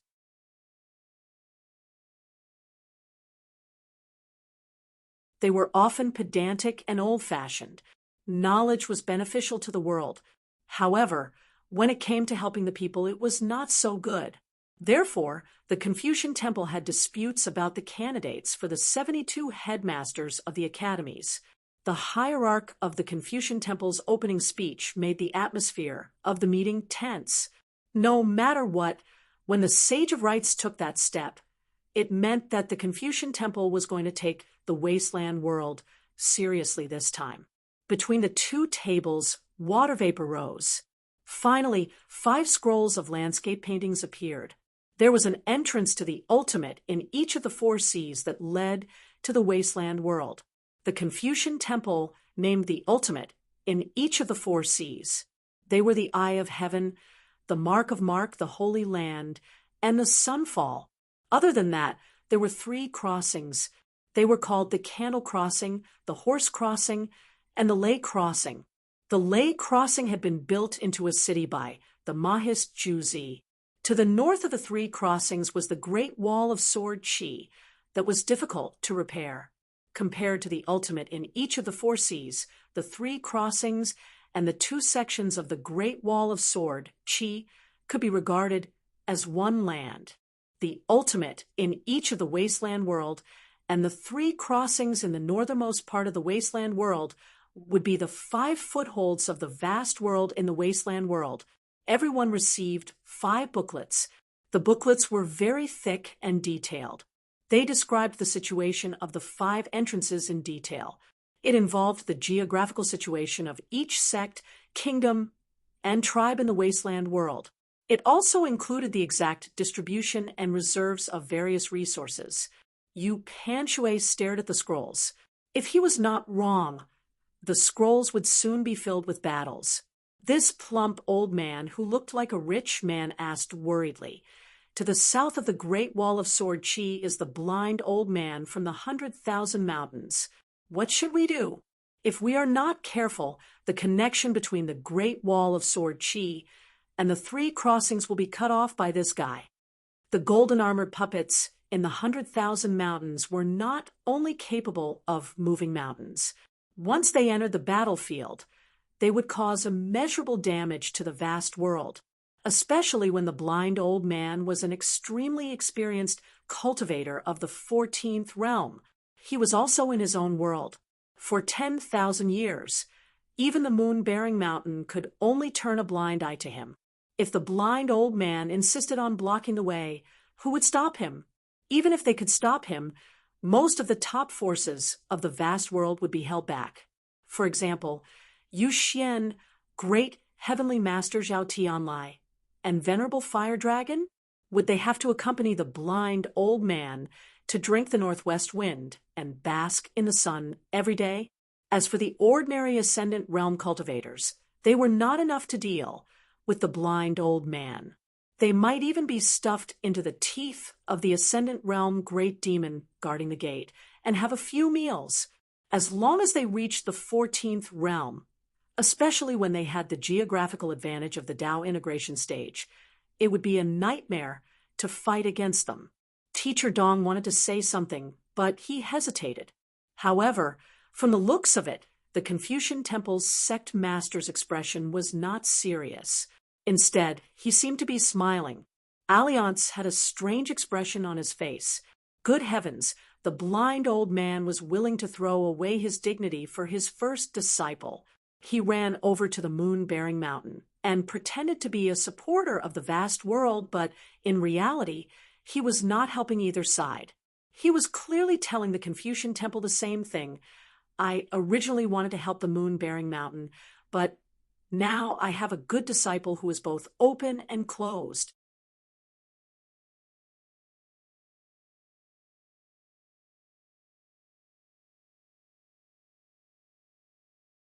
Qi Tingji smiled and comforted his chief consecrate. "There aren't many meetings like this. As long as we get through this, it'll be difficult to have such meetings in the future." Lu Ji was still not used to it. She took a sip of wine to drown her sorrows. Over at the Great Wall of Sword Chi, the so-called meeting of more than 10 peak-level sword immortals on the city wall was actually just a few words from the leader of the sword immortals. If there were no objections, the meeting would pass. Even if the sword workshop and clothing workshop were having their own meetings, a large number of sword immortals would find excuses to leave in less than an hour. It was rare for Lu Ji to participate in important meetings with Dong Sangen or Abbot Chen Shi. The sword immortals did not have the courage to leave, so they gathered outside the meeting hall one by one. They chatted inside while they drank outside. Lu Ji's cultivation level was high. Peak reserve sword immortals like Yu Qing and me, who could sit outside the meeting hall and drink. Some sword immortals in the Jade Realm could also take their time and drink a whole pot of wine. The poor sword immortals whose cultivation level was not high enough were usually kicked back inside after a few sips. Otherwise, they could only stand up and leave after a few glances from the great sword immortals at the side. After all, once half of the seats were empty, the meeting hall would be sparse. It would not look good. However, Dong Sangen and Chen Shi would also come out to drink. In the history of the Great Wall of Sword Chi, the only exception was probably the summer palace led by Qin Pingan. Teacher Han smiled and said, "For this meeting, everyone outside the Confucian Temple need not be ashamed to talk about benefits." The vice leader of the Confucian Temple, who was the closest confidant to the secondary sage, and who was the first to propose a complete theory of Tao, said something surprising today. Fame, wealth, merits, and merit in exchange for the location of a lower sect. Also, there is a limited quota for the next opening of the five-colored world. Everyone can talk about it today. There is nothing to be afraid of. At this point, Teacher Han looked at Wealth God Lu of the Snow Mountain continent, and then looked at Song Zhangqiang of the Aquarius continent. The youthful Lu Tui had just finished flipping through the book and unknowingly finished the fruits on the table. He asked, other than the various dynasties and vassals of the central divine continent, where do the rest of the military strength come from? Let's just talk about the Fuyao continent.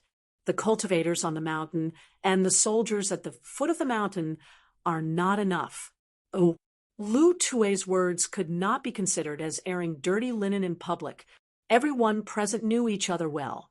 The Fuyao continent was only slightly better than the Tongye continent.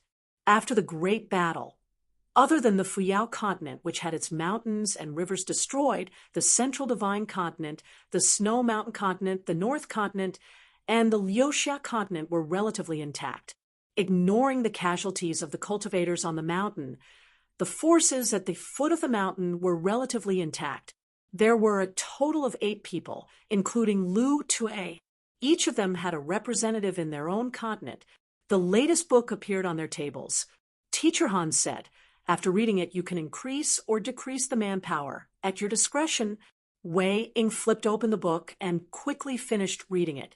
Then she took out a few pieces of white paper from the table and wrote down the names of the cultivators from the True Realm sect, as well as the forces on the mountain that the Confucian temple had left out.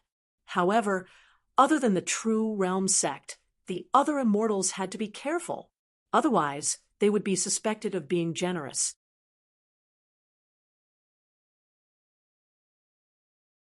At the end of the day, they had to be mutually beneficial. Wei Ying was not foolish enough to make herself the public enemy of an entire continent just to please the Confucian temple. Finally, Wei Ying wrote down the 3 words Tongye sect on a piece of white paper. Then she raised her head and asked Teacher Han if the cultivators from the Tongye sect are willing to go to the savage battlefield. Will the Confucian temple agree? Teacher Han had an appreciative look on his face. He nodded and said, "Of course. After Sect Master Wei returns, you can help the Confucian temple discuss this matter with the cultivators from the Tongye sect."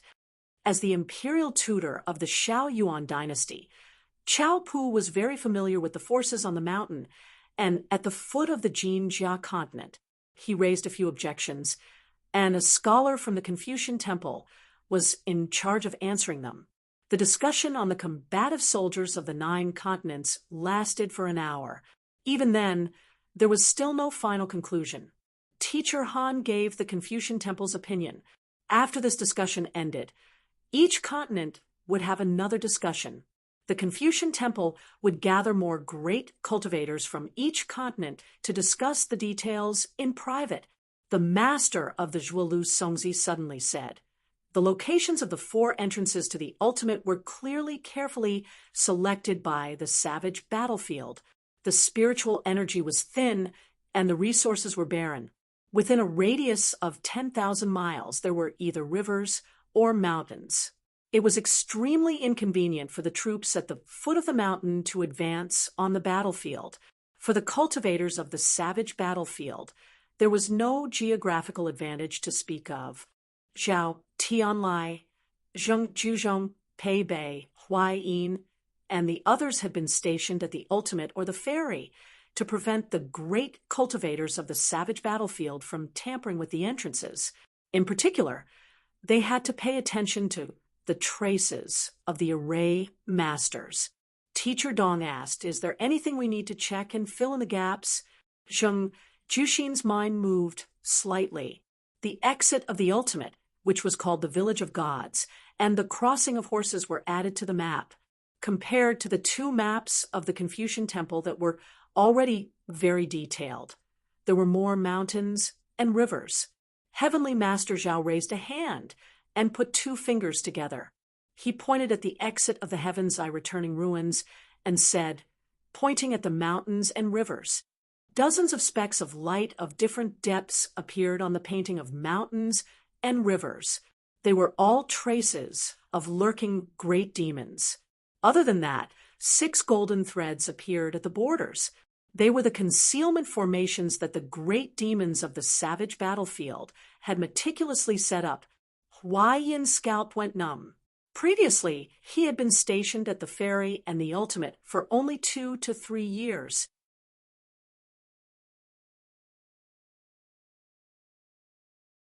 However, he had been cautious and conscientious.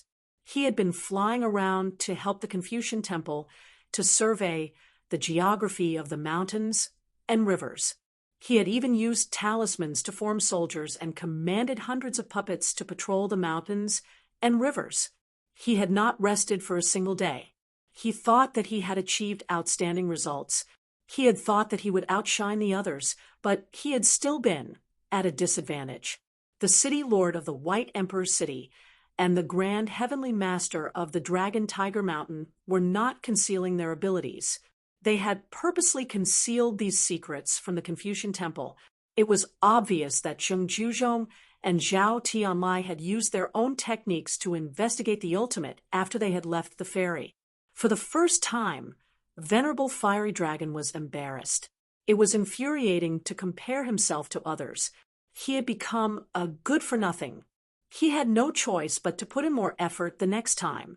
He was in the savage battlefield. A tree needs its bark, and a man needs his face. One should not be too greedy. Yu Xian asked, could the ultimate be hiding something from the moon's supporting mountain? Teacher Dong nodded and said, we can't rule out this possibility. Yuan Yen said, we have to prepare for the worst. We can assume that every fellow Taoist in the ultimate has a sovereign stage demon whose combat power is equivalent to imperial concubine Fei. Lu Qi smiled and asked, does Mountain Elder Yuan have a countermeasure? Yuan Yen nodded. Another small booklet appeared on the table. Ordinary scholars could talk without doing anything. The root of this was that they could raise problems but could not solve them. Or perhaps they had never thought of solving the problem. Lu Qi flipped open the booklet and nodded with a smile. Teacher Yuan's words were targeted. The names of Lady Tantan of the Lushui Pit, the water lords of the 5 Great Lakes, including Marquis Li Yi of the Bright Moon Lake, and a large number of water gods, water mortals, and water descendants appeared in the booklet. Among them were the water lord of the Mirage Lake of the Middle Plains, the Duke of Spirit Origin of the Northern Reed Continent, and Shun Lin of the Nanshuan Hall, the Marquis of Longting Li Yuan, the water god of the Tiefu River of the Dali Dynasty of the Aquarius Continent, Yang Hua, the old flood dragon of the Qiantang River in the southeast. In short, the high-ranking water gods of the various continents, their general forces, and the depth of their water residences were all recorded in detail by the Confucian Temple. Alliance said in amazement, the water gods' escort. Interesting. Before the troops and horses were mobilized, the rations had to be prepared first. Where would the troops come from and how they would march? Next, it was time to discuss the matter of setting up camp in the wilderness. Mahist Juzi's city at the Earth Vane Ferry would continuously move south. Within the city, he could station 200,000 elites from the foot of the mountain. Other than that, the 3 branches of Moism had more than 6,000 people. They would work together with the craftsmen to send out a total of 12,000 Qi cultivators. Both parties would rely on the Bingzhu and Zuma ferries respectively to build a huge city that could also move south. The other 4 ultimate ruins entrances were all set up, the Yu Xian talisman lineage, and the celestial master residents of the Dragon Tiger Mountain were at the ultimate ruins of Heaven's Eye and God's Village respectively. They would use talisman strongmen and mountain-moving puppets to open up roads, move mountains, and build bridges. The military cultivators and yin-yang formation masters were at the ultimate ruins of Tattoos and Sunfall, respectively. They were in charge of building large formations and gathering the spiritual energy of the mountains and rivers.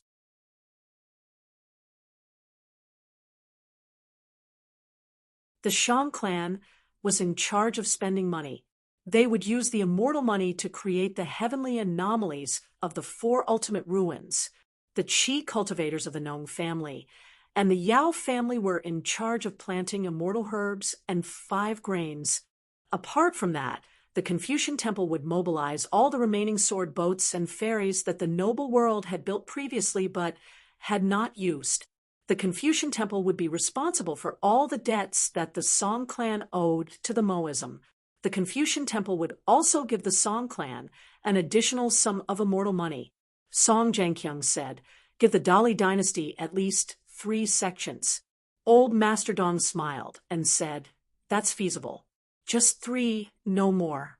Venerable Fiery Dragon said in a deep voice, "Even if the sword cultivators of the North Continent are willing to join the battlefield, the Confucian Temple will have to do something." Old Master Dong nodded and said, "Of course." The Grand Chancellor of the Li Ji Academy smiled and said, "Venerable, please come up with a plan. The Confucian Temple will wait for the sword cultivators of different realms to be compensated. The North Continent can just say the word." The Grand Chancellor said to Lin Junbai, "Junbai, you will be in charge of communicating with Venerable Fiery Dragon about this." Lin Junbai stood up and bowed to Venerable Fiery Dragon. He did not say anything. He was a sword cultivator of the hidden official lineage. Hence, he was considered part of the North Continent.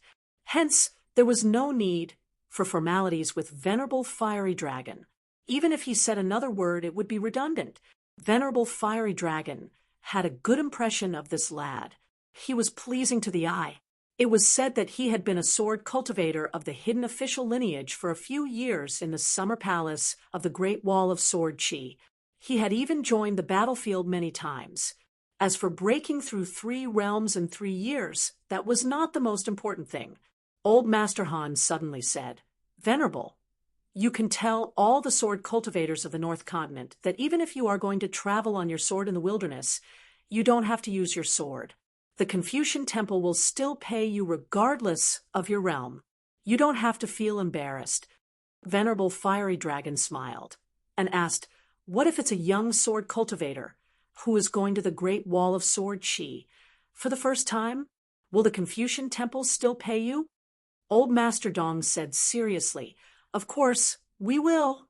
Even if the Confucian Temple needs to borrow money from others, we won't even frown." The god of wealth of the Lu family from the Snow Mountain continent smiled and said, "For the next 100 years, we won't take the 10% of the Lu family's income from spending money on snow." Old Master Dong smiled and asked, "Isn't such a deal inappropriate?" Lu Jubao smiled and did not say anything.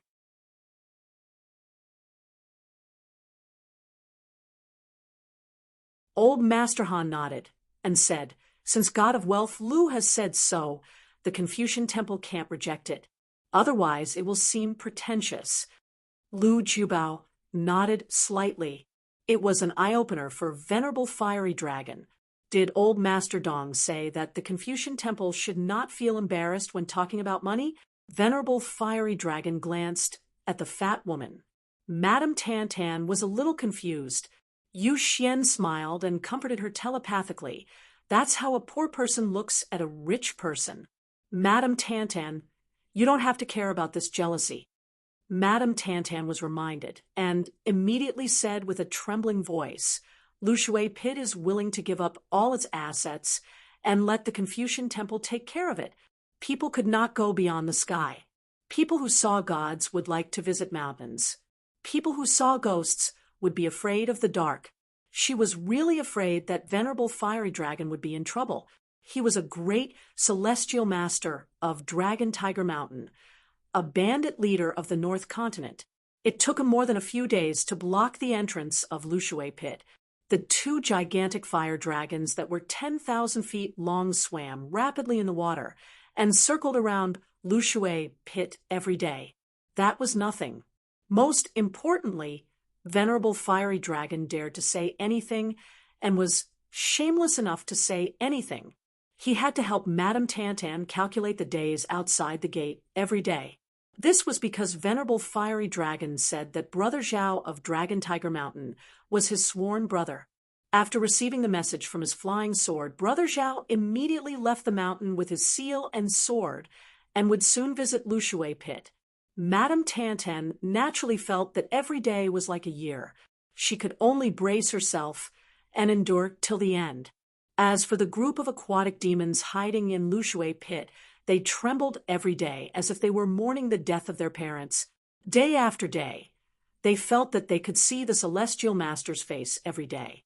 Then, the celestial master's sword would slash open the seal of Lushui pit, and the celestial master's seal would slap them. Wouldn't they all die then? Madame Tanton's words at least left some leeway. She said to take care of them, but she did not say that they would be given away for free. However, if the Confucian temple was ruthless, they would all be blackmailed. At most, she would just treat it as a loss of wealth. Disregarding the fishing immortal who was guarding Dragon Rest Stone and the lone rider of the South Sea, the Lushui pit had tens of thousands of prawn soldiers and crab generals. Other than a rare guest like Venerable Fire Dragon, the Lushui pit was a true overlord in the sea. Moreover, every world was originally one of the ancient ruins. There were many relics of the ancient battlefield left behind in the Howrah Sea. There were also many opportunities for immortals. The sea was vast, and Lushui pit had many underlings. Over thousands of years, they had plundered many treasures. They were all heavenly and earthly treasures of good quality. Otherwise, ordinary items would not be able to catch the eye of Madame Tantan. She only said that the piles of dragon pearls were not allowed to be stored in the treasure vault. Gradually turning yellow, there was once a great cultivator who took the initiative to look for her, hoping to trade the dragon pearls. In the end, the Lushui pit, which was clearly a profitable business, did not even open its doors. Earning such a small amount of money, she was flustered. Then the Confucian temple gave her a list of cultivators who were stationed in various places. They were responsible for the initial safety of the 5 wildlands. When the battle lines were fully spread out, they did not need to be retainers anymore. The people on the list were required to be present. Other than that, the Confucian temple would continue to add people to the list.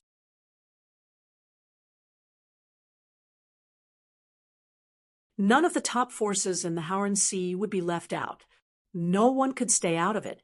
At the heavenly eye of the ruins of Sinkhole, the 2 vice leaders of the Confucian temple, the 3 chancellors of the Confucian temple, the heavenly home, Yuxian Zhao Tianlai, the venerable fire dragon, Bai Shang, Ming Yi, Zheng Juzhong, Pei Wan, Huayin, Guohading, Lu Tuesday Xingxiang, Sunset, Su Zi, Lu Qi, Song Zhengqiang, Wei Ying, the Great Wall of Sword, Aura, Qi Tingji, Lu Ji, Alliance left and right.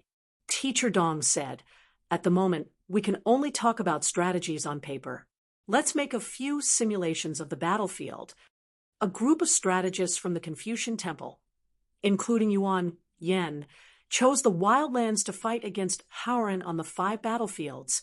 Zheng Juzhong glanced at the soldiers on both sides who were advancing on the battlefields and did not say anything. The most basic and fundamental method of calculation was the most important thing. The city master of White Emperor City did not say anything. However, the Confucian temple did not plan to let go of this chess player, who was regarded as the first of the world. The 3 ancestral masters of the Confucian school were especially eager to hear Zheng Juzhong's words. The simulation of the battlefield was like the construction of a building. The so-called general rules were the key. Only when the basic structure of the building was stable could the upper level be added or subtracted at will. The mortise and tenon style, the rotation system, where the curve came from, the tilt rules of the side feet and the rise, the rules of the big woodwork, and the cutting. Take the simplest example. How could 2 cultivators of the Earth Immortal tribe with different cultivation paths accurately determine their combat strength on the battlefield? It would not be 2 rigid numbers. There must be fluctuations. Otherwise, the simulation would be child's play.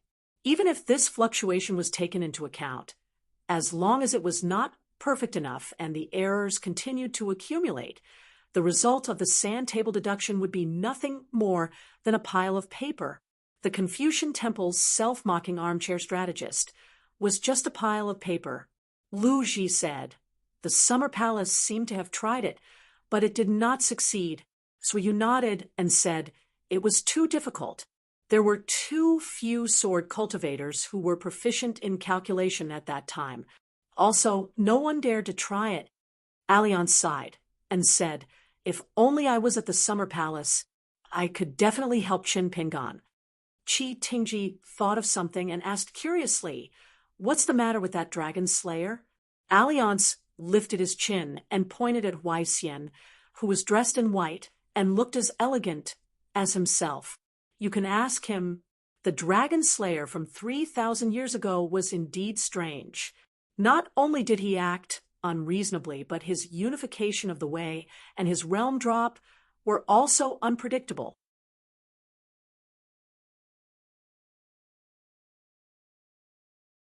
Even a Liang had to say that killing the flood dragon was like chopping melons and vegetables. Every flood dragon he saw would be chopped to death, and every flood dragon he saw would be chopped to death. Regarding this matter, Alliance even went to the Great Wall of Sword Qi to ask his boss about it. It did not make sense for him to be so fierce. No matter how good his swordsmanship was, he could not be better than Chen Qingdou. No matter how broad his swordsmanship was, Alliance did not think that the Dragon Slayer was stronger than him. However, even if a Liang were to face those horde of flood dragons, he wouldn't dare to say that he would be able to kill them as easily as the green-robed man did. His sword fell like rain. However, his boss replied that he could not be stronger than him. Why should he waste his time thinking about it? Go figure it out yourself. Alliance was so angry that he almost brought his 2 children to the thatched hut to water it secretly at night. Now, it was even stranger. The Dragon Slayer might have dropped in realm back then, which was why he disappeared for 3,000 years. Then he merged with the Wei and broke through, returning to the 14th realm. Therefore, Alliance asked Zheng Juzhong telepathically, Brother Huai Xian, there's something that I'm confused about, and I hope that elder brother can help me. Zheng Juzhong smiled. I can't help. Zheng Juzhong and the Dragon Slayer, the master and disciple, actually met in the Aquarius continent after a long separation. At that time, Zheng Juzhong's disciple was already stronger than the teacher. At that time, the blind old Taoist, Jia Cheng, admitted that his cultivation was not as good as Zheng Juzhong's. As for now, it was hard to say. When Pei Bei returned to the central divine continent from the inverted mountain, this female, martial god of the great Duan dynasty, had asked the White Emperor's city. Both of them were part of the 10 of the central divine continent. However, the outside world only heard that the 2 of them did not have a clear winner in the Battle of Pei Bei. But in truth, the 2 of them did not fight at all. Zheng Juzhong said to Pei Bei, wait until you have crossed that threshold. Then come back with all your strength. Otherwise, wouldn't it be a pity? Pei Bei did not feel that Zheng Juzhong was boasting shamelessly, so she agreed. Over at the White Emperor's city, the news spread that it was a draw. Actually, the 2 of them were just drinking in the colorful clouds. Zheng Juzhong even played a game of chess with Chao Si. Chao Si's chess skills were not bad, but the knowledge of this young martial artist was overshadowed by his dazzling martial arts talent. In truth, Chao Si's 4 arts were not bad. Alliance and Qi Tingji's doubts were long gone by Zheng Juzhong's eldest disciple, Fu Jing. Little White Emperor Fu Jing, as a pure sword cultivator, was very focused on winning and losing. He really wanted to ask the sword master. Anyways, as long as the cultivators of the White Emperor city had the ability, they could even kill their master. Zheng Juzhong had once meticulously planned a rebellion for a full 600 years. Han Xiaosa and the other junior brothers, as well as several direct disciples like Fu Jing, worked together to become guest elders and worshippers. The mastermind who was trying to change the entire White Emperor city was a person formed by one of Zheng Juzhong's thoughts, who had been kept in the dark. Then he had roped in a large group of hostile forces of White Emperor's city. He was so confident that he felt that it would not be a problem for him to kill someone in the 14th level. From beginning to end, only that idiot Lu Qicheng did not participate. Zheng Zhuzhong was greatly disappointed with this junior brother of the glass pavilion master. He felt that Lu Qicheng was a piece of trash, but more or less, he felt warmth towards his fellow disciples.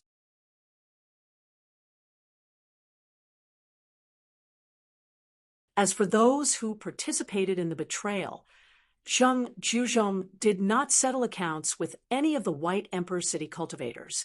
They were a bunch of trash that could only be kept as decorations. As for the hostile factions that Zheng Zhuzhong had colluded with himself, their fates were more pitiful. In the next 300 years, Zheng Zhuzhong didn't kill anyone, but the ancestral master halls had endless internal strife, scheming against each other. Within the same sect, there was an endless stream of assassination methods, and every time a cultivator succeeded, they would feel complacent. Two sects of the Central Plains that originally had deep backgrounds slaughtered each other to their heart's content. In the end, they slaughtered each other to the point where they couldn't even keep their title. The most terrifying part was that even Fu Jing, Zheng Zhuzhong's first disciple, still had doubts in the depths of his heart. Was he Fu Jing, or was he one of his master's avatars? Panshui County. Guken was playing chess by himself. Martial Aunt Han Xiaosa was sitting at the door. She suddenly called out to her senior apprentice brother. Zheng Zhuzhong ignored her. He walked into the room and sat across from the chessboard. Han Xiaosa also didn't care. Guken slowly put down the chessboard in his hands. He looked up and asked, "Is the meeting over?" Zheng Zhuzhong shook his head. "I'm still in the middle of a meeting. I distracted myself and came here." In the entire White Emperor city, the only person who could make Zheng Zhuzhong talk a little more was this new disciple who had just been accepted a few years ago. Guken said, "If Grandmaster wants to maintain the 14th realm, does it mean that there must be at least one true dragon in the human world?" This was actually a paradox. Grandmaster swore to kill all the true dragons in the world. Therefore, with this great wish, his sword heart combined with the Tao Heart sword and became a 14th realm cultivator. However, once he really killed all the true dragons, his realm would drop and he would become an ascendant realm sword cultivator again. Moreover, he would be devoured by his sword heart and his vitality would be greatly damaged. Zheng Zhuzhong nodded. Han Xiaosa suddenly turned her head. Obviously, she was shocked by this statement. Regarding the realm of the Dragon Slayer, some said that it was the 14th realm, some said that it was the peak of the Ascendant realm. Some even said that the reason why he could slay a dragon was because he had the 4th immortal sword in addition to Tai Bai, Wanfa, and Daoist canon. Guken was puzzled. Grandmaster is also a native of Hauran. Why didn't he attract the hatred of the extraterrestrial gods after becoming a 14th realm sword cultivator? Is it because the flood dragons betrayed us and sided with us? Zheng Zhuzhong smiled. Something like that. Guken said, "However, the rise of the flood dragons is the general trend."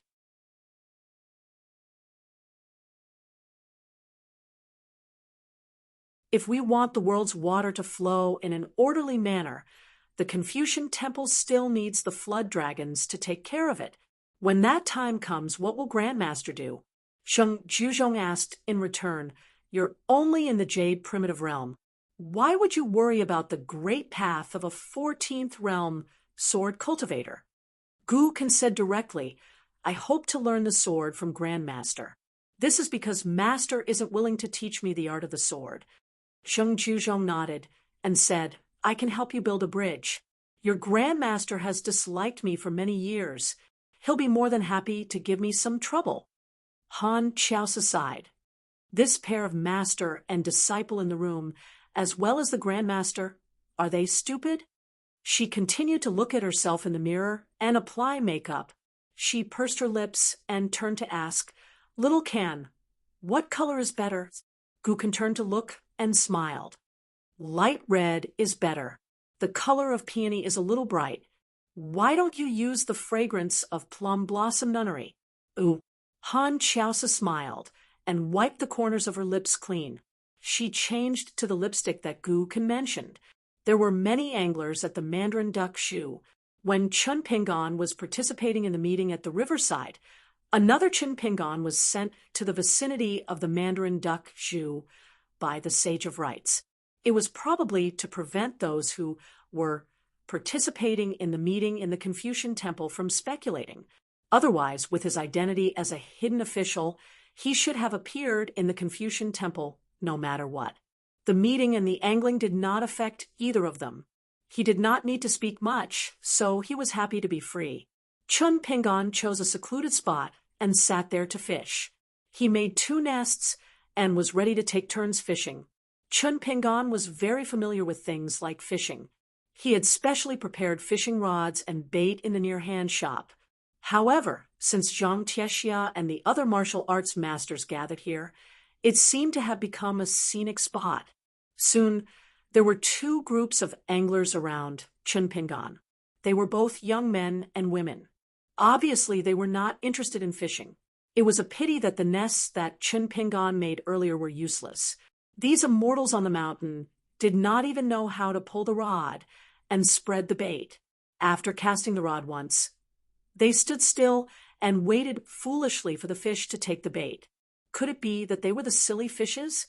Madame Huanyan and a young flower goddess from the blessed land of 100 flowers happened to pass by. When they saw the green robe from afar, they were so scared that they ran away. Chun Pingon suddenly stood up and waved in the distance. On the road, there was a young woman in red leading a horse slowly. She quickly hid the wine pot and let go of the horse's reins. She ran all the way and jumped to her feet. She shouted, "Young Masters Jr."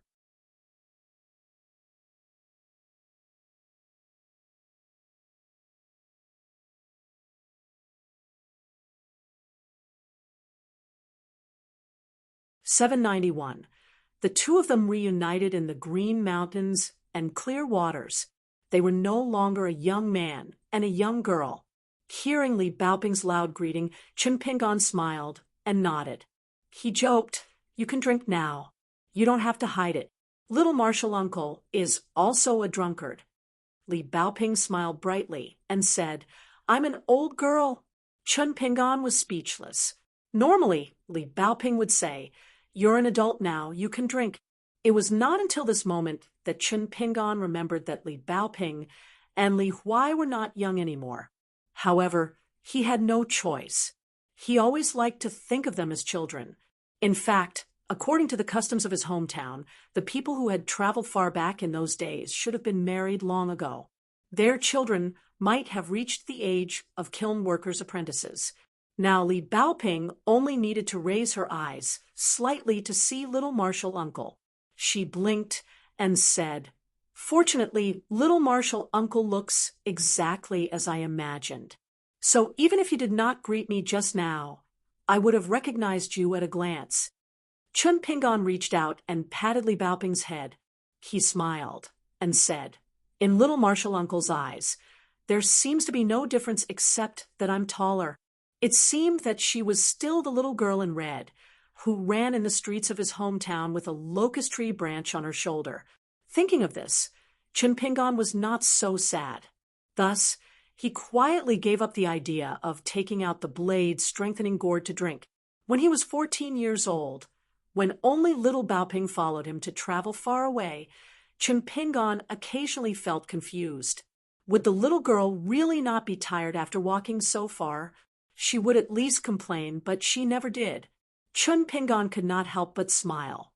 No matter how hard he tried, he would still smile. He took out a small bamboo chair and handed it to Li Baoping. The 2 of them sat by the water. Chun Pingon lifted the rod again, hung the bait, and threw the rod skillfully again. He turned his head and said, "There is still a fishing rod." Li Baoping sat at the side and shook her head gently. Then she lifted her feet and tapped her shoes. I'll just watch little Antmaster fish. Lazy people are blessed with laziness. At the foot of Chun Pingan's bamboo chair, there was a fish basket tied to the water, and a large stone was used to press the rope. Li Baoping got up and squatted by the water. She pulled the bamboo basket out of the water and found that there were many fish inside. They were all golden carps unique to the Yuanyangzhu.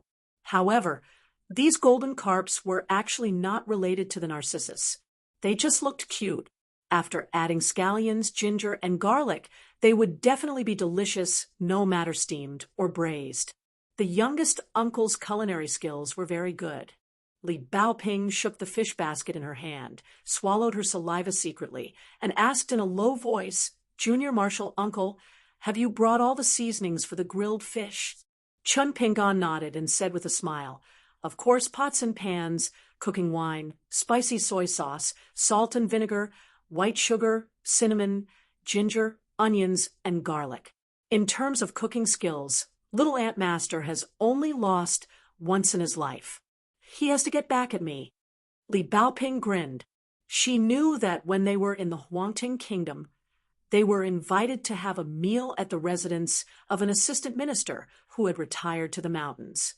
At the dining table, everyone wolfed down the food, especially Li Huai, who was the most heartless. He complained that the youngest Antmaster's food was tasteless, and even complained that the youngest Antmaster could not catch a big fish. How could a palm-sized fish be called a fish? Look at the fish head on the table. It's bigger than your whole fish. Look at the big plate and the soup. The youngest Antmaster was a little angry that time.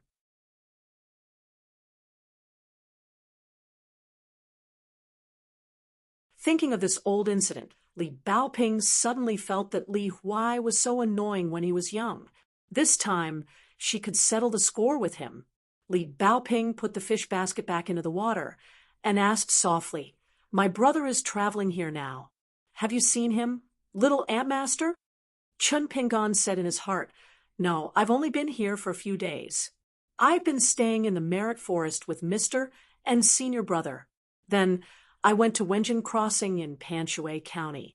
I just met Alliance and Li Huai. Then I was caught off guard and was brought to attend a meeting.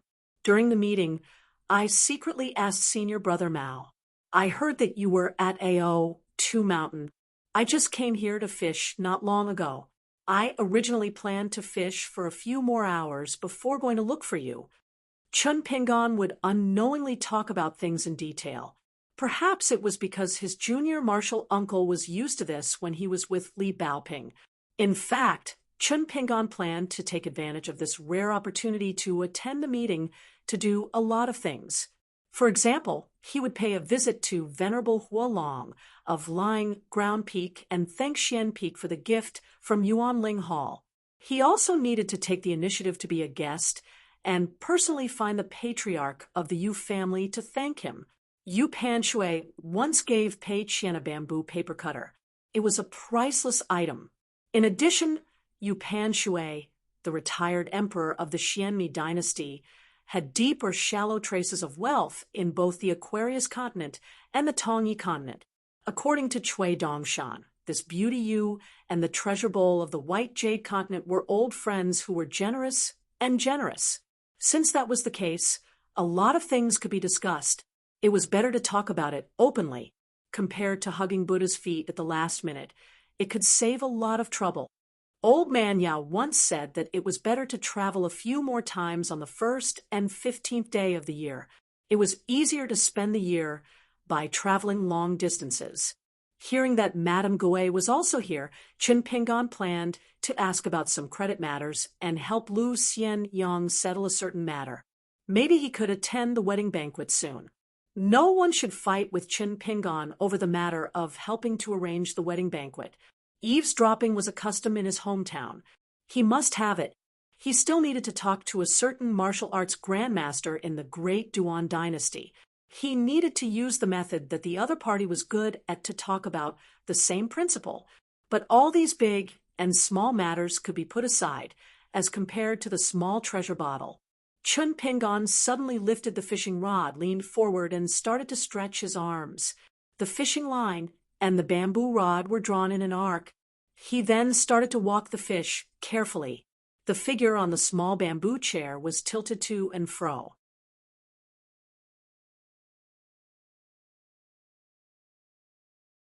The immortals fishing in the water on the mountain was the same principle as the chi cultivators drinking at the table.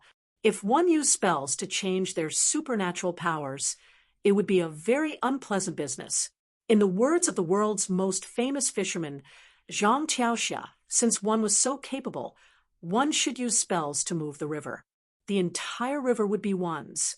What was a few hundred or a few thousand caddies of fish? Did one have to fill it with something close to them and sell it for money? Did his family run a restaurant or a fish market? Li Baoping watched the tug-of-war without blinking. She said casually, "I came all the way here from the Great Wall of Sword Chi with Mr. Mao. Previously, I was by Sister Yu's side, but she has more and more things to do. She has to busy herself with receiving people every day. I bid farewell and left." Chun Pingon nodded and suddenly asked with a smile, "How's the chess skills of Xiao Yuan Dynasty's Jiang Qi? Can he win against the city lord of Baidi City?" Chun Pingon had heard of Jiang Longxiang's name for a long time. Back in the Summer Palace, he had asked Lin Junbai about this person's legendary deeds. Chun Pingon knew that when he was young, he was recognized as a child prodigy. Moreover, he was already famous for his chess skills. When he went to the capital, he won one chess game a year. 7 years later, he was known as the second Xiao Yuan dynasty, second only to the imperial tutor Chao Pu. Later, a young man named Zhou Dongjiang appeared in a vassal state of the Xiao Yuan dynasty. According to age, he was 2 generations lower than Jiang Longxiang. Zhou Dongjiang was proud and arrogant. Before he reached the age of 20, he thought that he had reached the level of second hand. That meant that Jiang Longxiang would, at most, let him play 2 chess pieces. It would be hard to predict who would win or lose. However, Jiang Longxiang insisted that this junior's chess skills were still third hand for the time being. Both sides eventually agreed to a battle at the Fast Pavilion. That was how the Fast Pavilion chess record was created. Although it was just a game of chess, both sides had exhausted their minds and thoughts. This famous Jiang Qi saint probably still didn't know that the young recluse of the Great Wall of Sword Qi had actually admired him for a long time. Li Baoping said with a smile. Anyway, he asked Lin Junbai to guard the arena together with him, but he didn't play with Lin Junbai. Later, when Fu Jing really climbed the mountain, he quickly let Yu Qingqing sit down. He disappeared and didn't even watch the game. Later, when Fu Jing left, he showed up and helped Yu Qingqing to review the game. It was wonderful here and there, and it was inappropriate there. It seems that, not to mention Little Emperor, even if Castellan Zheng went up the mountain personally, he could tie with Lin Junbai. Chun Pingon said with a smile, "What do you think? Our chess saint, Jiang Qisheng, has only won one chess player a year in the capital city of Xiaoyuan in his hometown. For 7 years, he hasn't lost a single time. In fact, it's all because of his chess skills. This requires precise inspection of his chess skills and careful selection of his opponent. He also needs to be thick-skinned. Outside the chessboard, he's the best of the best. Then he quickly looks for wine to drink, tidies himself up, and tactfully refuses the identity of a chess player bestowed by the emperor in front of everyone. He's very arrogant, heroic, and awe-inspiring. If I were the emperor of the Xiaoyuan dynasty, I would directly give him a golden plaque to bear the burden of righteousness." Li Baoping nodded and said, "Then I'll give you another pair of couplets. On the chessboard, he moves like a dragon and a tiger. In the officialdom, he is as smooth as flowing water. With a horizontal stroke, he is invincible in the world." The top, middle, and bottom couplets were all gathered,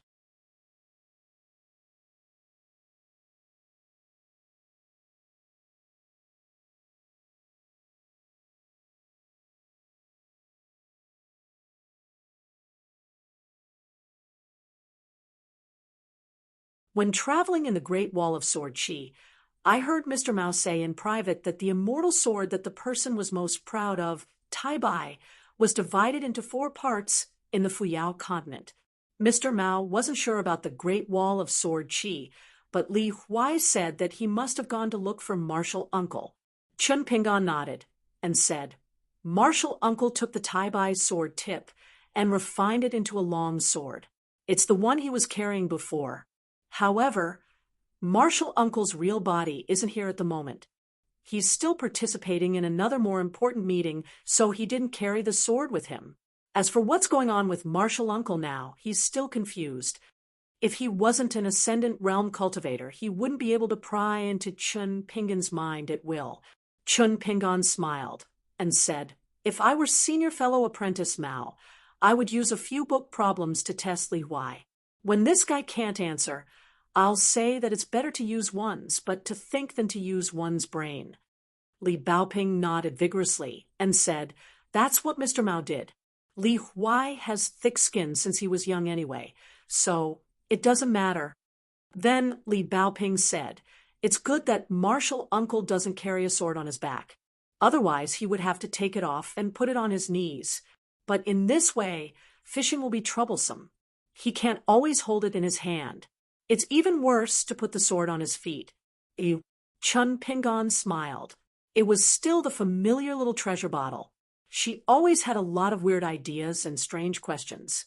Many things that outsiders cared about very much. She just said, oh. But many things that people didn't care about at all. She had a lot of ah. When he was traveling, Little Treasure Bottle once asked him that there was only one real moon in the sky. Then, how many fake moons were there in the world? In the river, in the well, in the water tank, they all had to be counted. Chun Pingan had to say that he didn't know. Little Treasure Bottle kept asking when Martial Uncle would know the answer. Of course, the answer was still that he didn't know. Once, Chun Pingan sat by the bonfire to keep watch at night. Then Little Treasure Bottle pointed to the river not far away and said that in a long river there were 3 people standing in the upper, middle, and lower reaches. The 3 of them could see a total of several moons from the water. Martial Uncle should know this. Chun Pingan was stunned for a long time at that time, but he couldn't give an answer. The little girl in red sat aside, leaning against the small bamboo box. She crossed her arms, shook her head, and sighed. Although little Martial Uncle was a little stupid, he was the little Martial Uncle that he had chosen carefully. What could he do? Chun Pingan had been paying attention to the movements on both sides. Birds of a feather flocked together.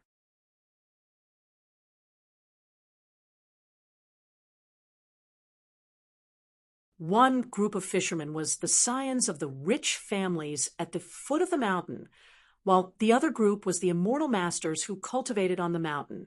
The 2 groups of people chatted with each other without any scruples. The things they talked about were not confidential, so they didn't talk like Chun Pingan and Li Baoping, those who could be brought here by the elders of the family, and the ancestral masters on the mountain definitely had extraordinary identities. They were all outstanding disciples of the Chinese sects or the direct disciples of the ancestral masters of large sections. Now, it was much more difficult to meet cultivators of the lower 5 realms than immortals of the upper 5 realms.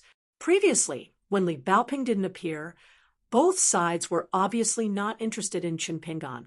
They most likely thought that this fisherman who was not qualified to participate in the discussion was an ordinary scion of a rich family or a disciple of a sect who had left the ancestral master's side.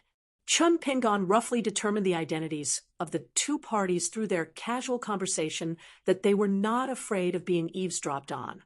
On the left, there were the Xie family of the Mian continent, the Qiu family of the Liuxia continent, and the Zhu family of the Xiaoyuan dynasty. They mainly came from these 3 families, which were all rich and noble families. For example, the Xie family was actually very rich. It was only because of the Lu family, which was the richest family in the world, that they didn't seem so eye-catching. He remembered that one of the regrets in his life was that he had never been to Yuzhou in the Liuxia continent because he heard that the hot pot there was the best in the world. However, Senior Song also said that it was good that he hadn't been there. If he really went to Yuzhou, he would go back to his hometown and eat hot pot again. Wouldn't that be terrible? Then he might as well not go to Yuzhou and leave it as a memory. Therefore, Chun Pingon had a deep impression of Yuzhou. These young men and women from famous families had set up long and short tables, which were filled with immortal fruits full of spiritual energy. The floor was covered with a mat, and there were maids helping to set up a stove to boil tea. There were also noblemen holding cups, drinking wine, and reciting poems. In any case, they were doing everything except fishing. On the right, there was a female sword cultivator from the May Mountain sword sect. She didn't look more than 100 years old and was an extraordinary golden core sword cultivator. It was said that there was a strange phenomenon of dragon clouds at the mountain gate, which looked like a waterfall. There was also an inverted jade peak standing beside the lake. The mountain was reflected in the water. It was actually an immortal Taoist temple with reality in the water and illusion on the shore. It was very strange. Climbing the mountain was like entering the water. What the cultivator saw was also the scene in the lake. Chun Pingon looked at her a few more times. The main thing was that this female sword cultivator had a small and exquisite ink stick hanging on her waist. The ink stick was inscribed with a popular poem about swords. Because of the ink stick, Chun Pingon thought of his disciple, Guizhuzhou. Guizhuzhou seemed to be the only person of the same age who could make Pei Qian suffer. How rare was that? Just ask the white head of the dancing peak. There was also a fairy from the Plum Blossom Nunnery with a treasure-spitting marten on her shoulder. This little fellow was not only a natural piggy bank, but it could also produce money after eating it. It was something that could only be encountered by chance. The Plum Blossom Nunnery had the beautiful scenery of 10,000 acres of plum blossoms flying in snow. The rouge and face powder from the Plum Blossom Nunnery sold well in all continents.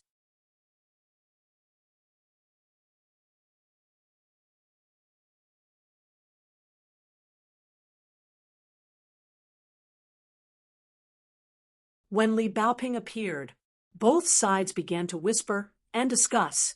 A guest of the Xie clan who was sitting on a praying mat and concentrating on breathing was an old sword immortal in the unpolished Jade realm. When the old man saw the girl in red earlier, he could not help but sigh. What a potential cultivator. The sun is bright in the sky, surrounded by clouds. Jade and gold, one mind and spirit, close to the Tao. The old man did not use his inner thoughts when he said these words. A handsome young man from the Chiu clan said hesitantly, "It seems to be Li Baoping from the Cliff Academy," because Li Baoping had a debate with Yuan Yan, and because he was a Confucian scholar from the Cliff Academy in the Aquarius continent. He was indeed more eye-catching in the Li Ji Learning Palace. A young woman with a plump figure casually glanced at the green-robed man, who was pulling a fish in a funny manner, and smiled. Since she called him young martial uncle, he must be from the Aquarius continent. He must be a gentleman from the Cliff Academy. Otherwise, there is no such person in the Jiang clan of Cloud Forest. Song Zhangqiang of the Dali dynasty, Jiang clan of Cloud Forest, and the Divine Grandeur sect. Only these three groups of people from the Aquarius continent came to the Confucian temple. Song Zhangqiang of the Dali dynasty was alone. This martial artist, who was rumored to have reached the 11th realm, was famous in the world. The Divine Grandeur sect was a Taoist sect. Everyone wore Taoist robes and a fishtail crown. As for the green-robed man, who had a feng-shui item, it was not surprising. The strange thing was that there were two small chairs made of ordinary green bamboo in the feng-shui item. Chun Pingon actually paid more attention to the flower hairpin child in the end. It was not because first Si Chou had an illegitimate son in the lotus blossom blessed land who was nicknamed flower hairpin child. It was because the way this guy looked at Li Baoping was not in the right way. For example, the other disciples of the wealthy clans were also stunned when they saw Li Baoping. However, they were definitely not as secretive and sneaky as this guy. It was as if they were already scheming and ready to take action at any time. Chun Pingan made a mental note in his heart. Everyone loved beauty. This was human nature. It was normal to take a few more glances at a good-looking girl. In the wine shops of the Great Wall of Sword Chi, there were many people who openly stared at girls passing by. Not to mention the gazes, there were also frequent whistles from bachelors. However, that kind of gaze did not belong to a sword cultivator. Instead, it was like hops floating in a bowl. It was gone with a gulp. However, some gazes were like the slug in the lion garden of Qingwan country. They were sticky and greasy. Moreover, people with such gazes would often be in his territory looking for prey and waiting for an opportunity to make a move. Chun Pingan continued to quietly sense the flower hairpin child's chi ripples. Li Baoping was silent for a long time. Then, she said softly, "Little martial uncle, I was not there twice when you offered incense at the ancestral hall of Luapa Mountain. I'm sorry." Chun Pingan waved his hand and said softly, "It's okay. It's nothing. Little martial uncle had already prepared a place for you to study at the Luapa Mountain and the photo reading post. You Lu and Xie Xie had already chosen the photo reading post and occupied 2 mansions. They did not stand on ceremony with me at all. However, little martial uncle has something to tell you. Actually, Wei Xia Peak and Yuanmu Peak have 2 places. That place is truly beautiful and tranquil. Little martial uncle had purposely not told anyone about this. No one was in a hurry to build a mansion because they had all been secretly circled by little martial uncle. In the future, I will bring you there to take a look."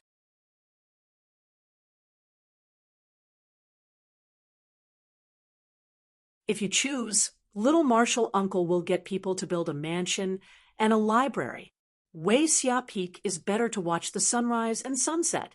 However, the sea of clouds at Yuanmu Peak is better than the Luapa Mountain.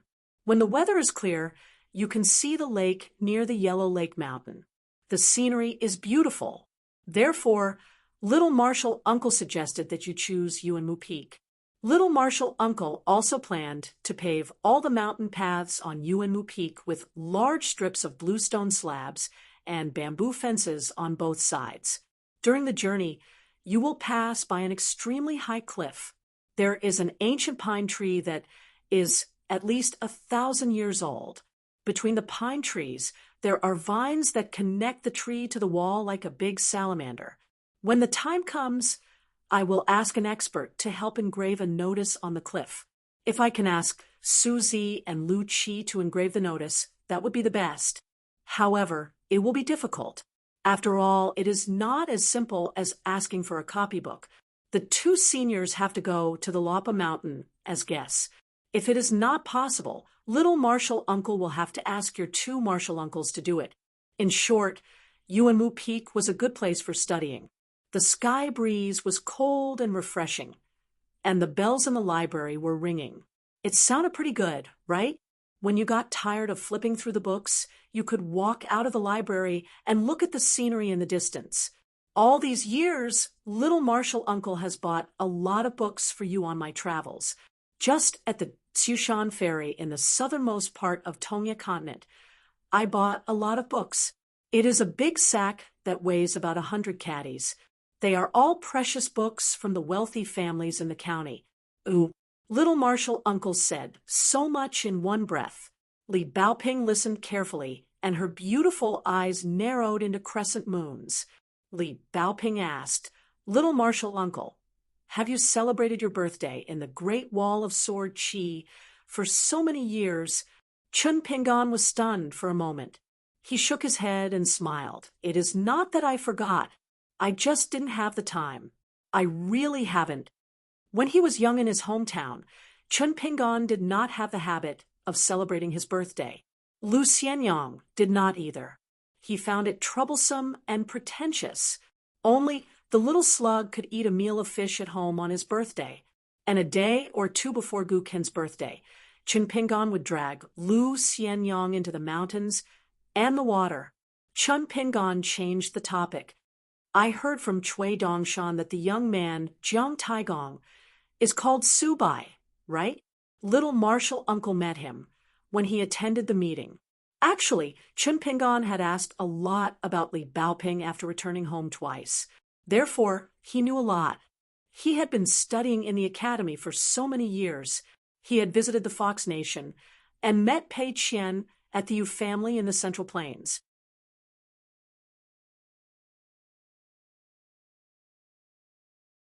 Even when he was at the Merit Forest, Chen Pingan did not forget to ask his teacher about the little treasure bottle. For example, he asked about the details of the dispute with Yuan Yen. Chen Pingan had specially flipped through many books in the Confucian Temple during the 2 days he was at the Merit Forest. In the end, during the dispute between the two of them, Chen Pingan, as Li Baoping's little martial uncle, could not help much. Li Baoping sighed. He's a troublemaker. He only stopped after my brother taught him a lesson. Chen Pingan held back his laughter and nodded. He's just one of the 10 young candidates. He's not worthy of our little treasure bottle. He's far from it. Li Baoping rolled her eyes and leaned back on the bamboo chair.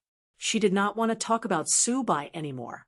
She was the only one among the group of children who had traveled to study and cultivated the qi of Confucianism step by step. As for asking Lin Shui and Xie Xie about immortal spells and asking Yu Lu about martial arts, Li Baoping seemed to be just interested. Chen Pingan asked, "Have you been bullied during your travels all these years?" Li Baoping shook her head. "No." Chen Pingan smiled and said, "Little martial uncle's swordsmanship is still very average. However, traveling through mountains and rivers requires strength. Therefore, his martial arts are passable. He can't beat an ascendant, but he can still beat an immortal. I remember, there's really one." Li Baoping suddenly slapped the chair and turned to smile at little martial uncle. "It's at the edge of the Fox Nation in Qingfeng City. Gu Ken was also there. He's very loyal. I was surprised." Chen Pingan was puzzled. "What do you mean?" Li Baoping was about to talk about this topic. She blinked and said in her mind, "My brother is here." Chen Pingan turned to look. It was Li Shisheng. Moreover, Chen Pingan did not detect the slightest trace of Li Shisheng and Li Baoping's conversation. This was a good thing. The two of them got up from the bamboo chair at the same time. Li Baoping smiled and said, "Little martial uncle, there's an acquaintance." Chen Pingan smiled and did not say anything. The group of people slowly walked over. In addition to Li Baoping's elder brother, Li Shisheng, there was also Zhou Li, who came from the divine grandeur sect to the Middle Continent. Lady Gui was followed by an old man. He was called an old man because of his age. In fact, he was just a middle-aged man with a dull expression. He's Xiaoyang, the sect master of the cooling sect, and Gao Jianfu, the nascent soul cultivator of the divine grandeur sect. They were once the golden boy and jade girl of the divine grandeur sect. The two of them appeared together in the Lizhu grotto heaven. Except for Zhou Li, Chen Pingan indeed knew them. As they approached, Chen Pingan and Li Shisheng bowed and greeted Lady Gui with a smile. Lady Gui smiled and nodded. Chen Pingan gave a fist salute to Zhou Li. "Greetings, Mr. Zhou." It was said that this person would be the next sect master of the Qing Xian sect. The reputation and foundation of the Qing Xian sect in the Middle Continent was only slightly inferior to the mountain where the talisman Yuxian was and the celestial master residence of the Longhu Mountain. The main reason was that the current sect master of the Qing Xian sect had been in closed-door training for 600 years. As for the Qing Xian sect of the Middle Earth, which was an upper sect of the divine grandeur sect, its orthodox lineage was the lineage of the White Jade Capital's chief. This was yet another unresolved Taoist case that left outsiders puzzled. For some reason, Zhou Li did not participate in any of the meetings held in the Confucian Temple. Chun Pingan hesitated for a while before addressing him as Mr. Zhou. Zhou Li smiled and returned a Taoist bow to Chun Pingan. He said in his mind, "I've heard of your name for a long time. It's my honor to meet you today."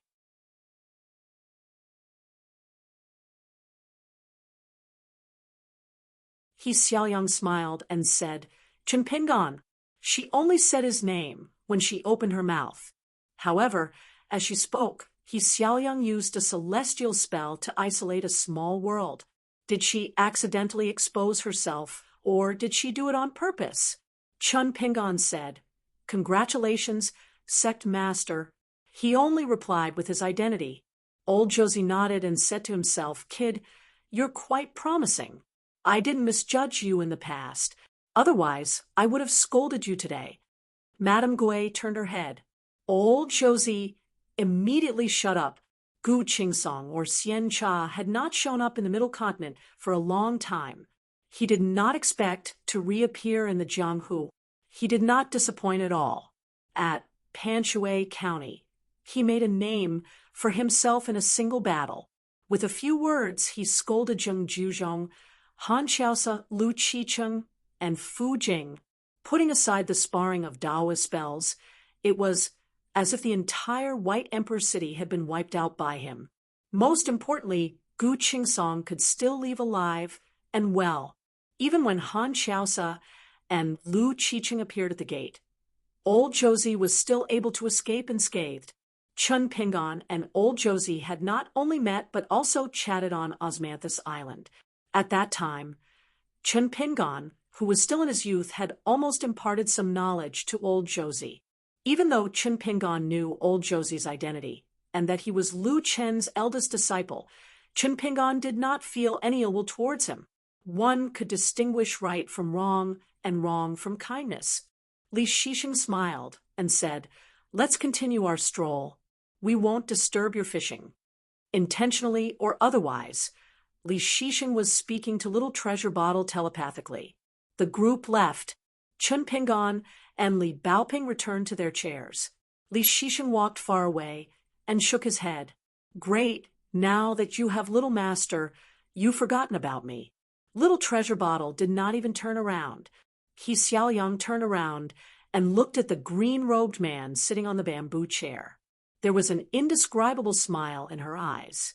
Beside him, Gao Jianfu was dejected.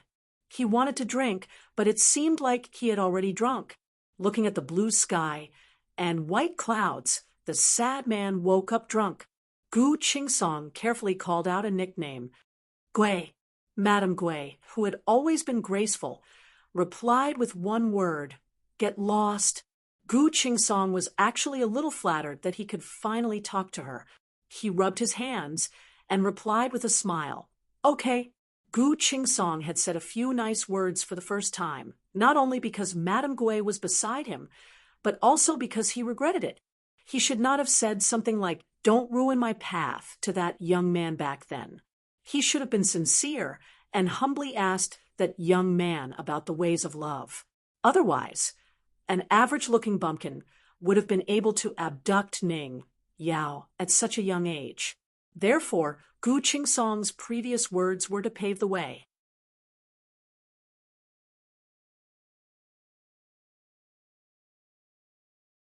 He would look for Chun Pingan in private later and treat him to a drink. He could even call him Brother Chin. Li Shishing asked with a smile, "How is it?" Zhou Li replied with a smile, "Don't get angry if you don't talk. You can live forever if you cultivate in peace. Besides, the good thing is that when you interact with people, you don't care about the pleasure of making friends, and you don't get tired of being together for a long time."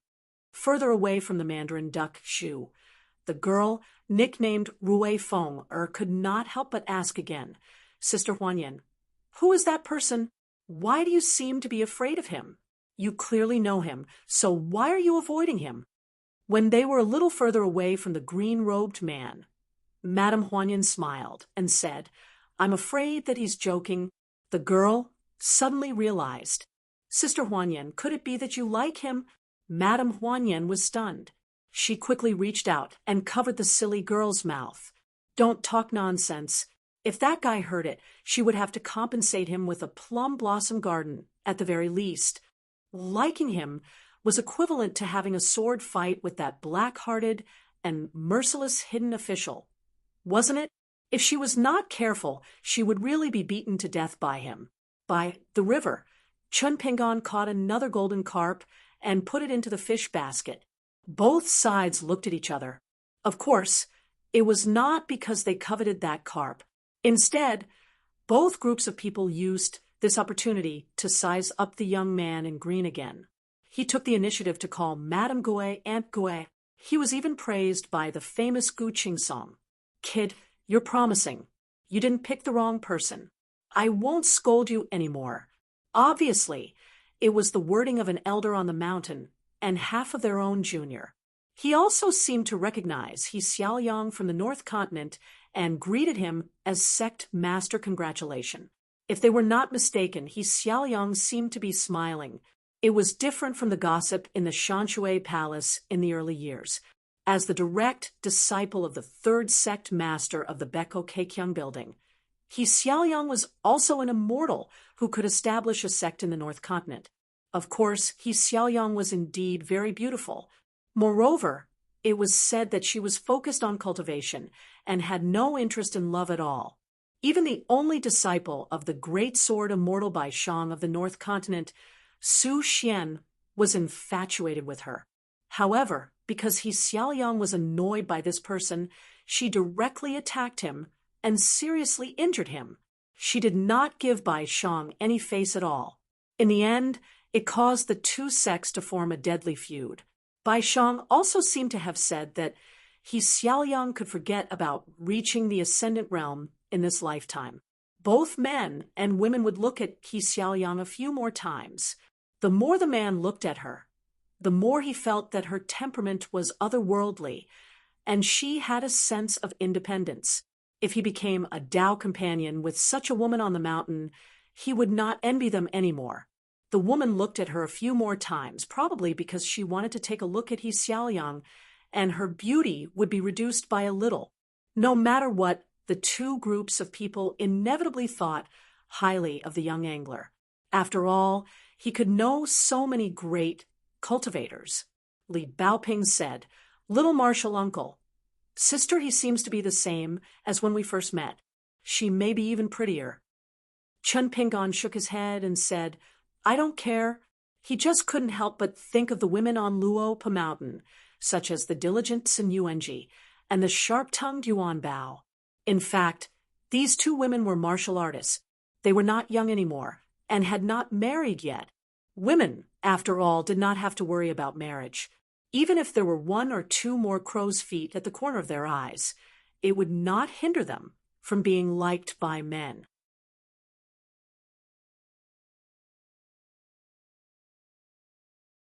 Moreover, what kind of feng shui on his mountain, no matter men or women, none of them were ugly. Zhu Lian, Jiang Shangjin, Miyu Chui Dongshan, Chao Qingleng, and Yuan Lai had not even pulled in Wei Shanjun, and those guests, swordsmanship, boxing, zither, chess, calligraphy, painting, grooming, there was nothing they couldn't talk about, and there was nothing they weren't good at. He, the mountain master, was the most shameless when it came to making money. Otherwise, the immortal money of the Aquarius continent would flood into Luo Pa Mountain like a flood. As for female martial artists, as long as they reached the Qi refinement realm, they could not only temper their body but also nourish their soul.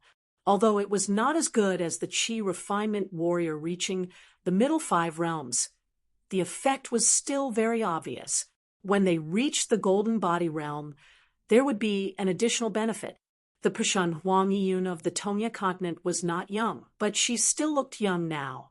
However, on his own mountain, Yuan Lai had long liked Sun Yuanji, Yuan Bao secretly admired Chao Qingleng, and Chun Pingon had already heard about it when he returned home this time. In fact, even Xiaomi had found out. She secretly told the good mountain master that every time Chao Qinglang was present, Yuan Bao would speak especially fiercely and with a very loud voice. He even deliberately did not look at Chao Qinglang. Who was he trying to fool? He did not look at her, but his heart was full of Chao Qinglang. So now, was Yuan Bao the only one who mistakenly thought that he liked her? Only she knew. Li Baoping smiled and asked, "Little Uncle Master, are you thinking about happy things?" Chun Pingon nodded and said, "I'm thinking about helping the mountain earn money." Li Baoping remembered something. "I heard that there is a very big bag shop above the Yuanyangzhu. It seems that business is quite good. If little Uncle Master is free, you can go there and take a look." Chun Pingon smiled and said, "I'll go there when I'm free. Yes, it's best if we bring Li Huai along." Chun Pingon immediately took out a yellow paper talisman from his sleeve. He reached out and touched the talisman. With a flash of spiritual light, Chun Pingon silently chanted a sentence in his heart. The talisman turned into a yellow paper crane and flew away. It went to Panshui City to find Li Huai and asked him to come to the Yuanyangzhu to meet him. The old man sitting on the praying mat opened his eyes again. When he saw the yellow crane leaving, he exclaimed in surprise. Why wasn't it a golden body realm martial artist, but a talisman cultivator with the aura of an earth immortal?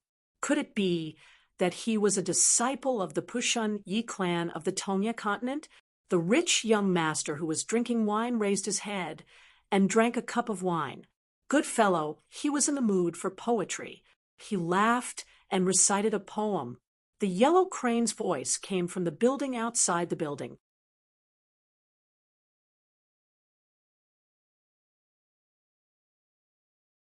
The fishing rod melted the day and drank away the sorrows.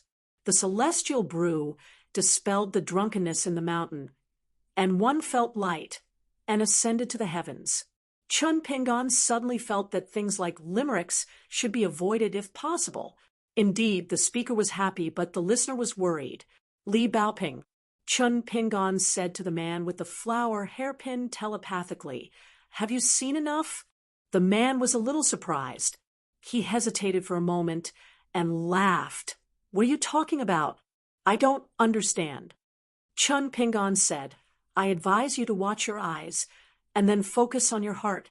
Walking on the mountain, it's more important to talk about your heart." The man raised a finger and gently touched the flower hairpin in his hair.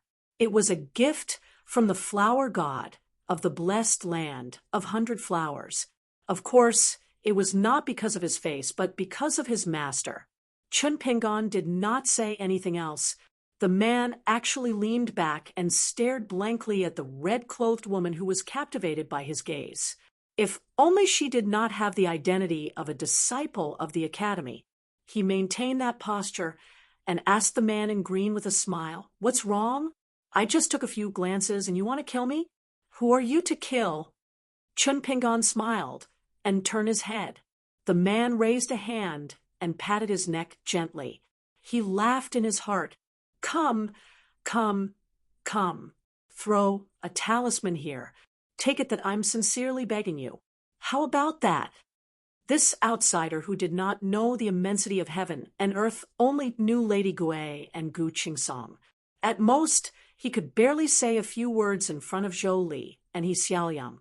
Did he really think that he could do whatever he wanted in the central divine continent? Li Baoping asked, "Little Uncle Master, what's wrong?" Chun Pingon put down the fishing rod in his hand and smiled. "Someone begged me to hit him. I was almost scared to death by him. He was not killed by Wenhai's careful plot and was not killed by the sword cultivator dragon god. He did not expect to meet a peerless expert here." Li Baoping blinked. He grew up eating arsenic. Chun Pingon smiled and did not say anything. He did not have any thoughts about what he said to Li Baoping. Therefore, both groups of people heard it. The man with the flower hairpin sneered and stretched. Then, a flying sword that was used to save people was caught by the hands of the man in green and thrown into the water. The man in green reached out and grabbed a blocking spell, and the creation in his palm gathered into a ball. As for the man with the flower hairpin, the man in green who appeared behind him reached out and grabbed him by the neck. He lifted him up and threw him with all his strength. The latter ran as fast as lightning and directly went to the other side of the river, rolling and skipping along the way. His green robe was even more elusive. He appeared on the other side of the river in an instant and stepped on the neck of the flower hairpin man. With another kick, he bounced back to his original position. He was not the slightest bit behind.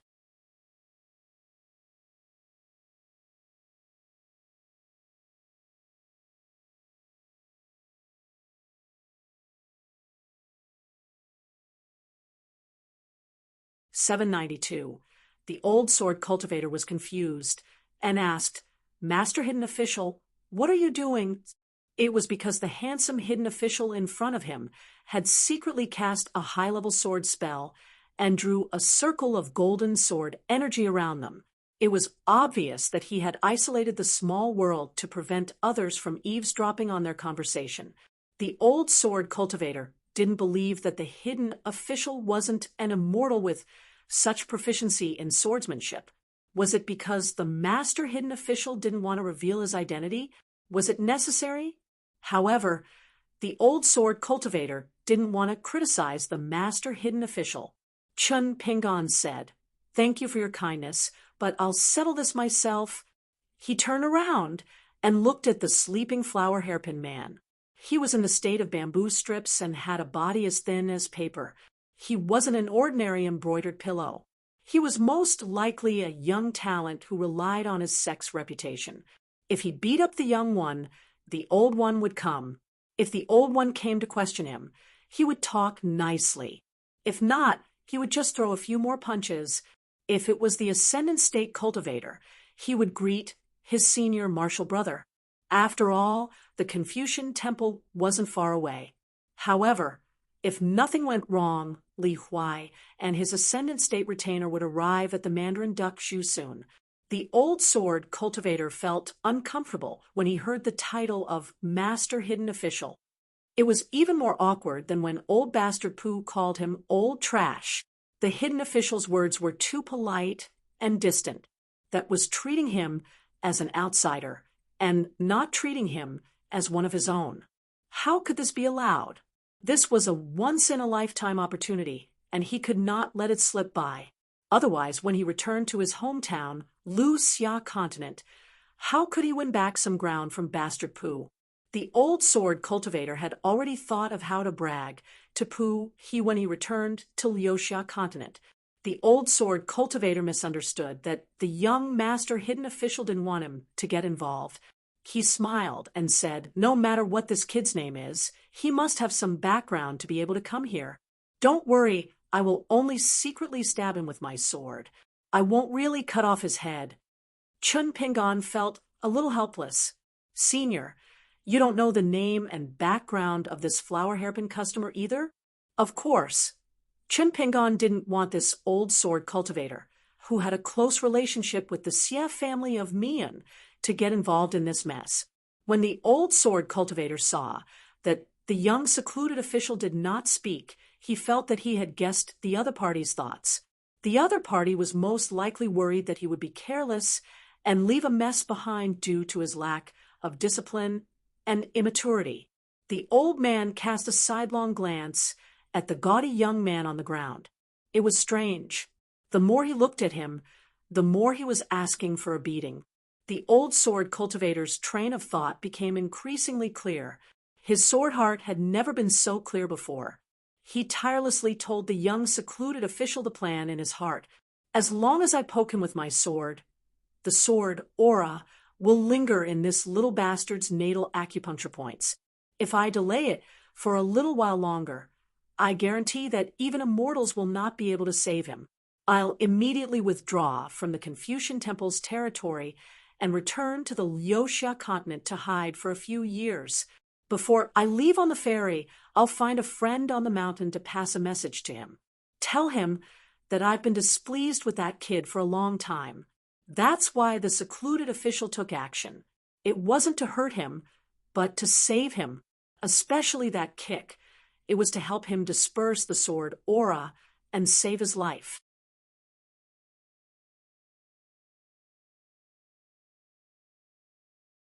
In short, I guarantee that I won't let Lord Secluded Official be stained with feces or urine. We're sword cultivators after all. If we don't have grudges on the mountain and go out to drink with friends, we'll be embarrassed to call ourselves sword cultivators. Ooh. Among the 4 troublesome ghosts on the mountain, sword cultivators were undoubtedly the first. It was not without reason. The world was vast, and sword cultivators could survive anywhere. If there was no place for them to stay, there would naturally be a place for them to stay. Even if there was no place for them to stay, as a sword cultivator, they could stand tall in the world with just a sword. For example, in the Aquarius continent, Li Tuanjing had once suppressed Qingyang Mountain for hundreds of years. When Li Tuanjing was still alive, the Wind Thunder Garden was more powerful than a sect.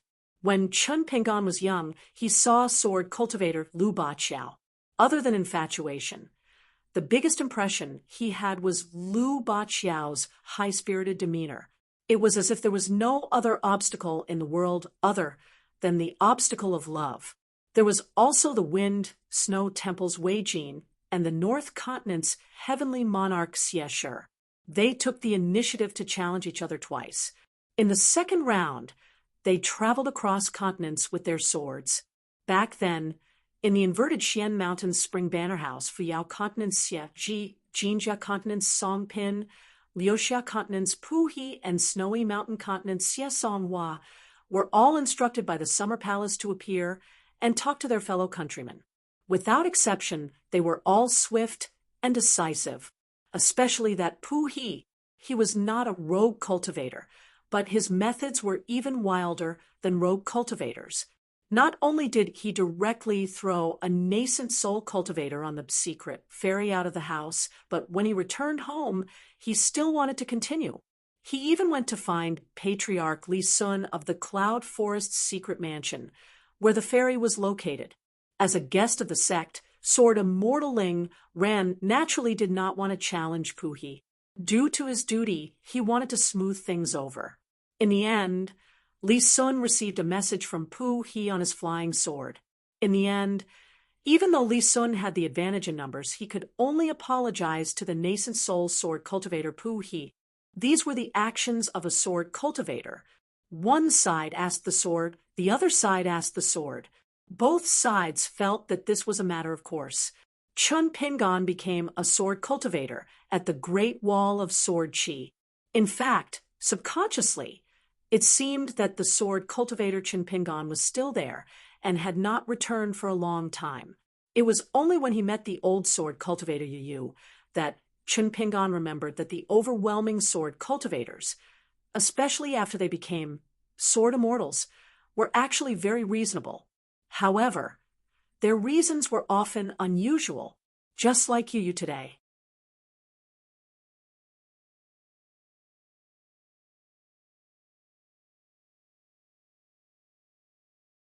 Regardless of the situation, one could not ask about the opponent's background and just kill them first, be it Yu Yu or his good friend Pu He.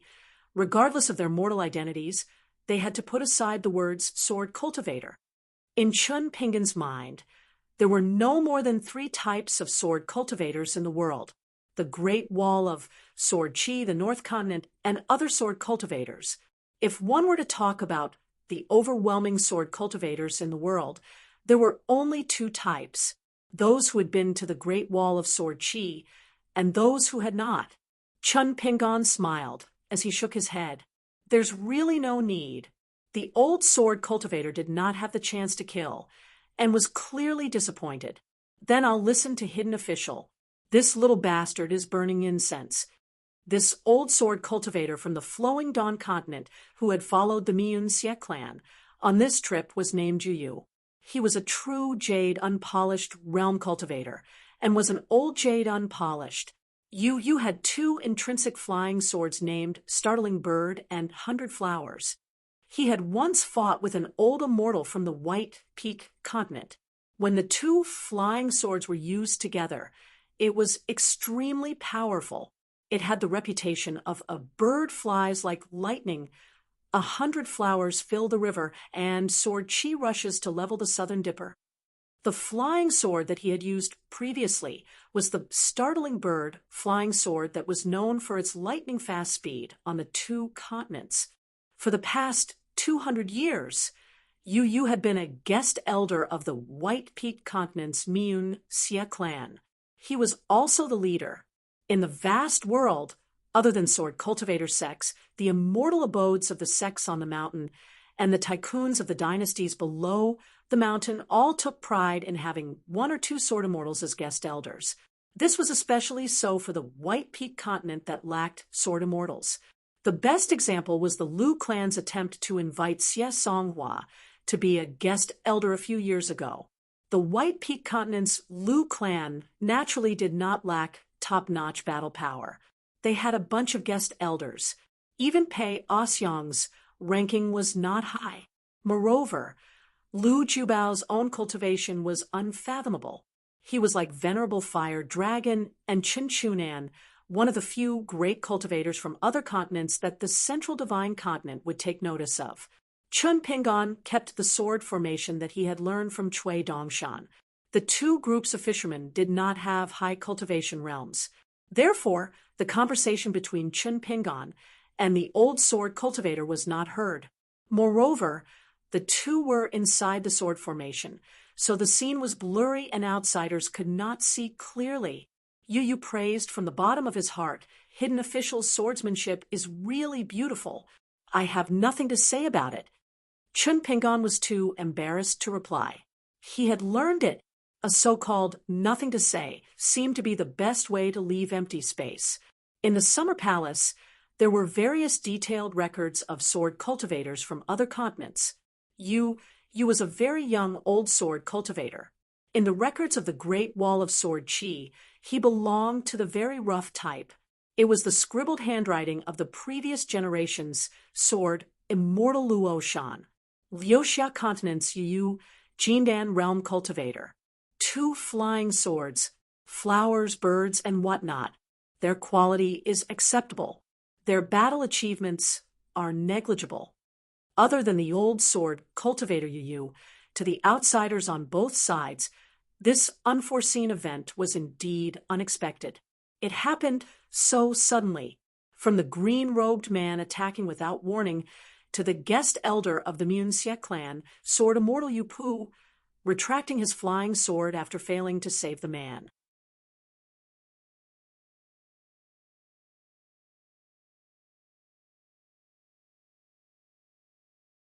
In just a few blinks of an eye, the handsome young master from the Central Divine Continent was already lying on the ground on his last breath. Fortunately, the plum flower on his head that came from the 100 Flowers' blessed land was still tender and beautiful. It was not damaged at all, and for some reason, Yu seemed to be chatting with the young but bad-tempered expert, although it was unknown what they were talking about, seeing that Yu cupped his fists and smiled. Did he meet a playful senior on the mountain? The noble young master of the Xie clan, who liked to drink wine and recite poetry, was frightened and sat up straight. He slapped his knees hard and shouted loudly, "Sudden rise, immortal? Immortal!" Whether a cultivator's realm was high or not was one matter. Whether a fight was good or not was another matter. Spells and supernatural powers were natural and smooth. One's posture was ethereal, freehand, and divine. That was true ability. In other words, this Gong son of the Miyun Xie clan liked to fight beautifully. Being good-looking was the most important thing. One had to have the bearing of an immortal and be outstanding. For example, the sword Immortal Yu, the head guest elder, was very popular when he fought with all his strength. Yu looked embarrassed and continued to speak to the young guest elder telepathically. "Guest elder, don't pay attention to this kid. It's true that he's simple-minded, but his heart isn't bad." Chun Pingon smiled and said, "I can see that. After all, they were kindred spirits who liked limericks. On Yu's side, Mainly the three noble clans were relatively quiet. Their intention of choosing to be a bystander was more obvious. Only the young lady from the immortal cloud Zhu clan of the Xiao Yuan dynasty, whose relationship with Zhu Mei was unknown, was more carefree. She did not choose to speak telepathically, and directly asked the young master of the Xie clan with a smile, "Can you see what realm he is at?" The man laughed and said, "I can see that he's not a Qi refinement warrior of the lower 5 realms." The lady rolled her eyes charmingly and then turned to look at the man in green. She was a little curious. The poor guy from the Jiuzhen Immortal School was a golden core cultivator with excellent survival skills. He was also the direct disciple of the Abbey Dean and the beloved disciple. How did he end up like a little chick being bullied by others? In the central divine continent, there were many geniuses. Each of the young people was more ambitious than the next. As for the old masters of the various clans on the mountain, they actually did not mind fights between people of the same age. However, if there was a huge age gap, and some people relied on their accumulated realm to bully the younger generation, it was a taboo. No matter how she looked at it, she felt that the man in green who looked young and ruthless couldn't be young. As for how old he was, it was hard to guess.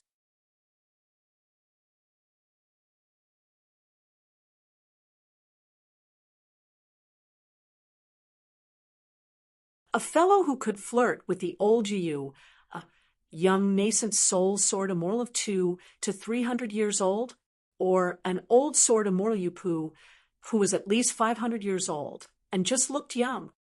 The young cultivator from the Lotus City, who could follow Yu to rescue him, had a particularly grave expression.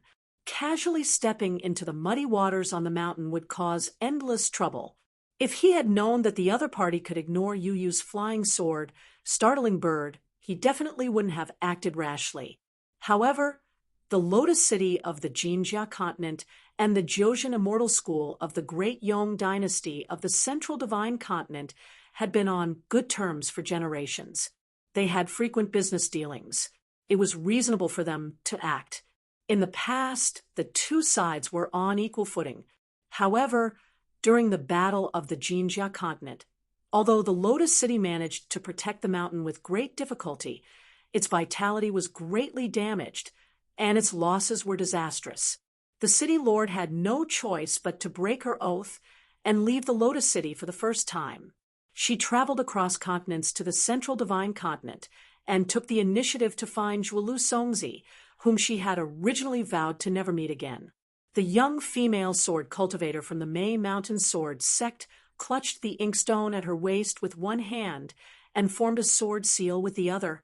She said telepathically to her friends, "It's a sword cultivator who hides his strength." Just now, the other party's technique of isolating heaven and earth is very likely the lightning pool sword formation that banished Immortal Mountain Sword Immortal Lu is most adept at. That talisman technique from before was a smokescreen. The fairy from the Plum Blossom Nunnery, who had a small sable lying on her shoulder, paled. She couldn't help but say in a trembling voice, "Should I activate the mirror's flower, water, and moon to prevent this person from acting recklessly and casually killing people?" The man from the Lotus City sighed, "Don't add fuel to the fire. We can only wait and see. Have you forgotten? When sword immortals kill people, they don't care about any rules or taboos." The golden core sword cultivator from the May Mountain Sword sect nodded and said, "It's indeed very similar to Immortal Lu Zhou's sword formation. Lu Zhou was adept at using his flying sword to draw the lightning pool forbidden area. When Qi refinement warriors were inside, they would be suppressed by the sword Qi of heaven and earth. It was already extremely difficult for Qi refinement warriors to fight against sword cultivators of the same realm. With the addition of the array formations restriction, it was one disaster after another. Could it be that this young sword immortal was from the same sect as Immortal Lu Zhou, who loved to play chess? Or was it a certain old ancestor of the banished Immortal Mountain who didn't like to show his face? If that was the case, then everything made sense. Everyone's expressions changed subtly. Chun Pingon noted them down one by one.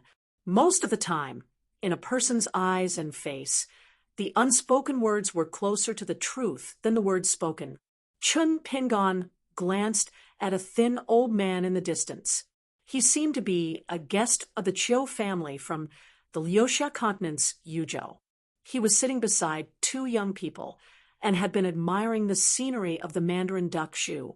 There was an open wooden box beside his hand that was filled with carving knives of different styles. He was not fishing and had been carving jade. After Chun Pingon used his sword chi to create a small golden lightning pool world, the other cultivators, be it their spells or wills, were all defeated upon contact with the sword chi. All of them retreated in the face of difficulties. Only this old man could touch the lightning pool sword formation without retreating.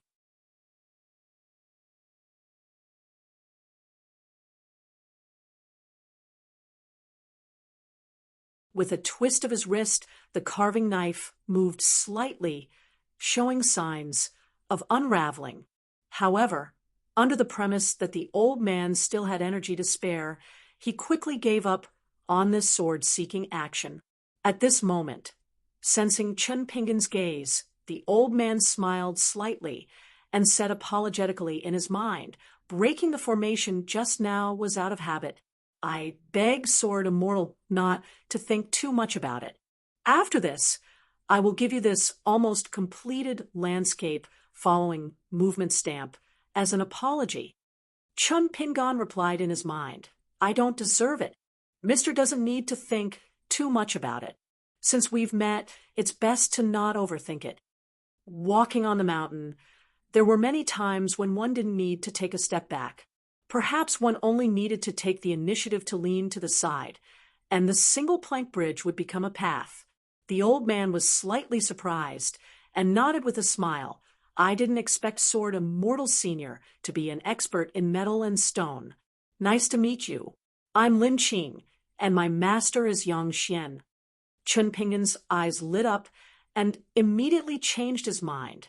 "I'll kindly accept Mr. Lin's following movement stamp." He had never heard of Lin Qing, but Chun Pingon had heard of the name Yang Xian. This person came from Laoking Blessed Land and liked to sign off his work with the word Xian, which was worth thousands of gold. Yang Xian's talisman in Laoking Blessed Land under Xianzong was like the Chao family in charge of the Jiang family in Yunku Blessed Land.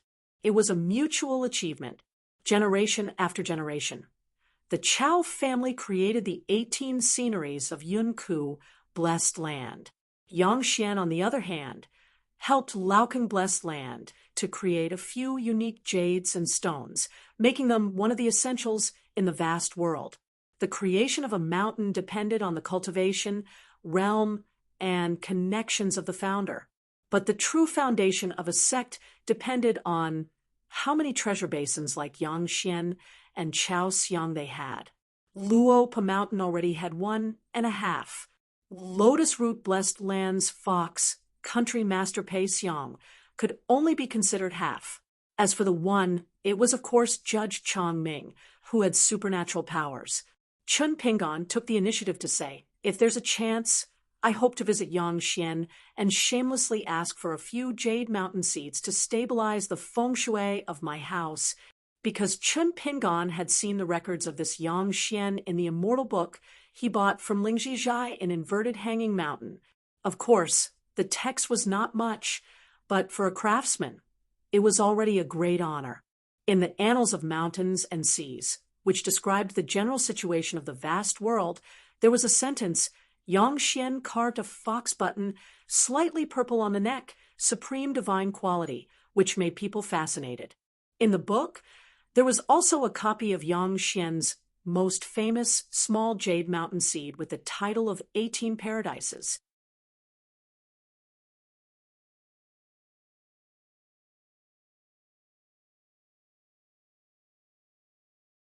It was Yang Xian's best carving skills. There was a picture of a mountain stream. The sky was high and the clouds were sparse.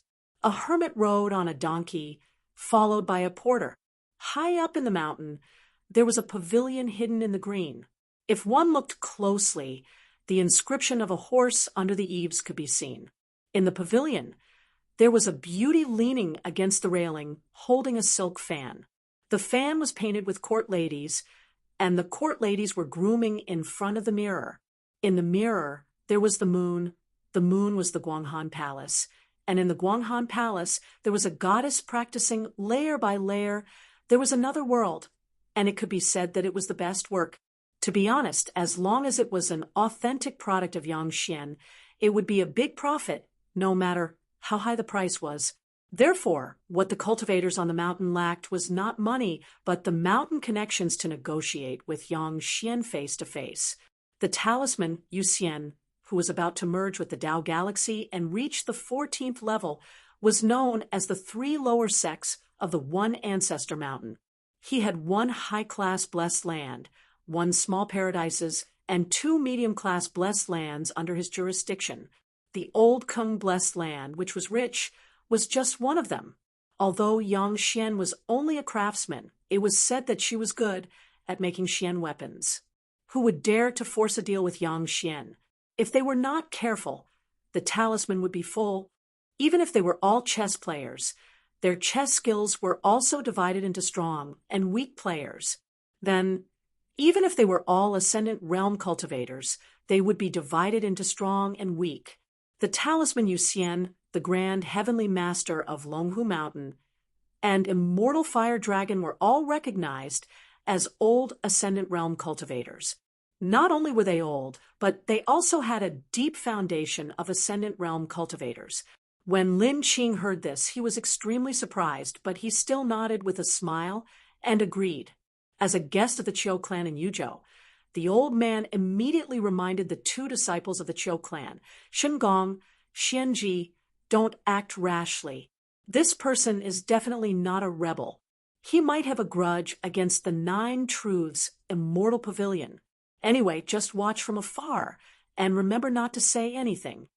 The old man thought for a while, and added, this sword immortal whose real age is unknown admires my master. Judging from his temperament, he is most likely a disciple of a noble family like the 2 of you. Therefore, there is no need to make enemies with him, for the 9 Truths immortal pavilion, which has a mediocre reputation. You asked a few questions and made an exception to be the informant. He immediately said to the young secluded official, the guy on the ground is called Li Qingzhu. He likes to eat crabs, which is why he got the nickname Li Baishui. He is one of the disciples of the owner of the 9 Truths immortal pavilion, Yun Zhan. Li Qingzhu's cultivation talent is average, but he knows how to make trouble. His master loves him like a son. If the upper beam is not straight, the lower beam will be crooked. Chun Pingon nodded and said with a smile, I know. Chun Pingon lightly kicked the flower hairpin guest's head and smiled. Wake up. It's not dark yet. Don't sleep. The young man who had missed twice slowly opened his eyes. When he saw the mysterious green-robed guest, his face turned pale. He used both his hands and legs to lie down, but he took a few steps back. This genius of the central divine continent was indeed worried that he would have to lie down again if he got up. Since that was the case, he might as well lie down. Perhaps he would suffer less. Oh, he was quite good at acting. Chun Pingon saw through the other party's movements in his sleeves. He was using a secret technique to call for reinforcements.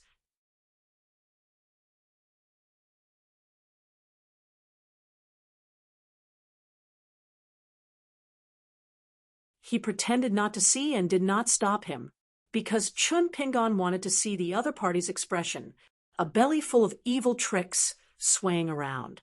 In the end, it had to be supported by a bad guts.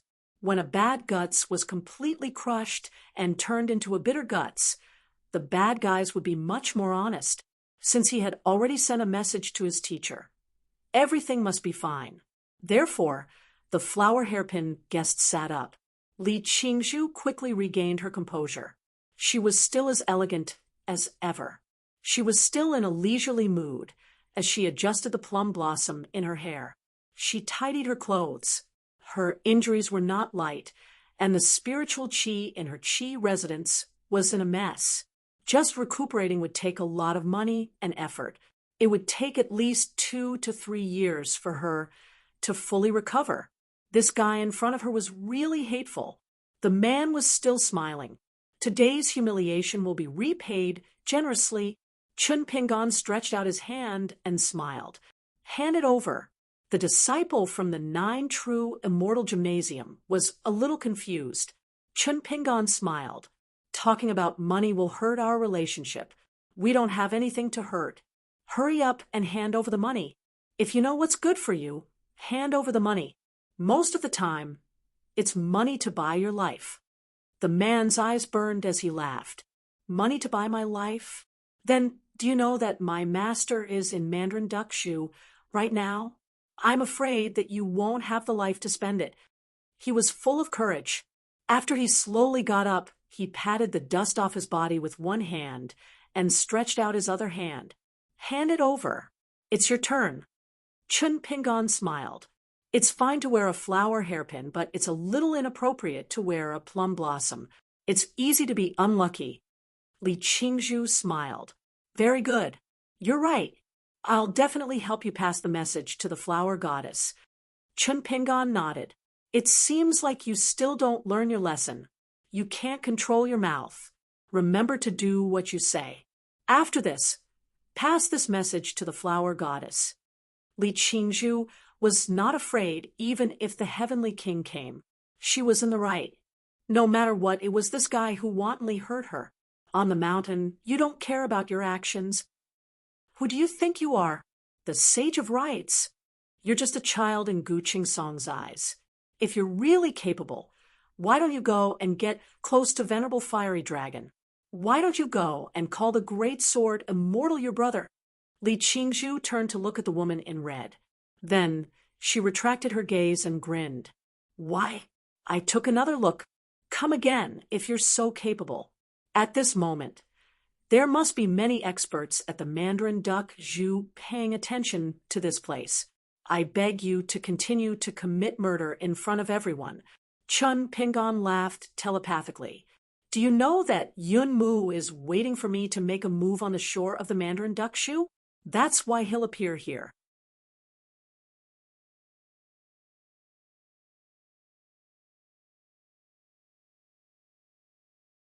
So, as long as I don't move and chat with you, you can only stand here and embarrass yourself? Tell me, what's the point of saying or doing anything now? Think about it carefully, even if Yun Mu helps you get back at him. So what? Wasn't the story of Li Bai Xie's rampage in the Mandarin Duck Shoe Town also a story worthy of being written about? When the ban on the Confucian Temple's landscape bulletin is lifted, will it spread throughout the central divine continent? I think so. Also, Brother Qingzhu, have you noticed that the female sword cultivator from the May Mountain sword sect that you adore is drifting further and further away from you? Even the fairy from the Plum Blossom Nunnery who used to adore you looks at you differently now. Or perhaps when your master Yun Mu returns to the 9 Truths Immortal Gymnasium in the future, every time he sees you, his favorite disciple, he'll inevitably remember the beautiful scene of the Mandarin Duck Shoe going down the drain. Li Qingzhu's face was livid. That person began to speak again with a smile. Take a guess. Did I say these words to you in my heart? Or did everyone hear it? Brother Qingzhu, why do you think I let you go down the drain twice? Of course, it's to help you become famous in the Confucian Temple. After the battle at Panshui County, Gu Qingsong, you'll probably be the most famous one. Actually, it's fine. Fame is nothing. Cultivators don't go down the mountain for decades. It's normal.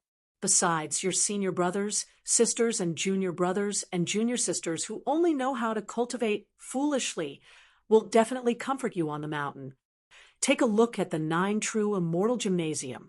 Inside and outside the mountains, everyone from your master to your fellow disciples is there. I've thought about it for you. I've even thought of 2 nicknames for you in the Landscape Palace Bulletin. One is Li Piao, and the other is Li Squinting. So, you have the nerve to ask me for money? Shouldn't you give me money as a reward to thank me? Li Qingzhu's face was pale, and his lips were trembling. This time, he did not have the courage to look at the woman from the corner of his eyes. He did not even have the courage to speak harshly to the green-robed man in front of him. These words, it was like a sword cultivator asking for a sword for 10 or 100 years after he handed it over. This was because the real sword cultivators were the people Li Qingzhu was familiar with. Every now and then, someone would help Chen Pingan pass the sword and ask for the sword. "I'm just teasing you. It's really boring." Chen Pingan kicked the man again and sent him into the water. This time, he used a lot of force. It was as if a chopstick was stabbed into the water and hit the bottom of the riverbed. "Call your elders over." He wanted to experience the 9 Truths immortal gymnasium style. If one was not a real fisherman, it would be difficult for them to understand the beauty of this sentence. If the fish that came ashore was too small, they would release it after catching it. Most of them would say this sentence. It was as popular as the saying, "The water level rises by 3 feet when the nest is dug." Chen Pingan rubbed his chin. His head is really hard. He can't even crack open his head. Li Baoping looked at the mandarin duck shoe in the middle of the water in the distance and asked softly, "Little Uncle Master?" She sensed the abnormality over there. She meant to ask if she needed to call her brother over for help. Chen Pingan turned his head and smiled. "It's a small matter." Chen Pingan's meaning was even simpler. It was a small matter. In fact, it was fine. With little Uncle Master around, it was enough. Over at the Mandarin Duck Shoe, someone looked displeased. After receiving a message from his direct disciple asking for help, his true immortal body stood by the river with his hands behind his back.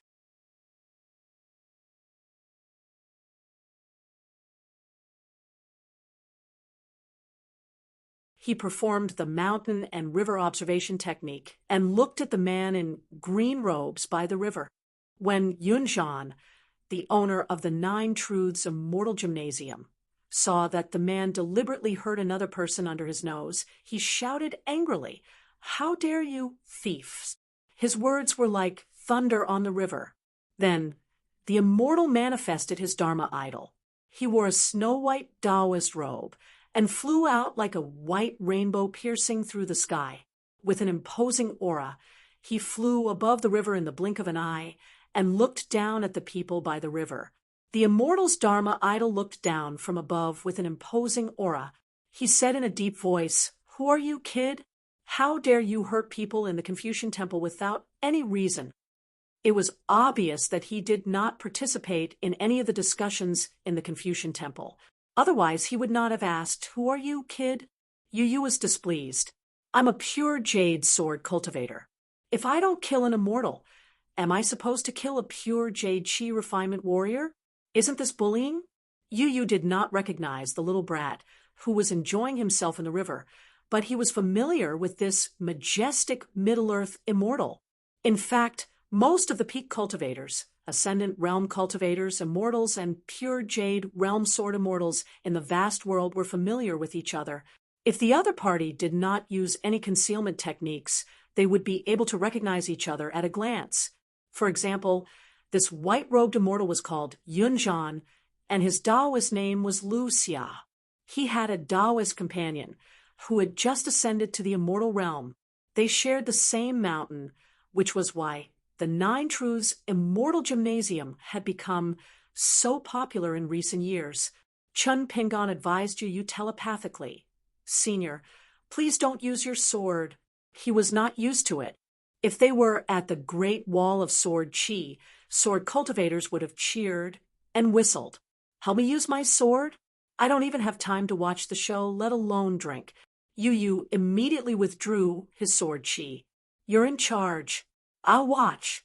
However, if you need to use your sword later, don't hold back. Just let me know or give me a look."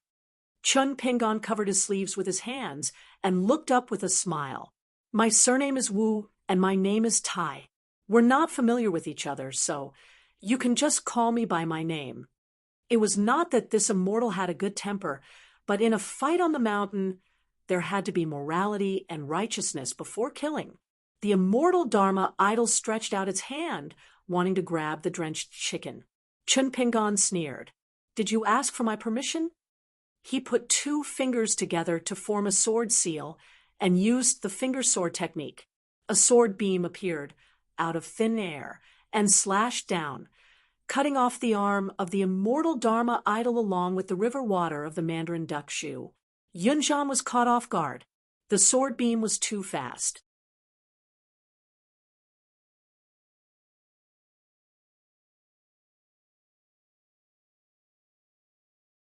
Fortunately, the white arm of the immortal Dharma idol and the snow-white sleeves of his robe quickly recovered. Chun Pingon smiled and telepathically spoke to the people by the river. Yunzhan's immortal Dharma idol sneered. "What did my disciple do? Why did you have to use so much force? Did you hurt his internal organs and 6 natal aperture acupoints?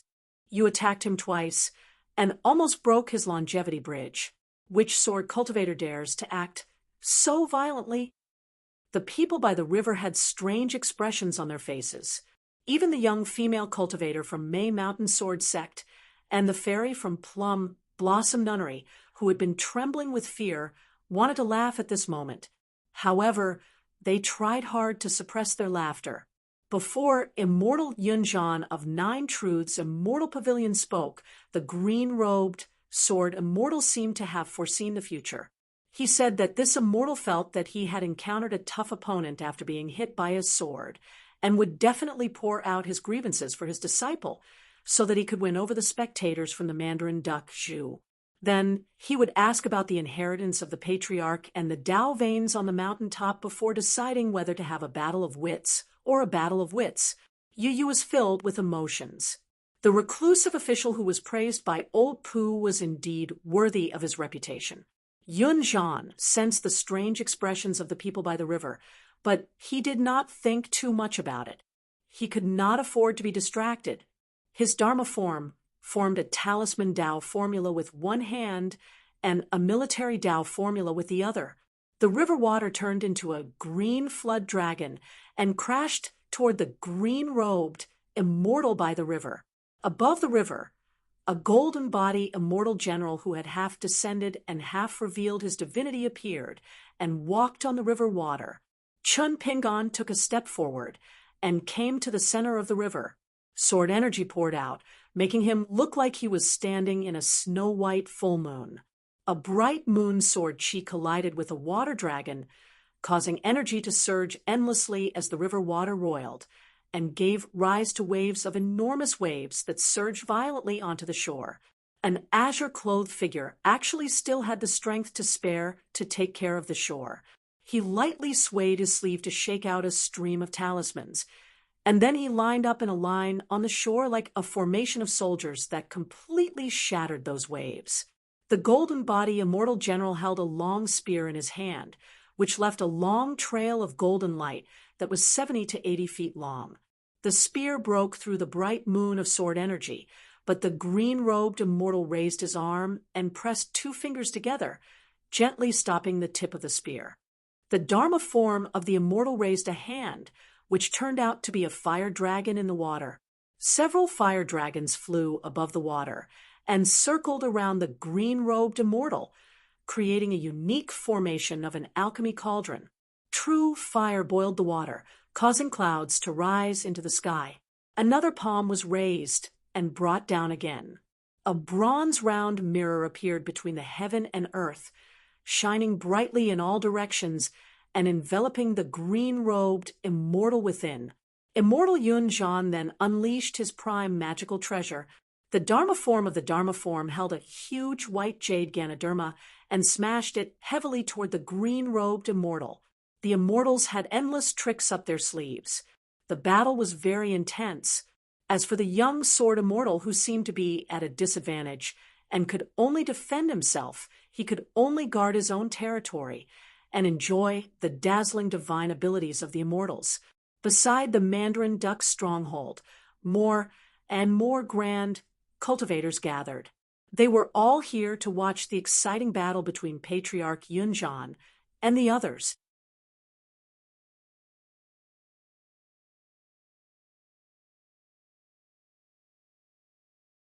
In the Great Qin dynasty, there was a custom of the whole country wearing flowers.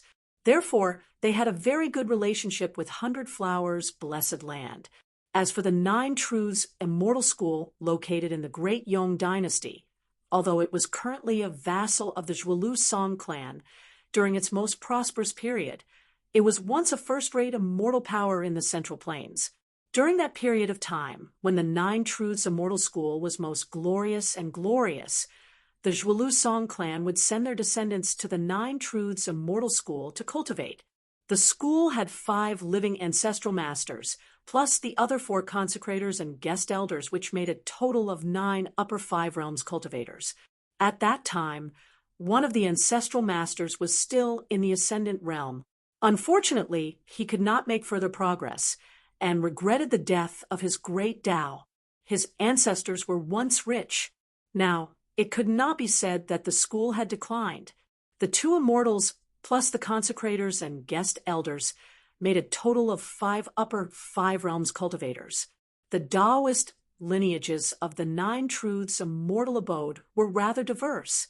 There were talisman Taoists, or cultivators, military cultivators, and martial cultivators. All of them had different legacies and could allow their disciples to choose their cultivation path. The Tao companion of the ancestral master, Yun Mu, owned a broken grotto heaven secret realm that was filled with savage winds and miasma. It was rich in baleful aura and was good at catching and nurturing ghosts.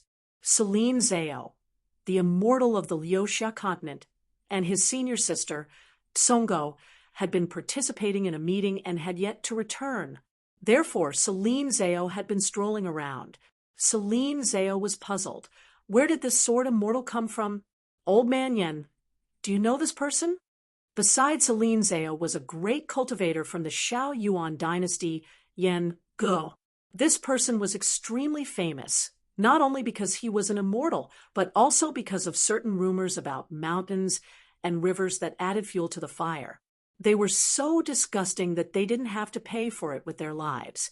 There were things like, if there's wine, there'll be Yen Ji's lackey. There were also things like ascendant realm divine ability to freeload wine. Yen Ge shook his head. He looks unfamiliar. A cultivator who was familiar with him could not help but ask, is a sword immortal's physique so tough? Yen Ge frowned. It can't be that other than a sword immortal, he's also a far-roaming realm or a peak realm martial artist. Celine Zhao curled his lips. Either he's an immortal realm sword cultivator who's hidden from the world, or else it doesn't make sense. A flower deity, the destiny master of Hundred Flowers' blessed land, had a worried expression. She was somewhat resentful of the young cultivator from the Nine Truths Immortal Pavilion.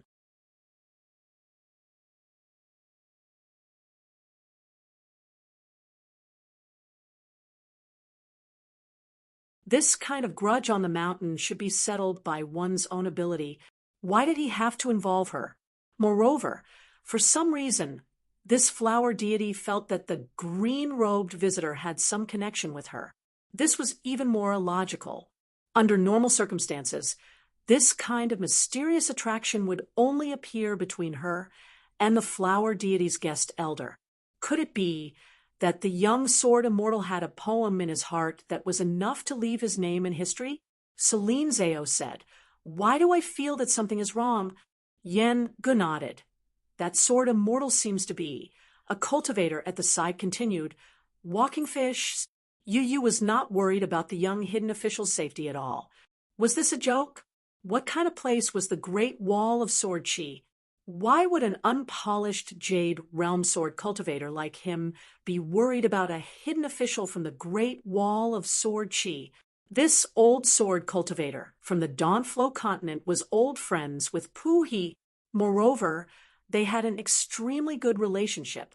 Otherwise, Yu, who was an unpolished jade realm sword cultivator, would not be so kind as to invite him for a drink and endure a scolding without retorting. Many years ago, so long that it felt like a previous life, when Yu went to the Great Wall of Sword Qi to train, he was still a Golden Core realm sword cultivator. He stayed there for 3 years and participated in a great battle. He had seen many sword immortals from the Great Wall of Sword Chi on the way and on the battlefield. However, none of them touched a cup at the table because they did not have the opportunity to drink at the same table as a sword immortal. After all, the Great Wall of Sword Chi in the past had many unwritten rules. If one's realm was not high enough and did not have enough battle achievements, even if they drank with a sword immortal, they would not have the face to approach the table. A junior toasting with a senior sword cultivator? The Great Wall of Sword Chi did not have such a custom. It was especially difficult for foreign sword cultivators who had not been training for long to integrate into the Great Wall of Sword Chi. During Yu Yu's training, he was young and full of vigor. However, when he returned, he felt lonely and waning.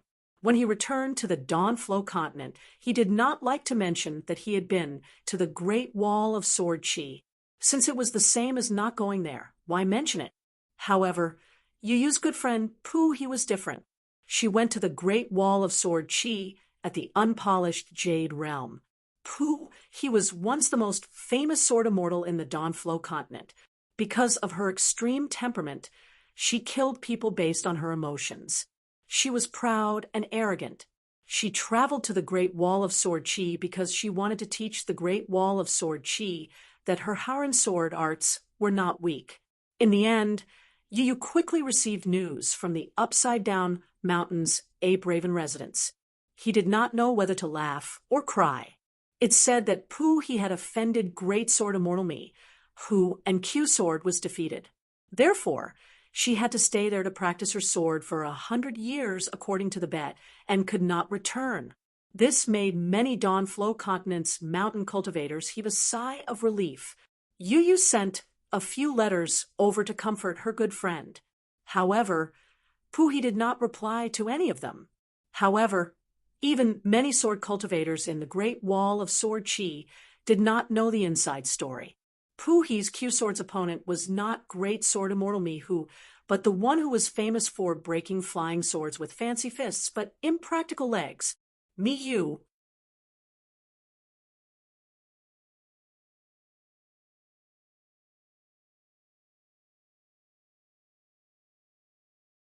Otherwise, why would Pooh He, a jade unpolished realm sword cultivator, lose Q-Sword to me, who a peak immortal realm sword cultivator candidate? Why would Pooh He find it hard to let go of the fact that she had practiced swordsmanship for over 100 years at the Great Wall of Sword Chi? Based on Mihu's style, he was one realm higher than the opponent. He would not agree to Q-Sword's terms that had no suspense. He would also not make things difficult for a small Yu Pooh. Pooh He grumbled in private. You motherf asterisk cur, lying to me that at the Great Wall of Sword Chi, Miyu, this jade unpolished realm sword cultivator, was the most useless. Miyu said that when he went into seclusion to break through to the jade unpolished realm from the nascent soul realm, it was too bumpy, and he had wasted countless years. He was the biggest joke at the Great Wall of Sword Chi. When the Q-Sword battle ended, Pooh He was almost killed by Miyu and carried to Sun Jiyuan's residence. He was lying in bed recuperating. That motherf asterisk cur still had the face to come and greet him with wine. He sighed and felt sad. At that time, Pooh He asked him what was going on. Didn't he say he was 90% sure?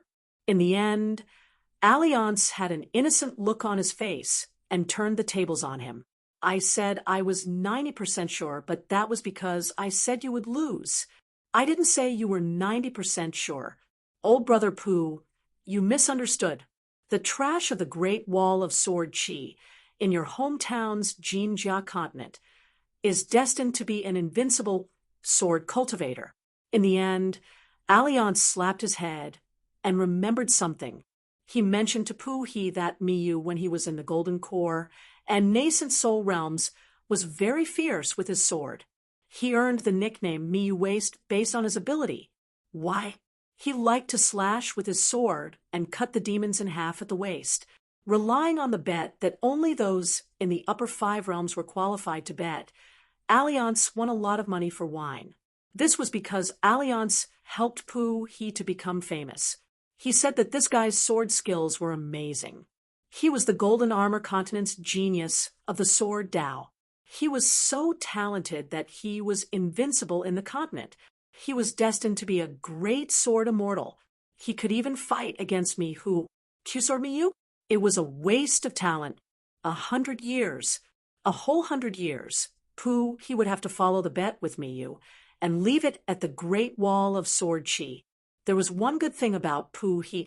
He was willing to accept his loss and did not blame others. He only blamed his own sword skills for being too lousy.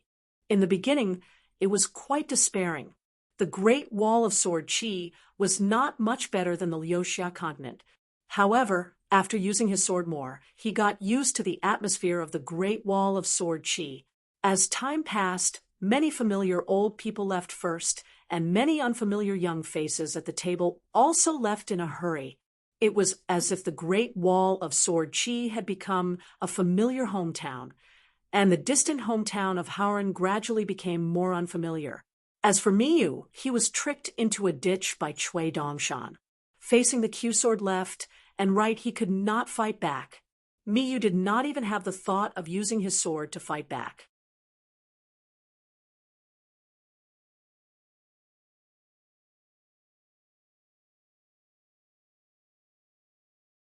It was not that Miyu was too weak, but that the left and right were too strong.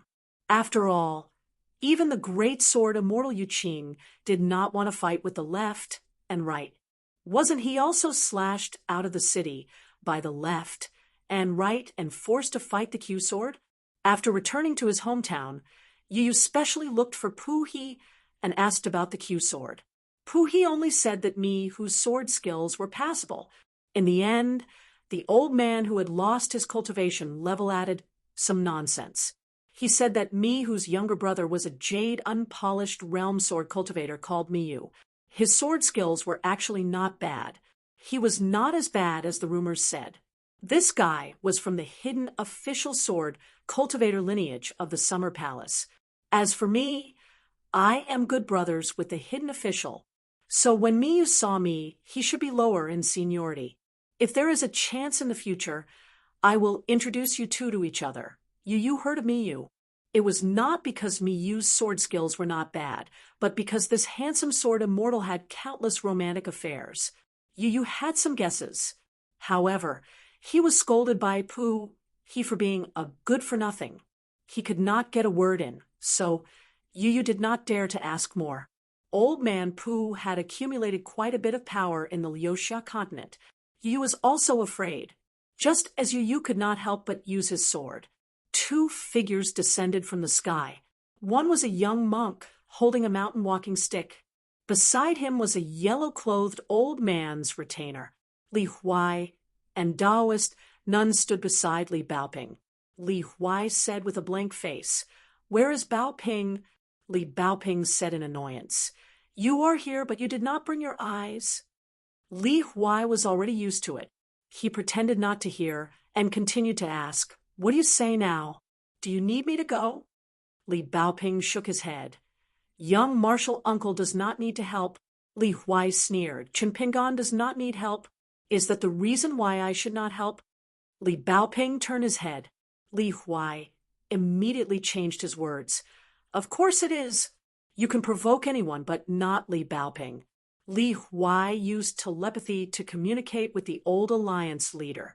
He also used telepathy to speak to Taoist nun beside him. "If we join forces, can we beat that unknown realm and unknown name? Who is that powerful white-clothed man?" Taoist nun said bitterly, "Young master, you can insult me as you like, but I will not allow you to insult yourself."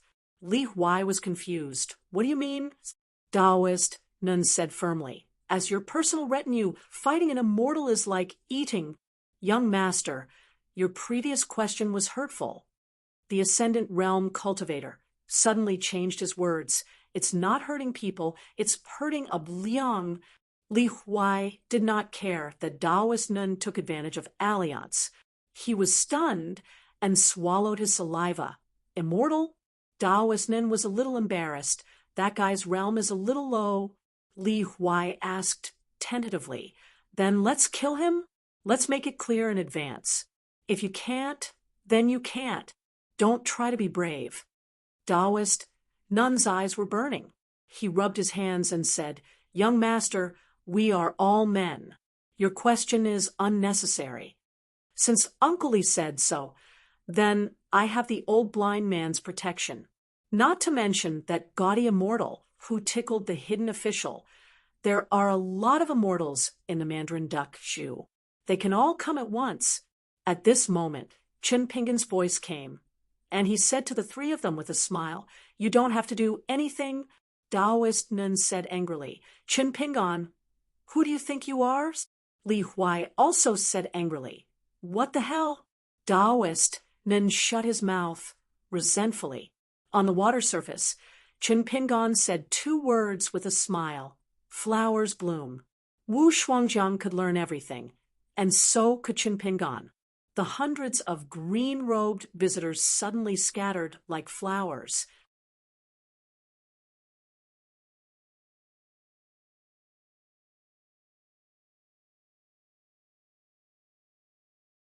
It was like a green lotus blooming between heaven and earth. It was indeed a beautiful scene. On the river surface, the green-robed man in the center disappeared. He came behind the real body of immortal Yun Zai, grabbed his neck with both hands, and gently twisted. You're tuning into the Mystic Fist YouTube channel. Don't forget to subscribe and join us on this journey to catch the most captivating stories.